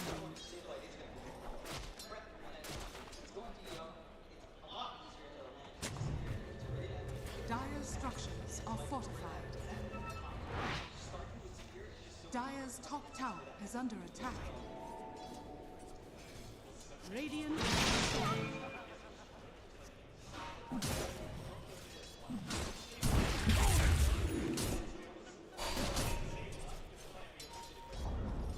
Dire's top tower has fallen.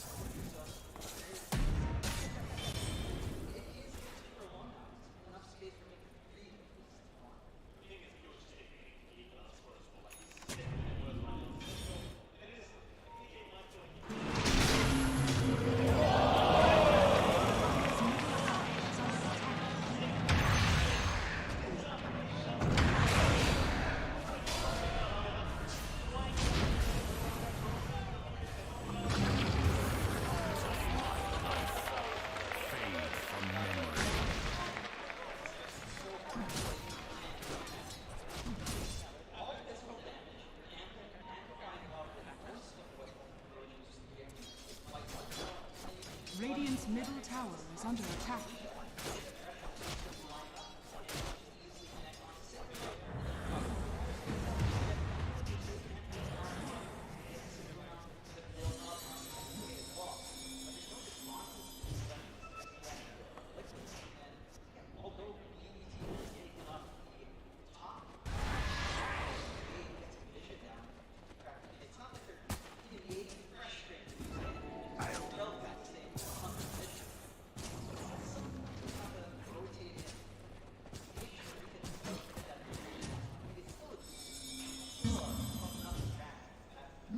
Treasures.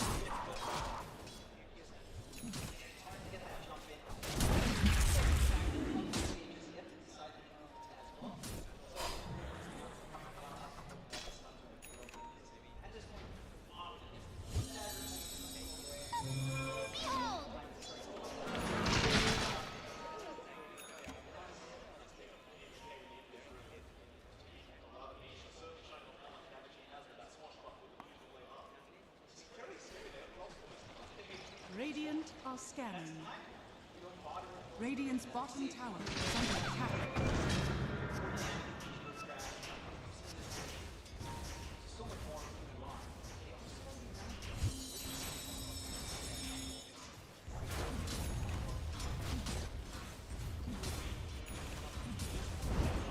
Radiant's bottom tower is under attack. Dire's middle tower is under attack.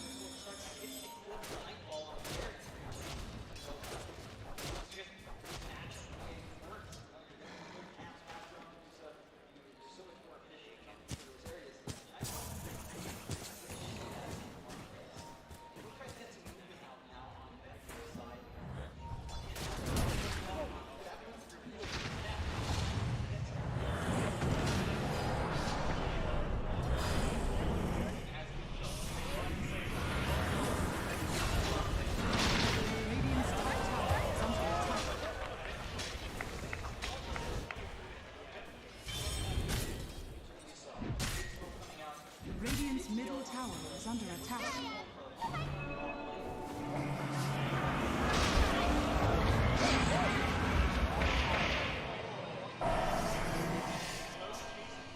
Dire's bottom tower is under attack. Radiant's middle tower is under attack. But I'm worth so much more.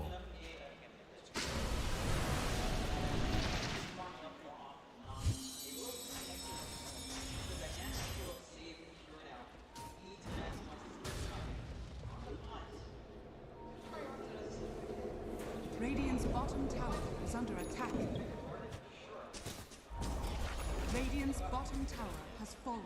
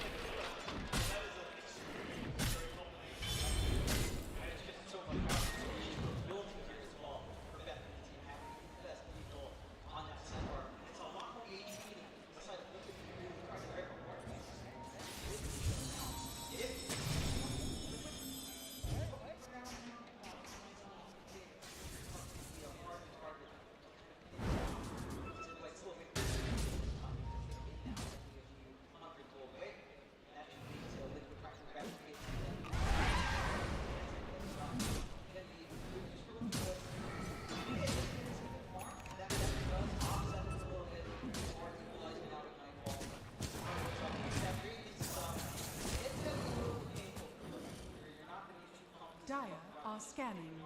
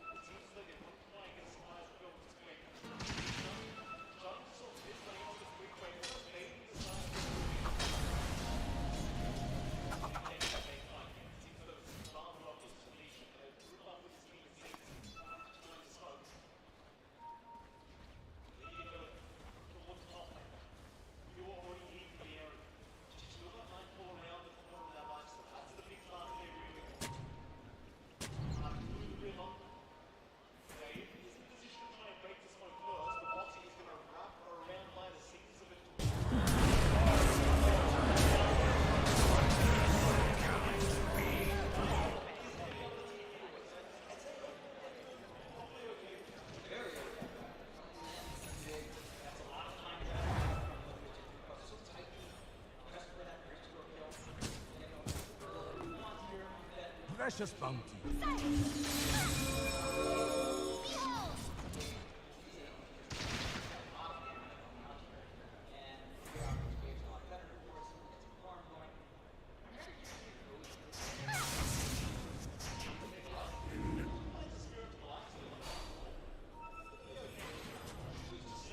Radiant's top tower is under attack. Radiant's courier has been killed.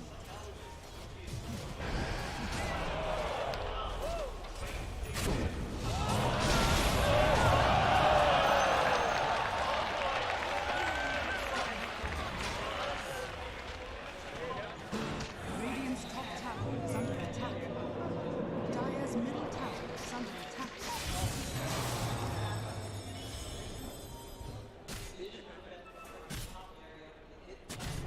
Dire are scanning.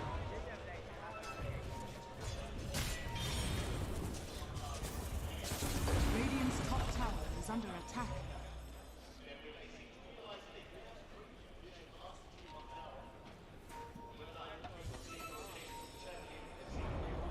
Radiant's top tower has fallen.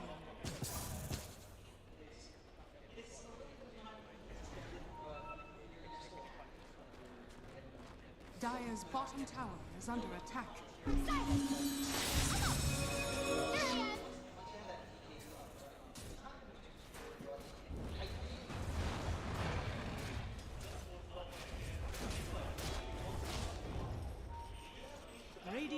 are scanning.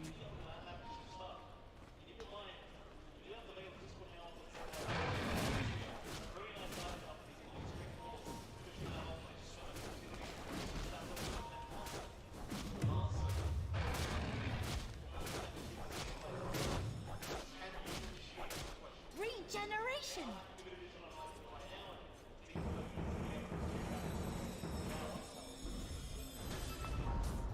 Dire's bottom tower has been denied.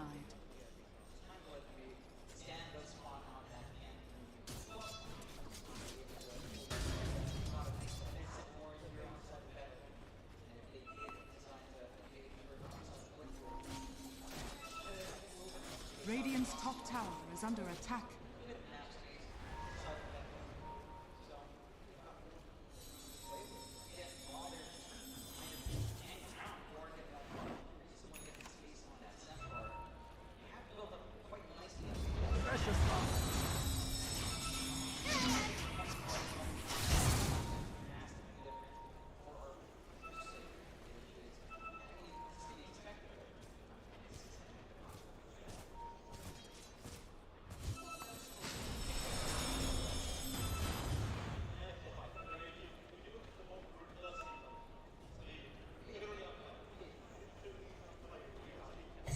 Dire's bottom tower is under attack.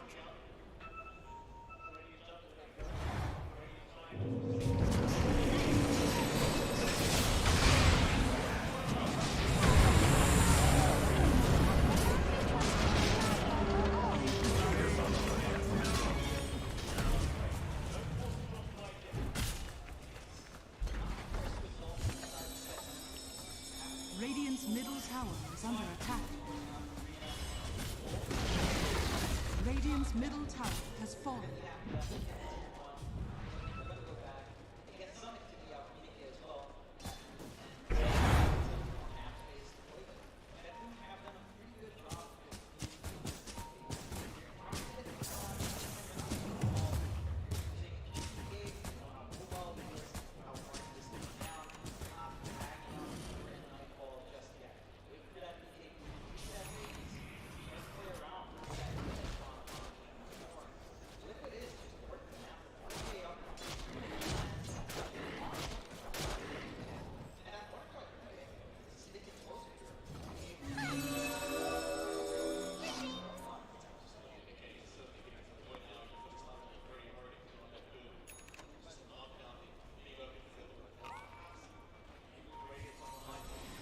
Dire are scattered.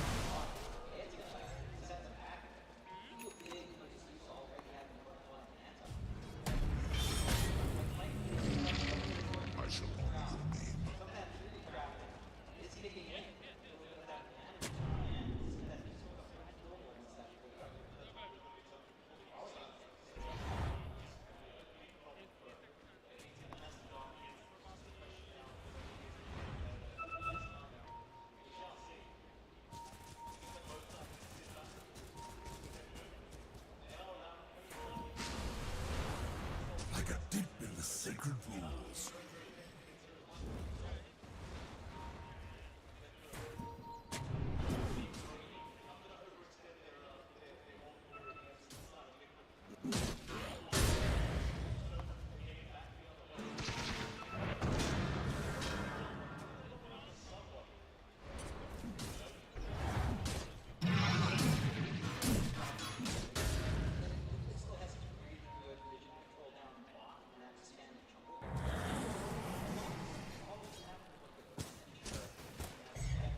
Radiant's middle tower is under attack.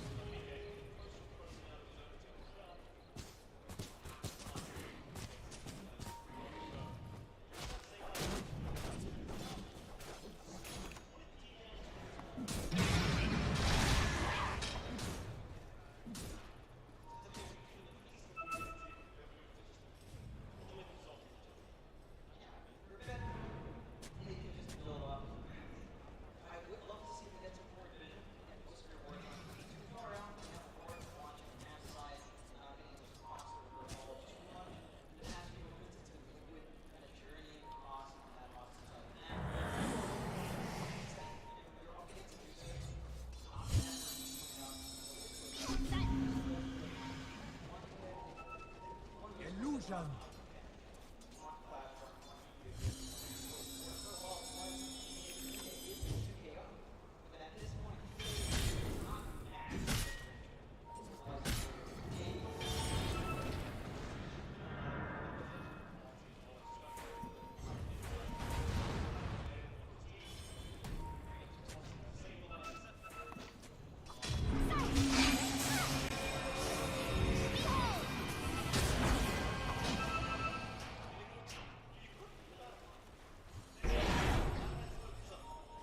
Dire's top tower is under attack.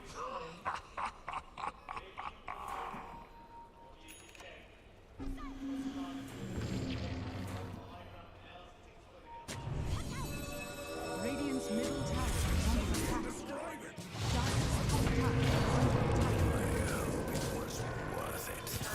under attack. Radiant's courier has been killed. Radiant's courier has been killed.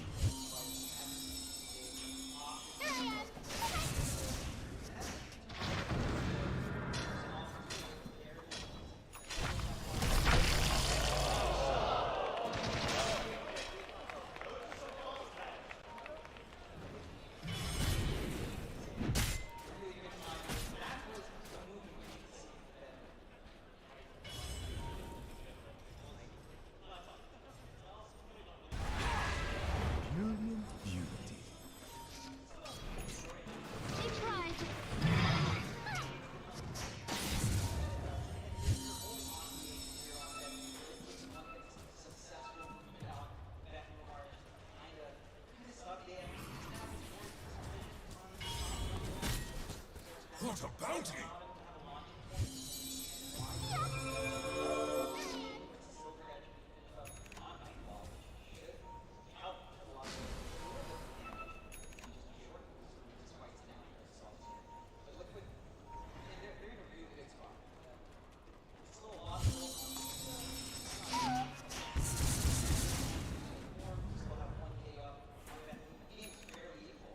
Radiant's bottom tower is under attack.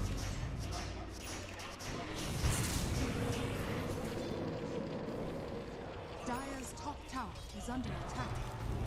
Radiant's bottom tower is under attack.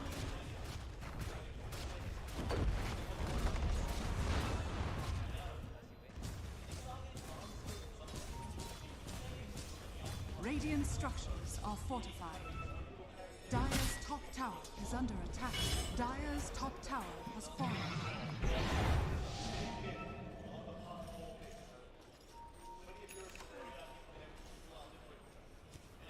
Dire's middle tower is under attack.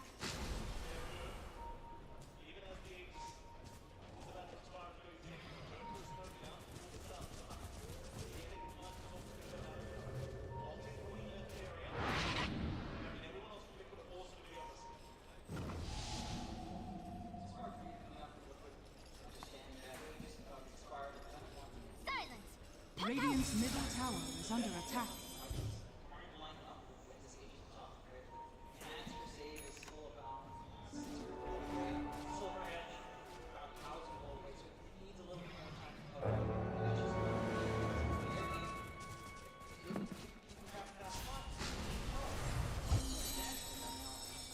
Dire are scanning.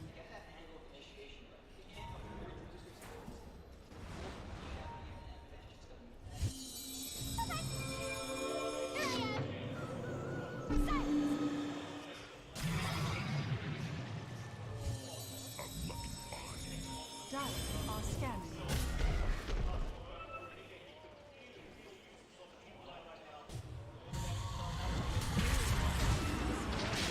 I trust my end comes at a price.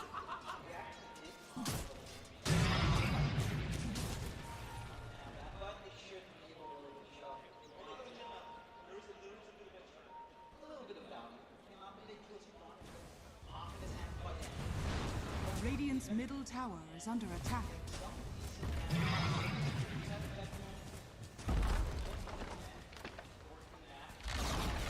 Radiant's middle tower has fallen.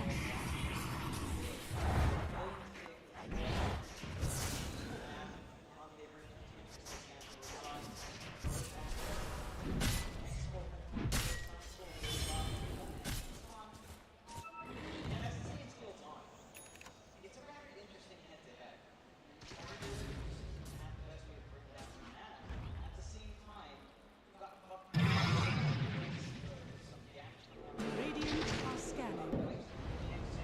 Radiant's bottom tower is under attack.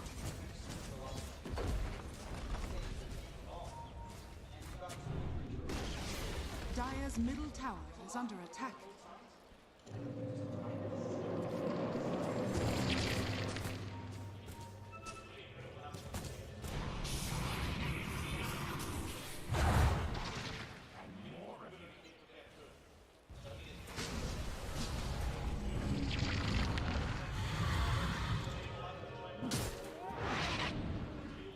Stopped.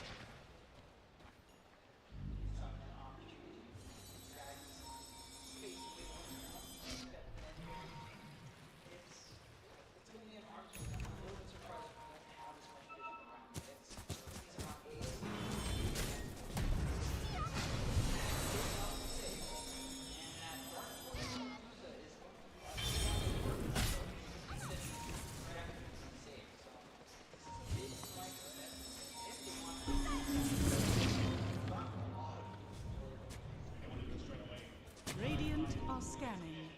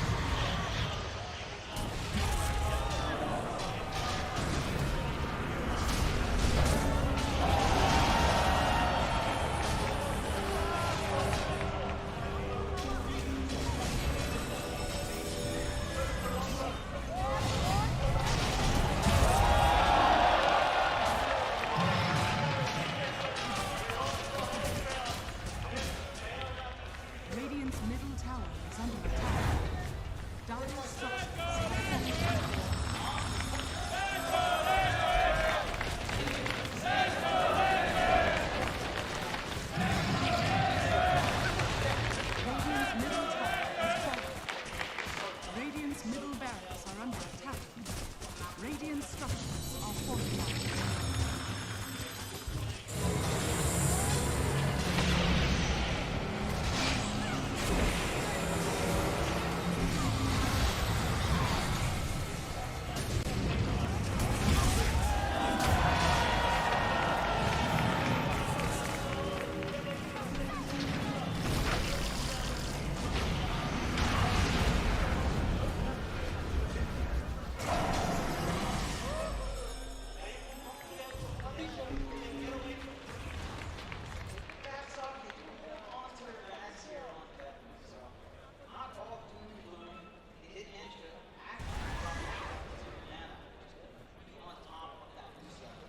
What need have I for invisible? Oh, that's quite nice actually.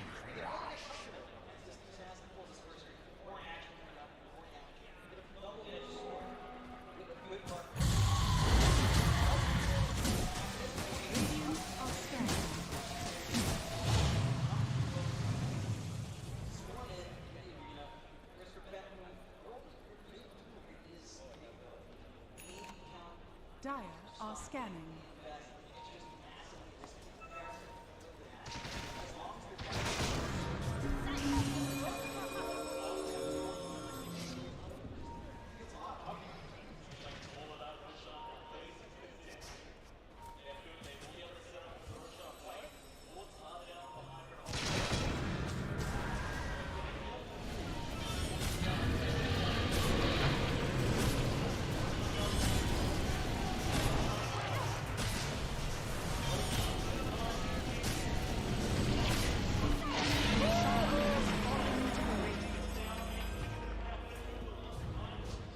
Radiant's courier has been killed.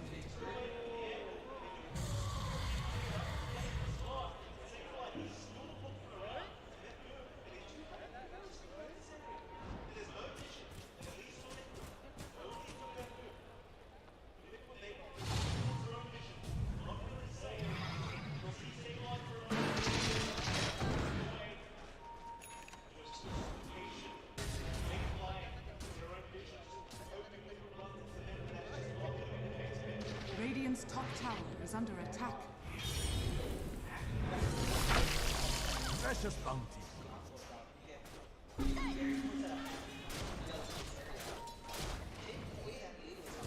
Radiant's top tower is under attack. Rocks are scattered.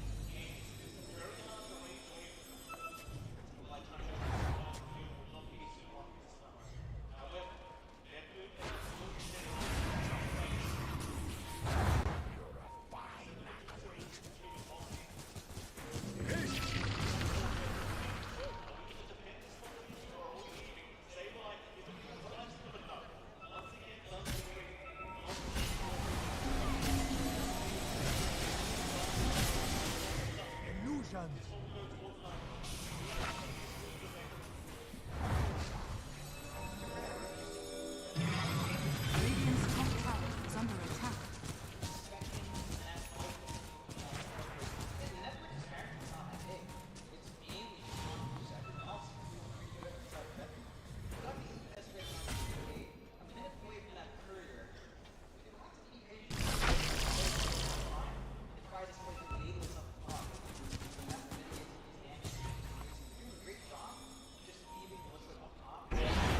Radiant's top tower is under attack.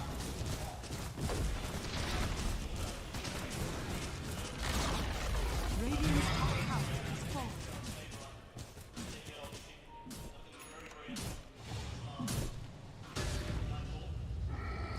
Radiant's top tower is under attack. Radiant are scanning.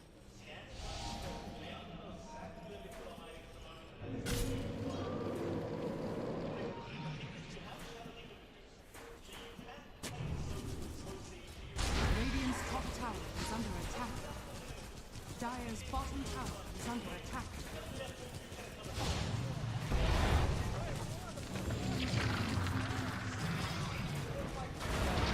Radiant structures are fortified.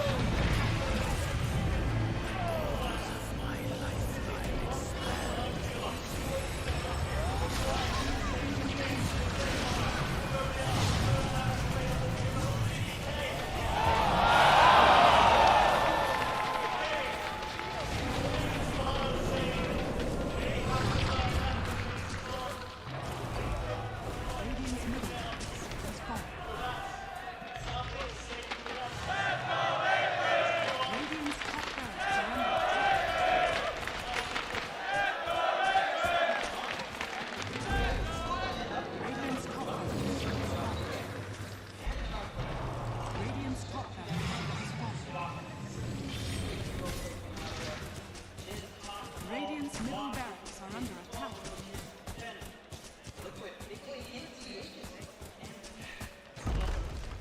Radiant's middle barracks is falling. Radiant's bottom tower is under attack. You die.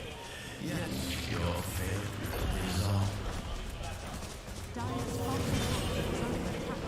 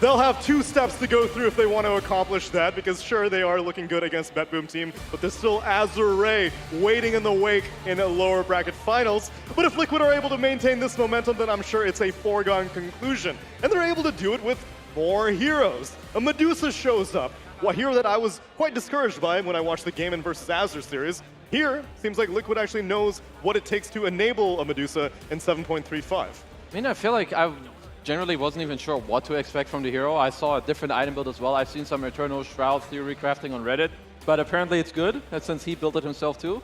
But I would say Liquid played very well, but BetBoom actually really surprised me in the mid game. The way that they actually brought back the game and team fought was actually very, very top class from them. Yeah, they did a really good job, but ultimately it felt like Liquid was winning the game, a lot of it. The laning stage went really solid for them. Their mid-game transitions, maybe not the best, but I felt like Saberlight was doing extremely well at all stages of the game. That Helm of Iron Will to stabilize him into the Blink Dagger, into landing disables, even against a hard-to-kill hero like Lifestealer. It just felt like they had the tools they needed to make a Lifestealer not feel like the best carry of the patch. Yeah, I think what Kezu mentioned, the fight where Beboom managed to take it when they were losing in the mid-game, I think that was a display of just how much they're capable of outplaying teams, but I definitely think their draft was weaker than Liquid's this game. I think Liquid not only responded to everything Beboom did, but they also, with the Medusa last pick, really well-rounded draft of their own. It's such a good carry with the Venge plus Shadow Demon supports, and I think for Beboom, like, they may have done a little bit too much of their own thing that game, because especially the Lifestealer pick I wanted to highlight is it's not particularly good in lane versus Mars, because Mars is majority physical damage, and then you hadn't seen the carry matchup just yet, and you also hadn't seen the enemy mid, so I didn't really see where... I don't think Nightfall was set up for success that game. This is what we had described from the draft. We were saying that it seems like Beboom are just kind of ramming in what they've been good at, which has worked for them for the majority of the tournament, whereas Liquid are taking a little bit of new pieces from the new patch. And in this one also, Saberlight on the Mars, the Medusa the main thing, and then Nisha on the Pango. I guess most of it is pretty typical, but just these little bits and pieces of 7.35 being injected in. Yeah, it's the fact that you can make a similar lineup work with 1 or 2 new heroes in a new patch. That's easier said than done. Like, you can't just do that on any team.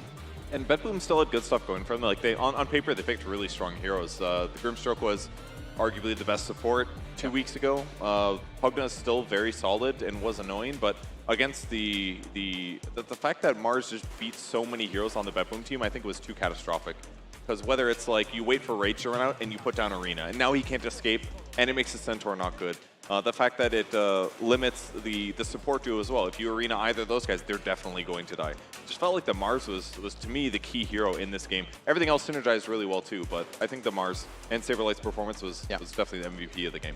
I don't think I've seen such a dramatic hero damage difference. Team Liquid nearly doubling the amount of damage that Beboom team did. Well, it's a Medusa. You're not technically doing damage. That's a fair point. That's a good point. Might be wrong, but...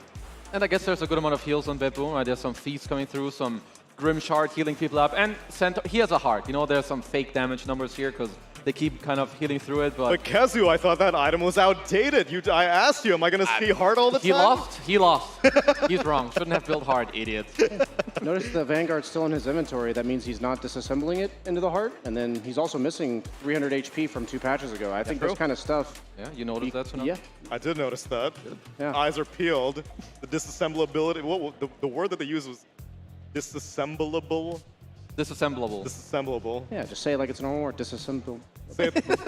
Great job. Good job, Brian. Disassemblable. Okay, so then if we look forward, then we're hoping that Beboom team at least step out of the box a little bit. For as good as they've been doing, they've won 4 games straight on the main stage. Now it's starting to look like they're maybe telegraphing things a little bit too much. You can't pick what you've been picking all group stage long and expect it to work at this stage of the tournament. Maybe Team Liquid kind of got them a little bit by opening up the heroes that they haven't had for a few games. I feel like them going to Pugna Grim so early on, Liquid fully abused it. The SD, Brian even called it in the draft already, it was a really damn good pick. The Mars as well, alongside with kind of the gameplay that Liquid showed us. I think Beboom need to tweak that just at least a little bit for the next game, I think. I think they had limited initiation options that game. Puck can jump people, but he's more of like a solo kill them with the Ags type thing, and it didn't really feel like a huge threat for the majority of that game, honestly. If you can't get solo kills or get kills with a small amount of hero resources, it really limits like the map plays that you can make and like the pressure that you're putting on the game. And I just didn't feel like enough impact from the Puck that match, from my perspective. Yeah. Whenever you have a carry like Medusa, the most important thing is you don't die first on everybody else, because she's just the last target the enemy team ever wants to go on, because she's a Medusa. So I really love watching Liquid's itemization. Boxy with the triple Wraith Band and Pipe, guess the hero for that one. And then Nisha goes for the Wind Waker, a relatively early purchase of that item against the Puck Ags, pretty all-in combo coming out from Beboom. So I really like the vision that Team Liquid had for that game, and I think it makes sense why it was such like a smooth transition from maybe 30 minutes onward. And the hero that may have built more traditionally for our 7.35 was Saberlight on the Mars for our Acer Predator head-to-head, as he built a Shiva's, which I don't think 5 days ago, if you saw Shiva's this early in a Mars inventory, you'd be like, what is this dude smoking right now? Yeah, but now it's the Veil build-up. It was great in the lane. I think Kevin already touched on it earlier. It helped him to kind of maintain this laning stage against Nightfall. And overall, I think he had a banger performance. Like this, you get to see more and more of this. The further you go down in the tournament, now we only have a couple teams left, there were a lot of clutch plays. Like down bottom, they disrupt Nightfall, bait the spear and get the rage out and then kill him after, alongside with getting a Hex later and just making very clean plays. Honestly, I think both teams played very well, but Saberlight, I said it before, this guy needs to be a stand-in forever.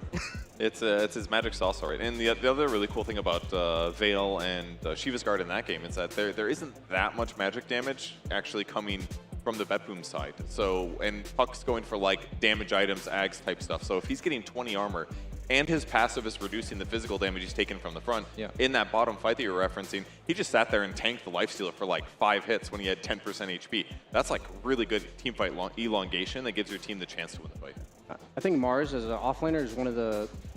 He gets absolutely owned by Silver Edge, and so it's something that's hard to consider in a new patch, but I think Silver Edge was the most nerfed item out of every carry item in the game. Okay. No longer having a crit. It's basically the same item without a crit. Yeah. So it's significantly less DPS, which means that if Mars is bad against it, I feel like Nightfall felt like he still had to buy that Silver Edge, and it's just not as impactful as it used to be. So mentioning the extra armor on Shivas, little things like this, we keep saying, like late game, like you're suddenly not critting him when you go on him anymore. It's going to make the difference.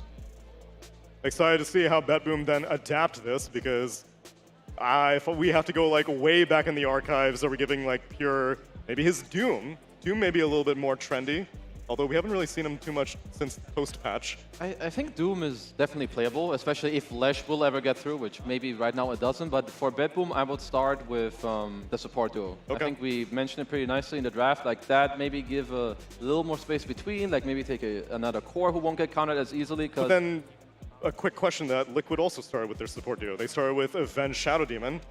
I feel like the Betboom support duo was just less flexible, like getting things done, because they didn't have the right core to play around. That's the issue. If there's like a Storm Spirit and he's being backed up by like Pugna and Grim, I'm pretty darn happy because you have that reach and that solo kill potential, and those supports are gonna make him better. But Puck is a little bit vulnerable. It's a little bit more disable heavy than damage right now, so maybe those pieces didn't quite fit together perfectly. As we, I guess, also consider the final of the carry pools, are we sold on Medusa yet, BSJ? Because now we've seen 2 different performances of it on main event. One from Azure where it didn't really seem fully enabled. This one, it was also a last pick situation, so probably not relevant enough to pick second phase of the draft. You also remember Liquid lost a game in like 9 times on Medusa patches, so they've probably had to learn when to pick Medusa in the draft. So also it goes really well with their supports. I highlighted that, and it's also a good matchup against Lifestealer because the Feast just does no damage to you because you have so little HP pool. So I don't necessarily believe Medusa's like broken or anything, but I think that it's going to be pickable, and it's a hero that has always been kind of cheese in the sense that you can either deal with it or you can't. And so they have to keep it in their mind moving into the last picks of the draft. She's a kind of a strange hero. I don't really know where to put her, but I would say this is a good Medusa game. It had good matchups. The ult was also very good to protect your team. So all in all, I think this just goes back to showing Liquid. They seem more free when it comes to drafting. Someone's like, yeah, this hero's good. I want to play it. I feel like this is the one game. Okay, let's go. Well, let's see if Betboom can shake some of their rigidity, because they are now staring down the barrel of elimination if they lose this series. Stick around, everyone, and we'll be back with game number 2 of Betboom Team versus Team Liquid.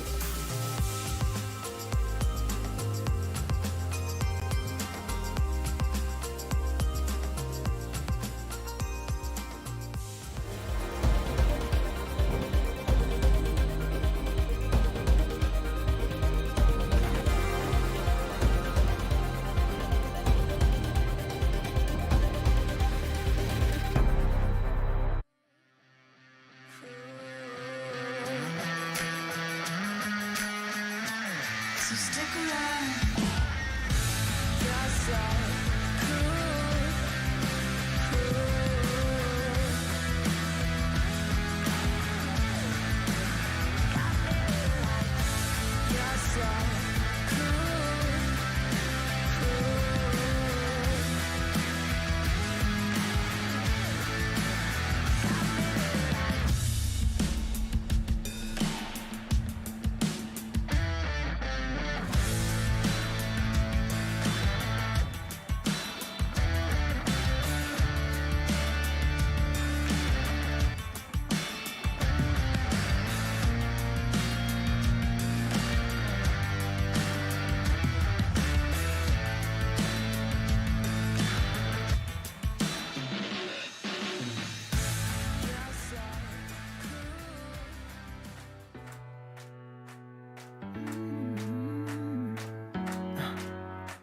I wasting time?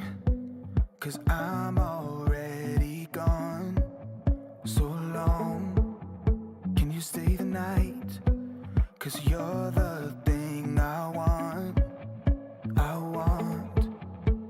I know you're feeling different when you're stressed out, but even with no makeup you still stand out.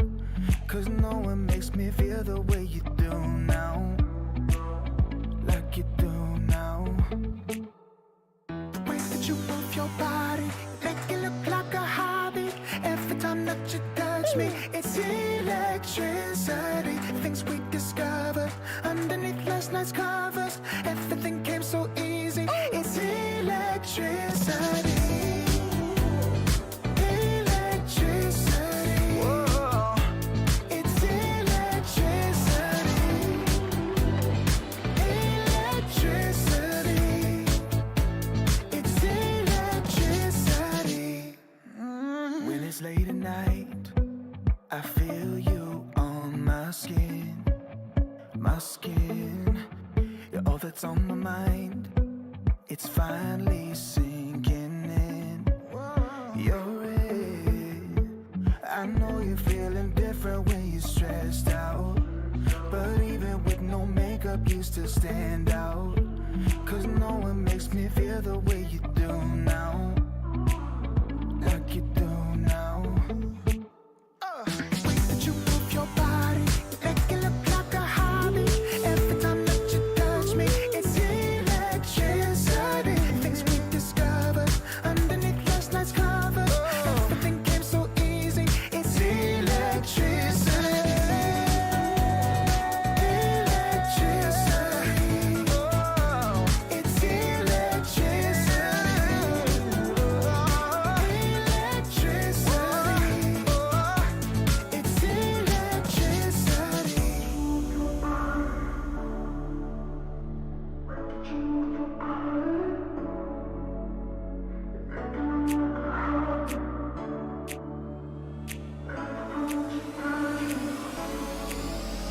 The way that you move your body, it make it look like a hobby. Every time that you touch me, it's electricity. Things we discovered underneath last night's covers. Everything came so easy. It's electricity. Electricity. It's electricity. You move your body. Electricity. You move your body. It's electricity. Ich sitz auf meiner Fensterbank, die Nacht zieht vorbei. Ich blicke über den Tellerrand, trinke Sekt auf Eis. Ein Teufel und ein Engel tanzen auf dem Parkett. Vielleicht sind wir unsterblich, müssen nie wieder weg. Ich sitz auf meiner Fensterbank, die Nacht zieht vorbei. Ich blicke über den Tellerrand, trinke Sekt auf Eis. Ein Teufel und ein Engel tanzen auf dem Parkett. Vielleicht sind wir unsterblich, müssen nie wieder weg. Backpack, Kippen und Drinks gegen Tristess. Großstadtbild, komm mir nicht weg. Kopf fragt, mach kein Pisstest, nein. Ich will nicht auf deine Party gehen, nein. Engel und Teufel tanzen Schwanensee.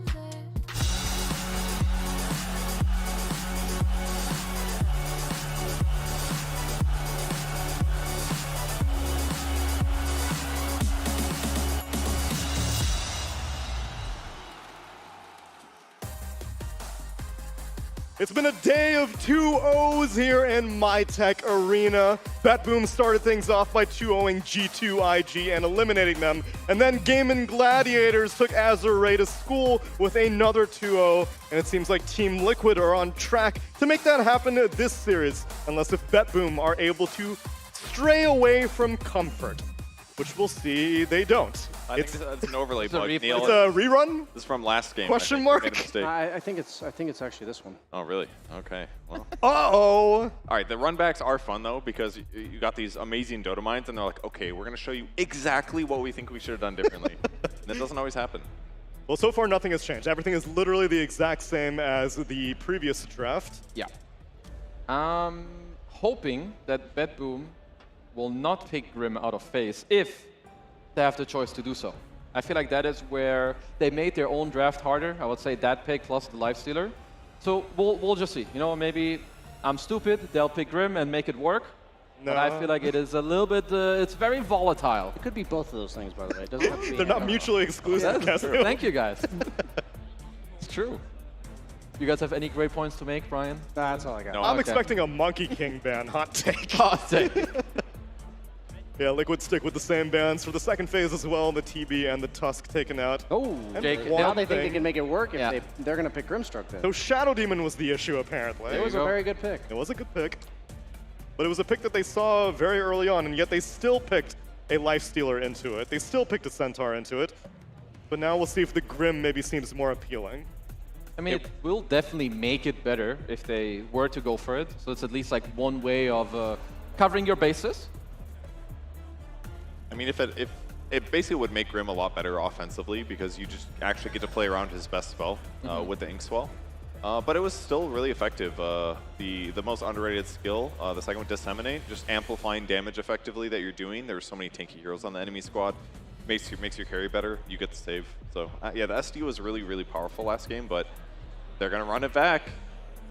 I don't think it's a mistake. I think the Shadow Demon like completely shit on this concept. So I'm down for them to run it back without it in the equation. Yeah, and the Pugna too, of course, though, with the Decrep. So can we get replacement Dispels? Can we get an Oracle or something? Can we get an Enchantress? I think that's too, like, obviously the Dispel is really powerful, but I don't think it's like as straightforward of a counter with other heroes. I think if you want this Liquid, you could go, I think at least you want a backline jump and like to deal with the two supports, because we see already it's like streaming, you need to deal with these two heroes. Like I could see Mars plus Dark Willow. You don't necessarily have to get a purge from your support, but I think getting added benefits of team fighting and damage I think would work a lot. Or just like overall team fight, but Phoenix would have been my go-to. He's banned. I think Dark Willow, maybe Snapfire is kind of one of the next go-tos. More damage in the arena against the crap as well. You know what they can't do anything about with these two supports? Is a magic immune guy draining you.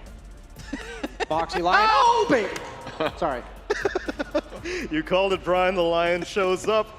And he will be a magic immune guy draining, but can he jump the backlines? No, but whose suck is stronger? That's all I care about. If they suck each other. Well, if they're sucking each other, then the Pugnas isn't very good, because he's magic immune on Lion, so it's not going to do any damage. Yeah, it's actually way better, and he's never going to go full HP on Pugna. I don't think. Actually, you probably do gain think about more. it. If Lion's sucking Pugna, but Pugna's sucking somebody else, then Pugna's going to remain full HP while doing damage. So in that case, Pugna's winning. Great point. Neil, what do you think? I feel hot and bothered right now.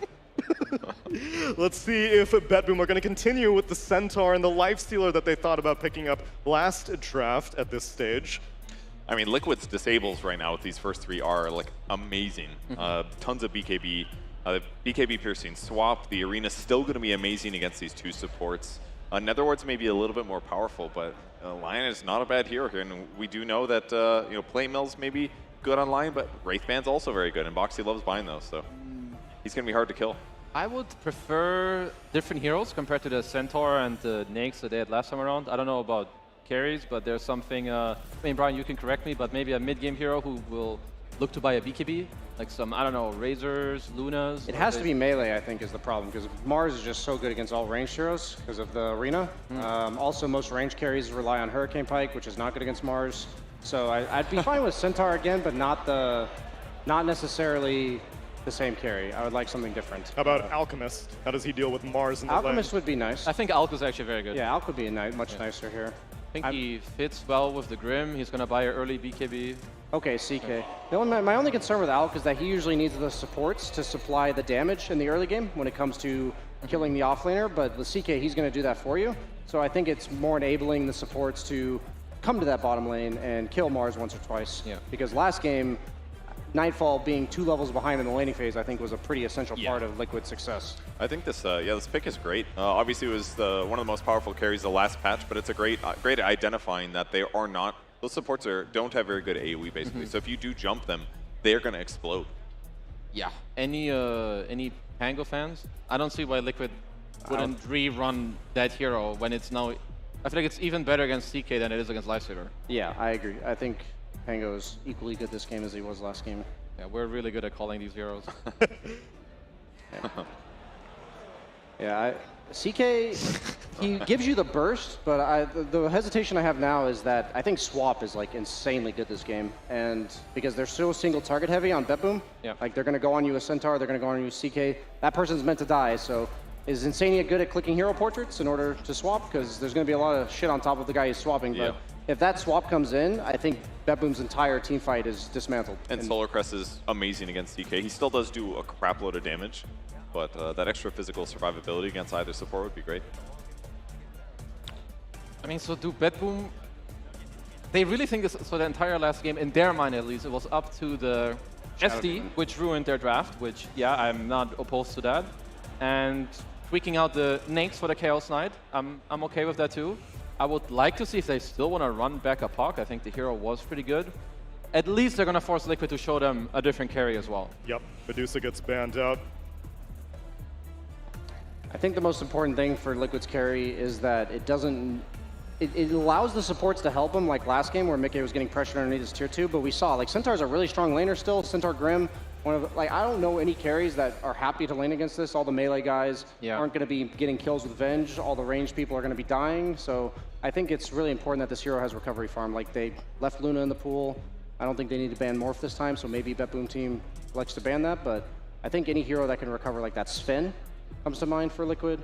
Anything like that. I would be happy with Luna, personally. I think with the shard, it changes your matchup a little bit. JK, it's out. Well, in PubStat-wise, says Naga's the worst matchup for CK. Illusion, basically, you can reset fights if he pops his ulti, cover your allies a little bit. You can definitely mess with the backlines, too. I mean, there's still Pugna-Suck with Shard or whatever, but... I think you're absolutely right if it wasn't Mickey. I haven't seen him play Naga in the last, year. That's true. Well, as far as Mickey heroes go, how about Monkey King? Oh, that's true. That was banned last game, so maybe they forgot about it on the side of BetBoom team. I think Monkey is very good. The only thing I mean, I guess the Monkey versus Centaur lane, would you say it's volatile? I feel like it is. I personally would not pick a hero that's meant to win its lane here. That's my only concern. Like, you could do that, and Monkey King would probably be the best hero to win this lane if they wanted to try, but I think that would require Boxy to rotate out, and I really don't think that's going to happen this game, because CK, if I'm an offlaner and my support's gone and I'm against CK, I can't even walk up usually, so I think Boxy's going to be glued to bottom lane. I think Mickey's hero is going to be jungling level 4 or 5 no matter what happens, so I'd really like to see a hero that is fine with that happening. One more ban to GPK's pool needs to come out from Liquid. They took out the Huskar again to protect the Pango. Let's see if they're afraid of the Puck again. I can't find this pick for Liquid right now. I really think it's Sven. I'd be surprised if they don't. They pick Sven when he's off meta. Like, they're one of the Sven teams. I can kind of see Sven. I like a lot the fact that you're mentioning you kind of want a hero, I think, who can recover and kind of get through the jungle. And I think also having huge DPS come out and you're gonna have roll, you're gonna have arena, you have all these lockdowns. You just need someone who gets straight through them and gets them killed in just a couple seconds. You even swung your arms like a Sven just now. That was really good roleplay for sure. How about Slardar is banned? I feel like there could have been another carry that could have actually worked. Oh, they take the life stealer. Interesting. That hero does not jungle, so they are trying to win top lane. It's good against their lineup. Yeah, good against tanky heroes. He gets the rage off, doesn't have to worry about the Grimstroke too much. We were saying they had a bunch of cooks in the kitchen on Liquid. Is this a Matu, He phoned in real quick. Just pick your Puck, dude. Come on. We all know against you. Lion, though. I don't know if they'll pick it against Lion. I mean, what's maybe better? Necrophos or... What's the biggest issue for them to solve? Oh, Monkey mid. Okay, I was thinking of a hero that dominates Pango. That did not come to mind. I like that because it also is good against Lifestealer.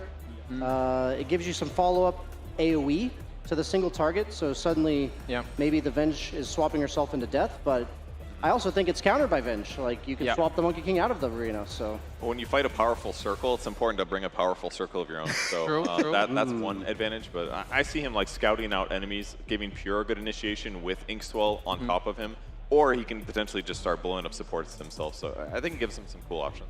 At least what I like a lot is that both teams have very strong of these 3-man balls that I keep talking about. The two supports are gonna hang around the Monkey King if they can be the difference makers to saving him from the roll and keep GPK snowballing.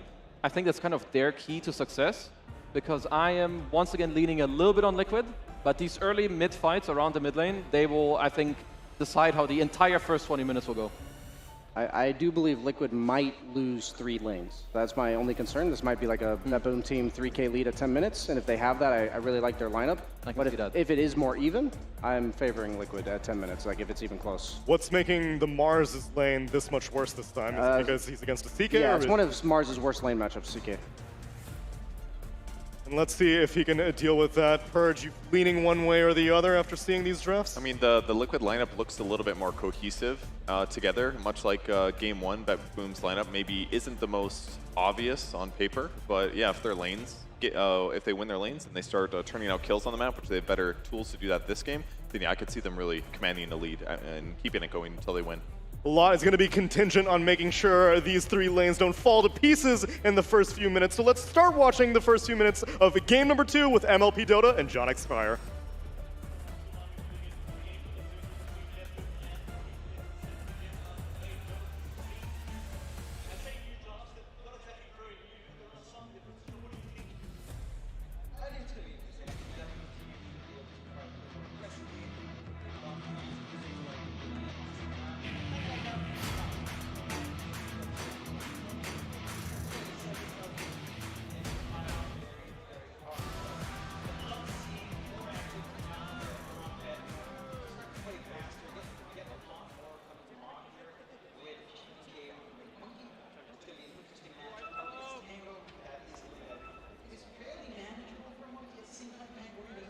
Seconds to battle.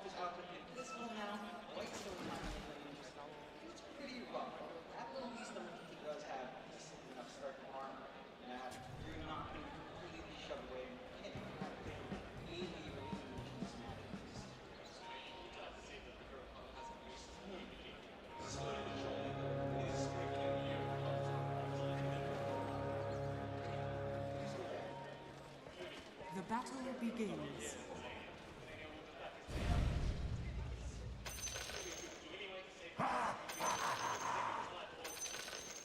我哪里猜了呀？不要睁着眼睛乱说好吗？ Ведь я абсолют и вижу все.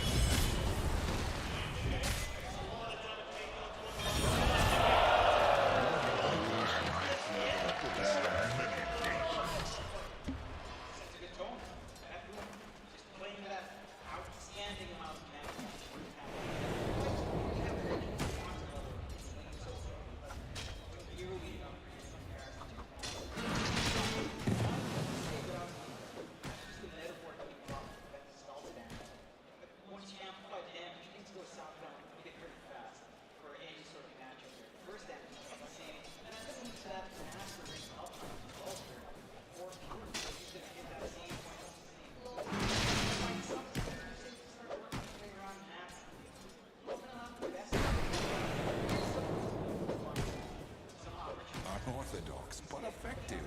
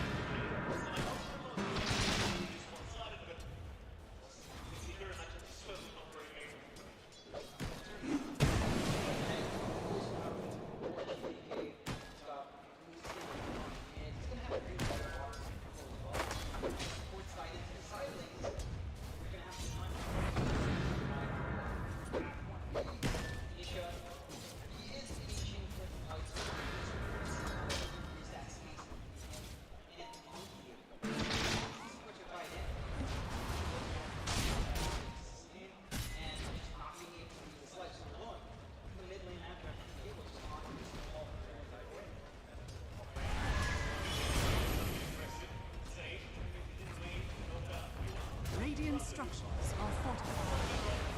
Dire's top tower is under attack.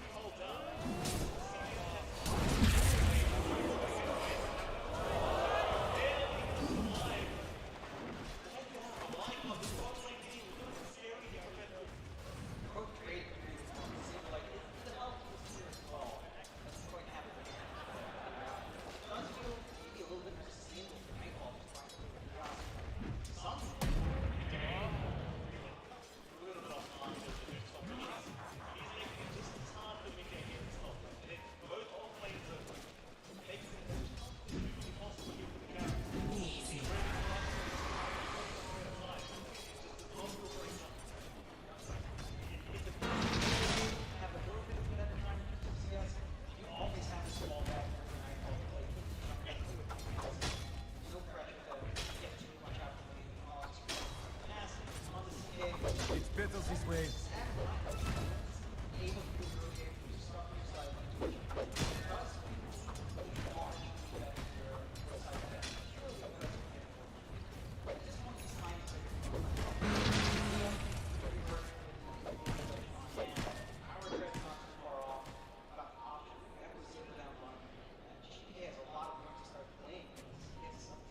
Precious bump.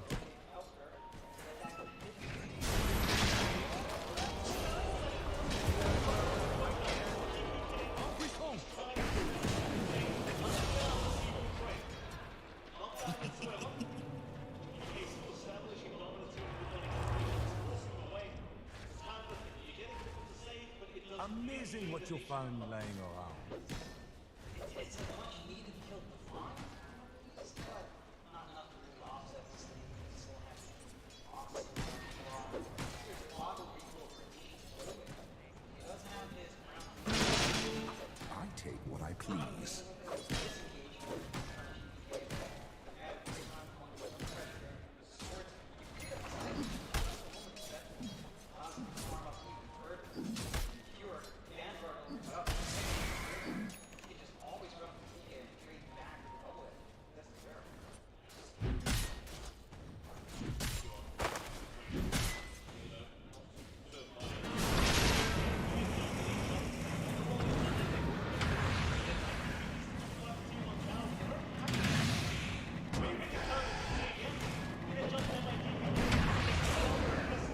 Radiant's middle tower is under attack.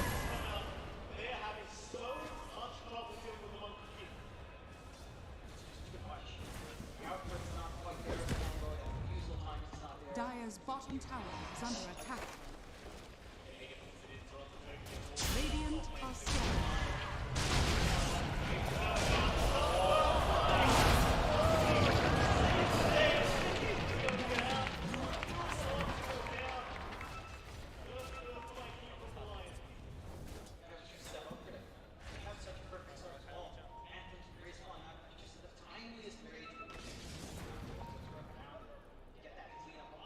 Dire's top tower is under attack.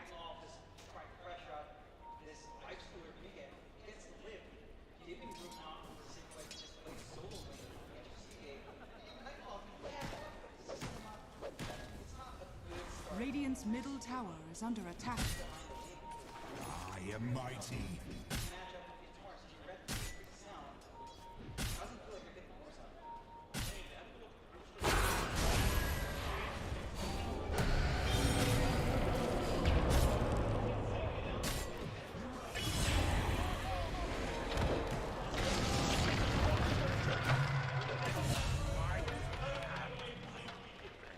I'll send you back to hell.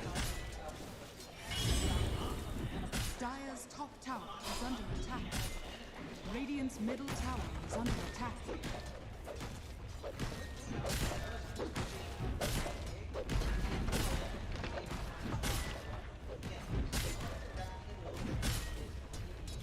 Dire's top tower is under attack. Dire's top tower has fallen. Oh, this'll work.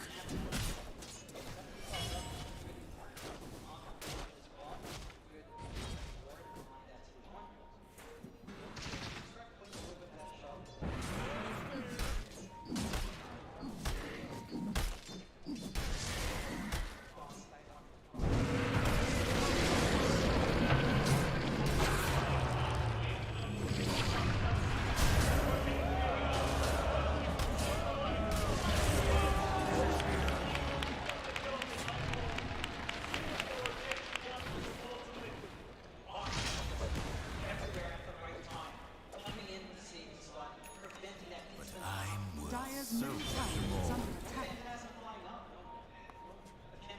Precious bounty. Radiant's bottom tower is under attack.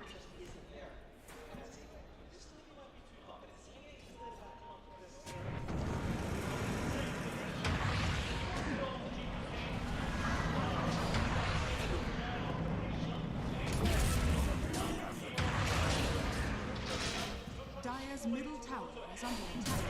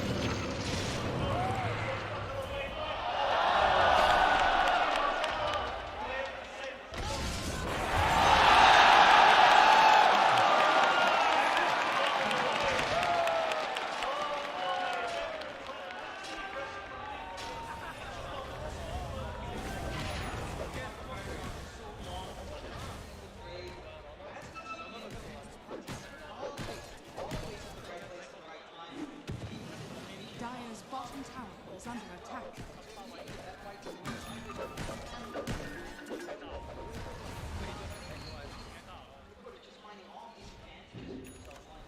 Dire's middle tower is under attack.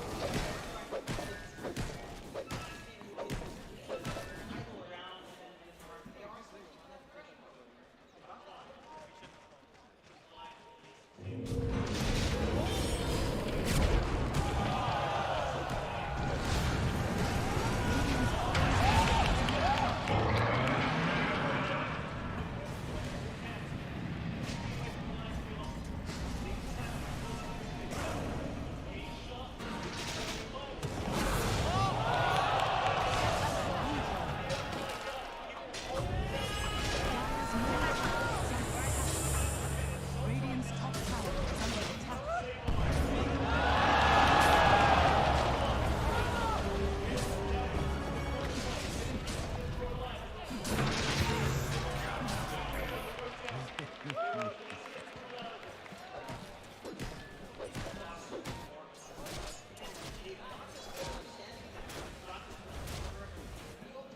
Radiant's top tower is under attack. Dire's middle tower is under attack.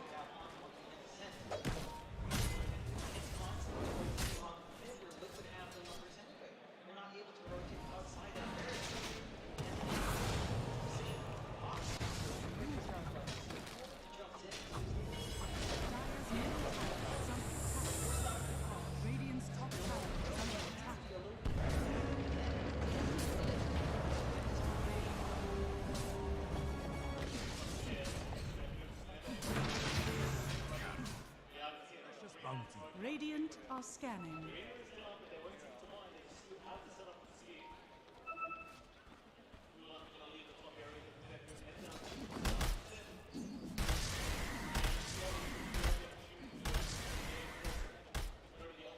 Dire are scanning.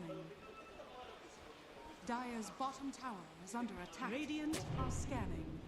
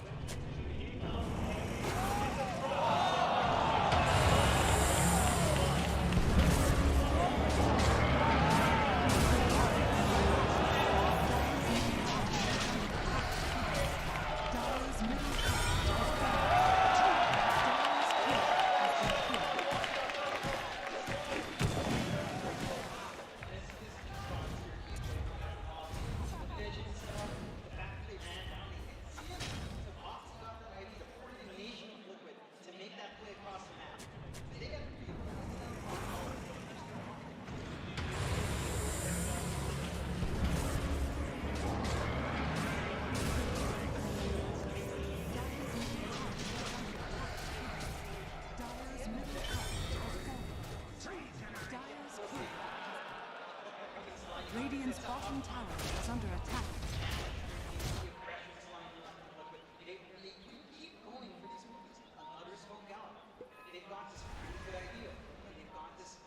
Radiant structures are fortified.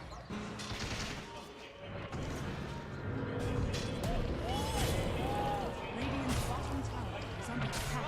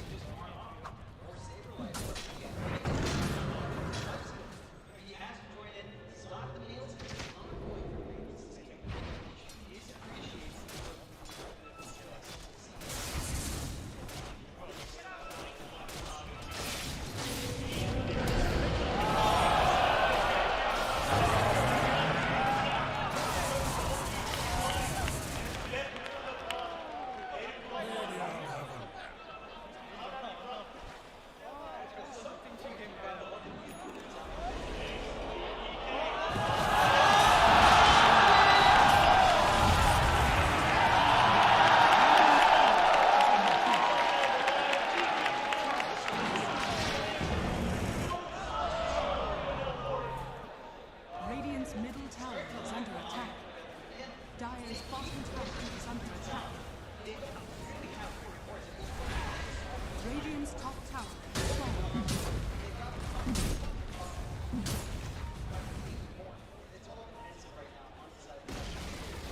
Radiant's middle tower has fallen. Dire's bottom tower is under attack. Radiant's top tower is under attack. Dire's bottom tower has fallen. Dire's bottom tower is under attack.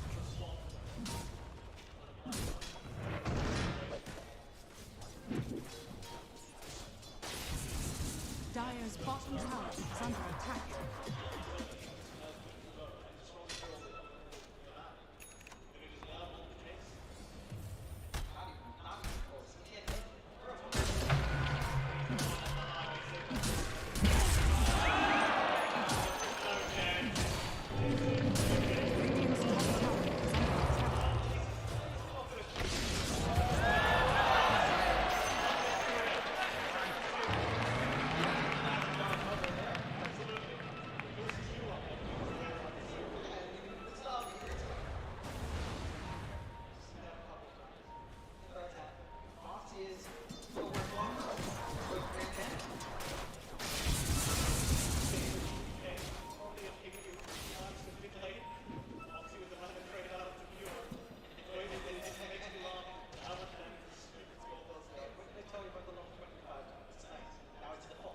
Radiant's bottom tower is under attack.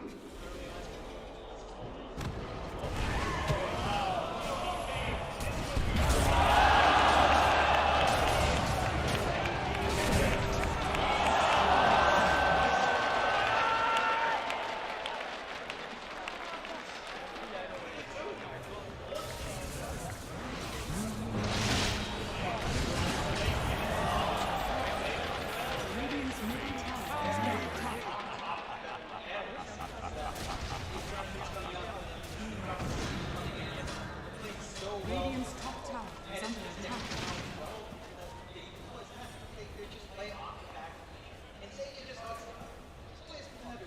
Radiant's middle tower is under attack.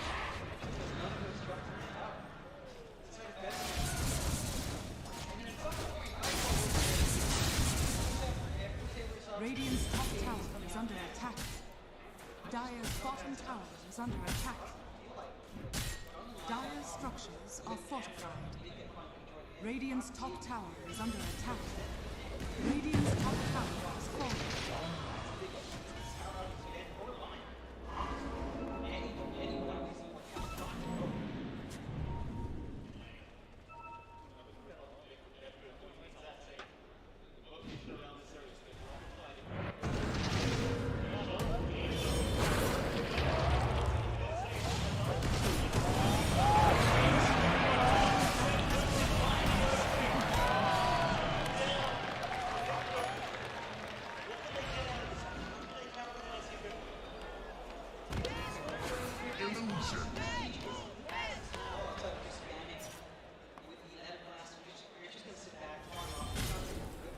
Radiant's bottom tower is under attack.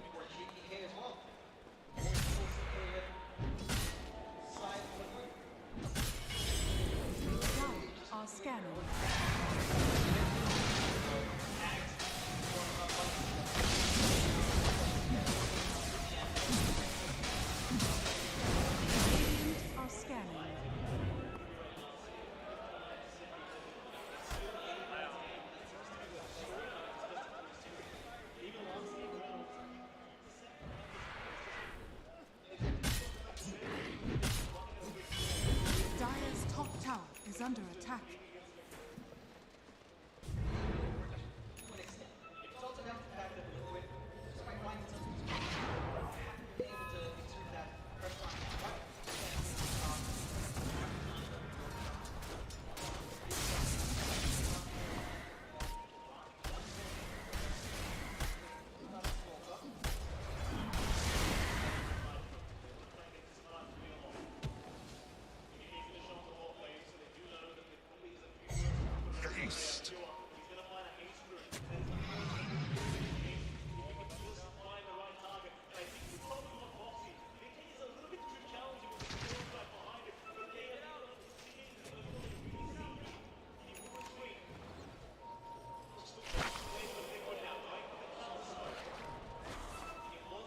Radiant's bottom tower is under attack.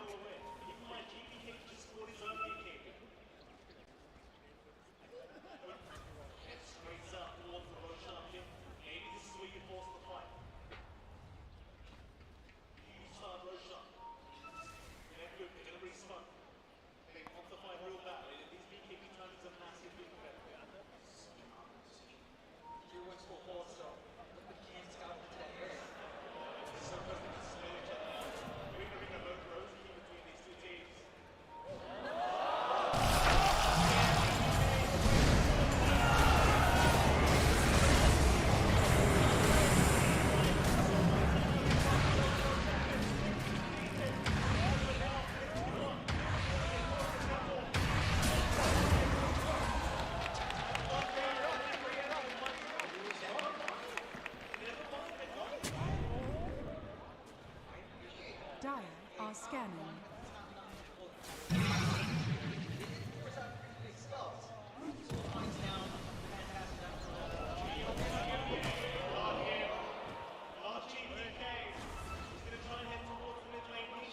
Radiant's bottom tower is under attack.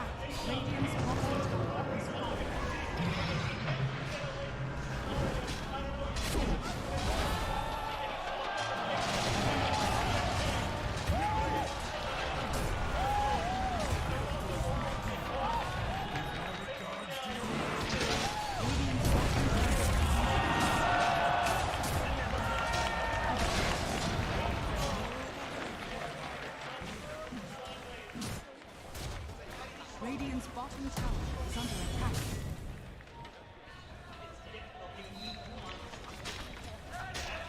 Radiant's middle tower is under attack.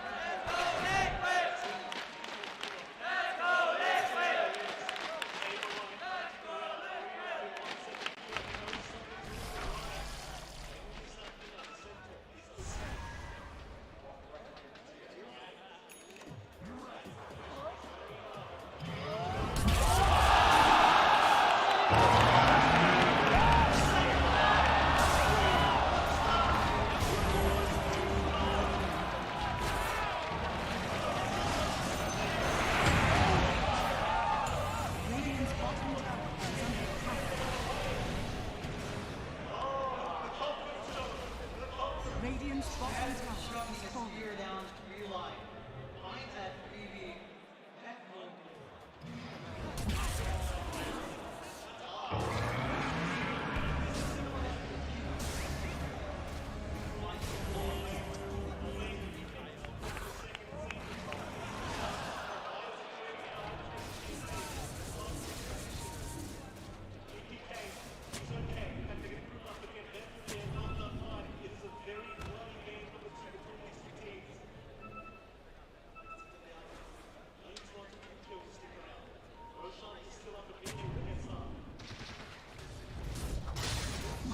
Radiant are scattered.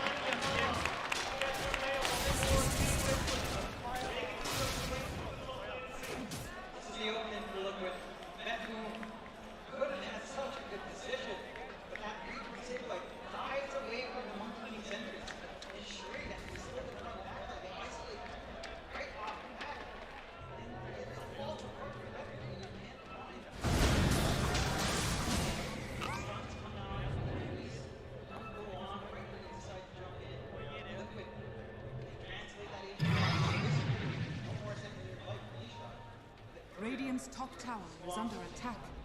A gift from the goddess.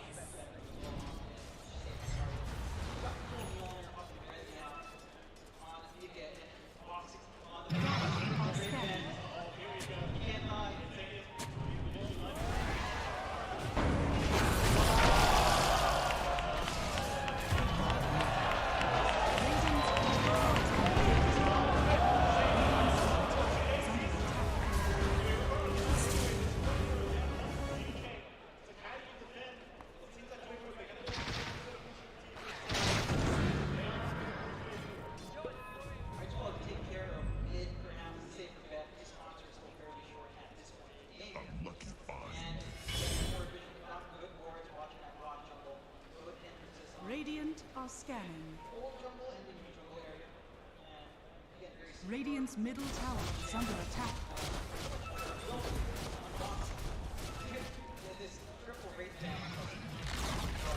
Radiant's middle tower has fallen.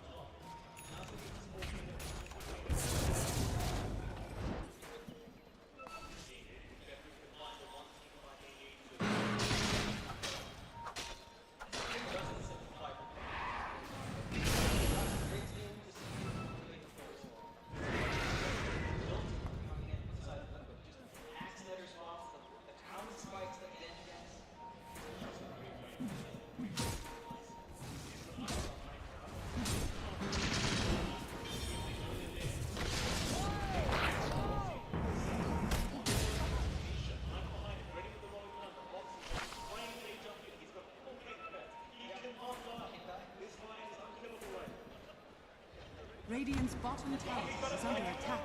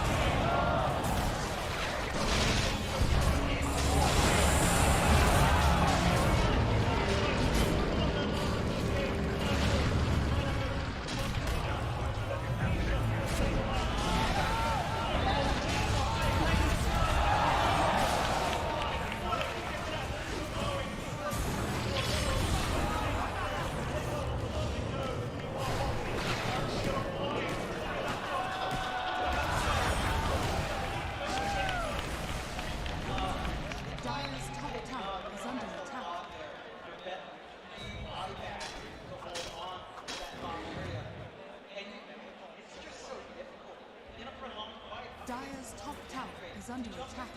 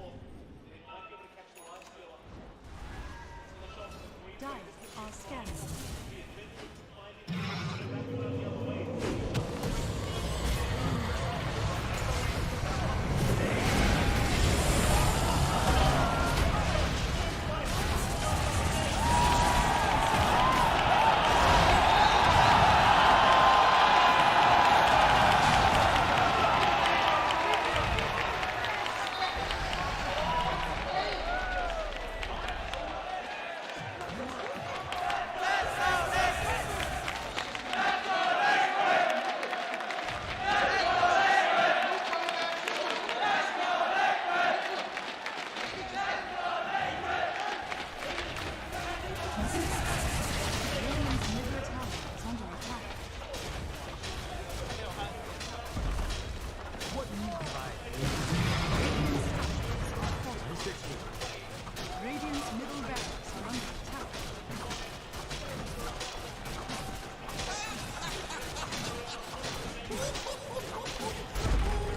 Radiant's middle barracks has fallen.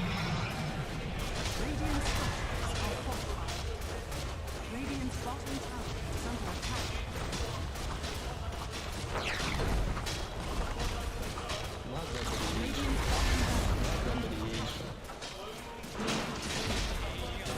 Radiant's bottom tower is under attack. Radiant's bottom tower is falling.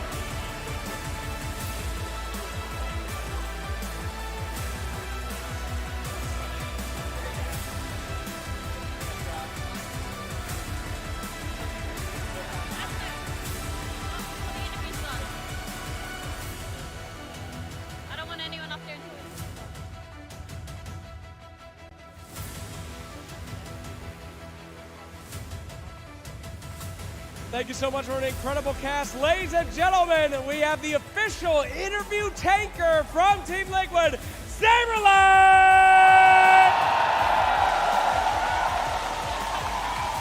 Saberlight, Giga Chad himself, what an incredible game in that. I mean, BetBoom is known for their aggression. They're known for their insanity and jumping in. But you on that Mars was one of the most aggressive I've ever seen. Where did this come from? I'm a big Mars enjoyer, guys. If you remember ESL Stockholm, I was the first one and the only one who did the spear into arena, and they buffed it for me. So now I'm cooking, dude. Whenever I can spear someone, it's points. I would like to send a message to Boba. How do you lose with this man on your team, man?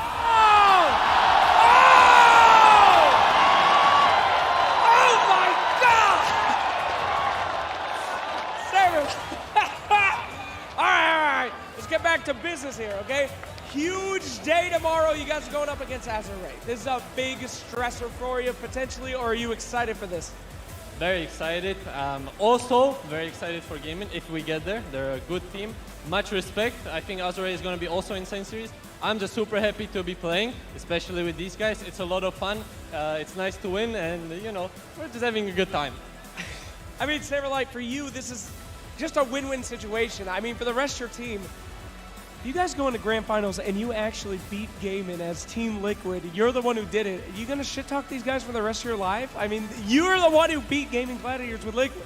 That is true. I mean, we'll cross that bridge when we get there. Okay, if we win finals, ask me this question again. It's going to be like a foreshadowing for that. All right, that's what we like very much.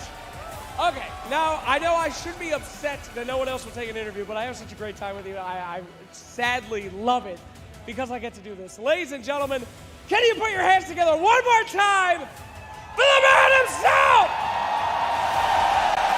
Because we will be seeing this man tomorrow fight for his life against Azure. Thank you again for another incredible interview, another great one, and we'll send it back to the panel. Bing bongs all around as Team Liquid and Saberlight conquer BetBoom Team, send them home, unfortunately, and move forward throughout ESL 1 Kuala Lumpur 2023, where they will face off against Azure tomorrow. A quick day, gentlemen. 2-0s all over the place. I thought that BetBoom Team getting their 2-0 against G2IG meant that this series would be a little bit more competitive, but Liquid are just on another level. I mean, I thought so too, but I feel like Liquid they're playing too good, you know. We also figured out Saberlight was not the problem. We'll see in the future who else will or will not be, but I feel like they're playing so well from start to finish. What they're doing overall on the map and helping each out. There's like this one fight you have, Insania comes in, he swaps out, I think it's Nisha, then he body blocks, he gets to walk back all the way, he dodges spells, gets a bottle refill, triple mangoes, then they keep fighting. Like, this is the type of clutch plays you need in order to win these tournaments, and Liquid, they just keep performing and they're just showing it to me in every single game. I mean, their tempo was super high from the beginning of the game to the end, and the fact that it was basically the same draft 2 times in a row with like some slight hero modifications, you could really feel the morale breaking for BetBoom in the second game because they just got so many kills and so much pressure and saved so many heroes. CK did not look like the same hero anymore, was vulnerable, was dying easily. It just was an outclass this game.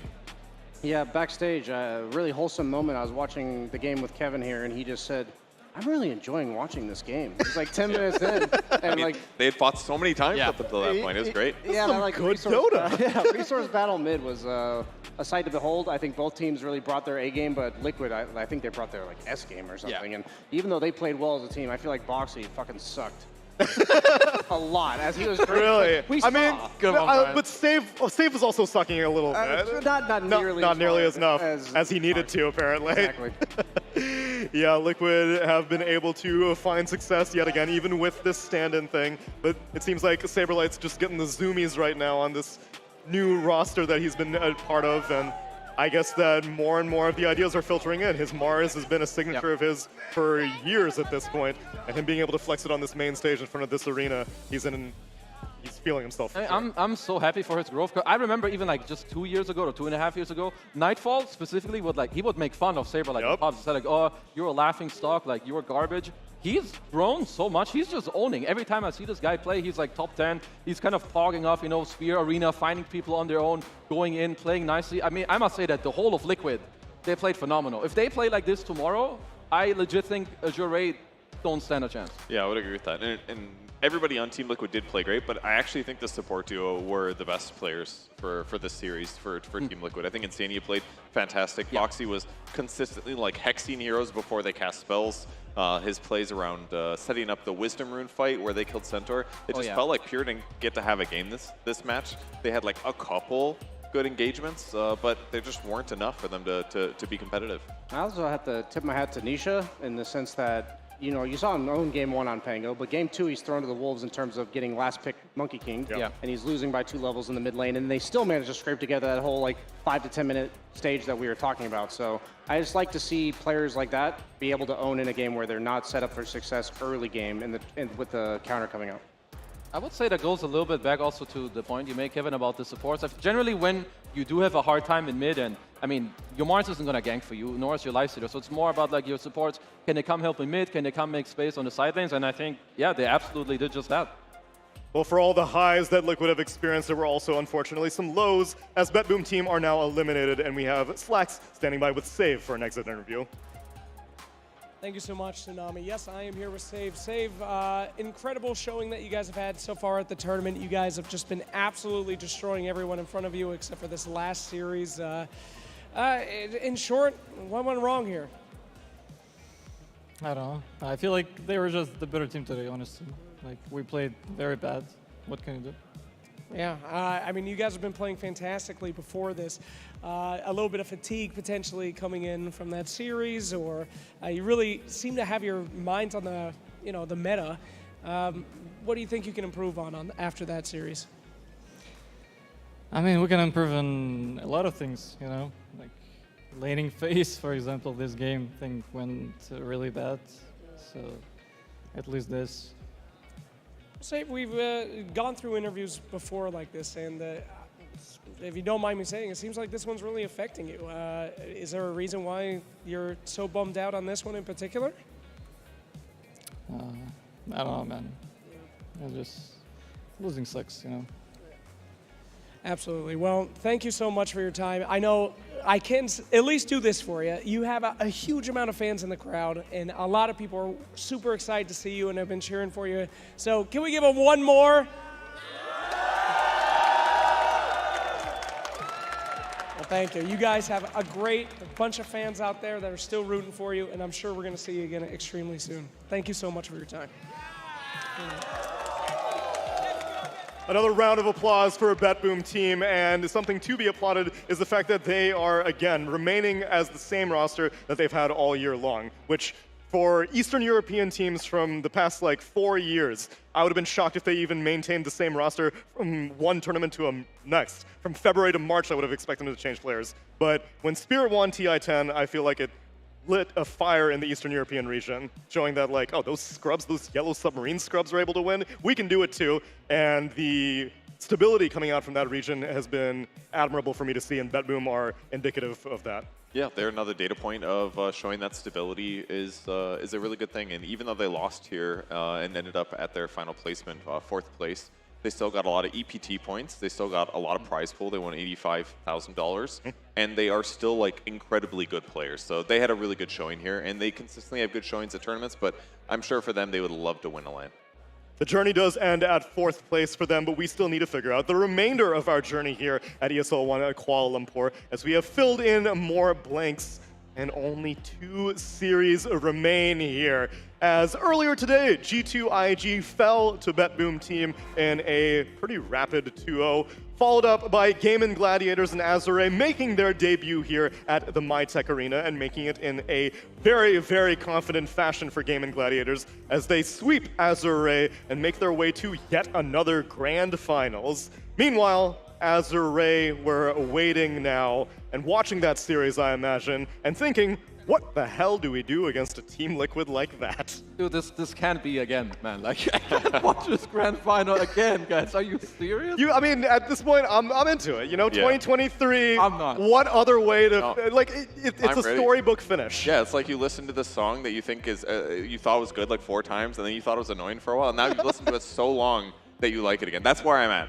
I'm through the cringe. No, this is like one of those songs on YouTube where you're listening and you're thinking, oh, it's my jam, and then it's one of the abridged versions that just completely the radio edit. Yeah, 30 seconds in. So that's what's going to happen this time. We're going to get there. We're all going to be bummed that it's the same finals, and then Liquid's going to take it, and then we're going to be like, oh.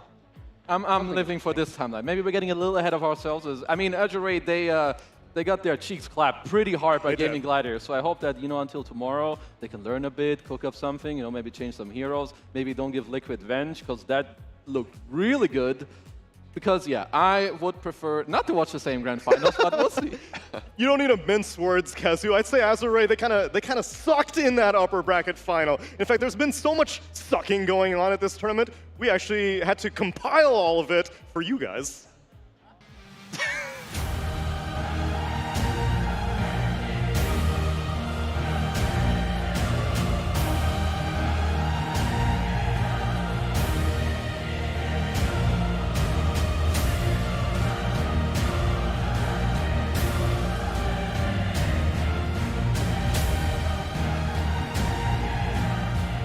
That one was for you, Brian. You saw Boxy sucking it up, and I figured what better way to close out the night. That made my night. I'll be honest with you. All right, I thought that you were just trying to segue into some highlights, but that was actually highlights. What bigger highlights was there? Brian. Only for you, Brian. Thank you. That's so sweet.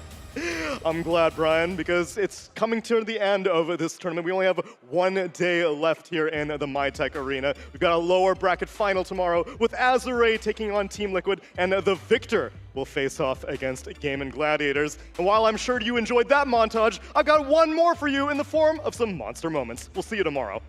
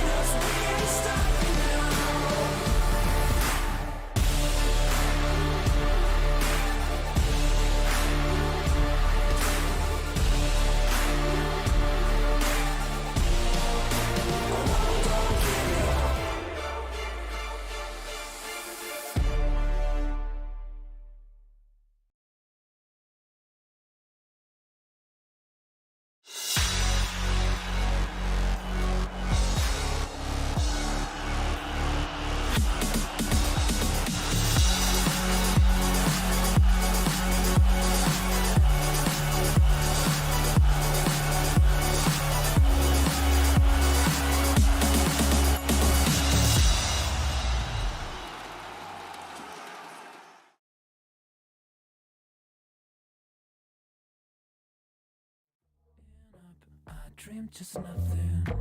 Ooh, what are you? People talk loud, I get what they're telling me. I fucked up, I didn't care of it. Ooh, what a true. Hey, I gotta say, something's going wrong, and everything's upside down. I'm falling.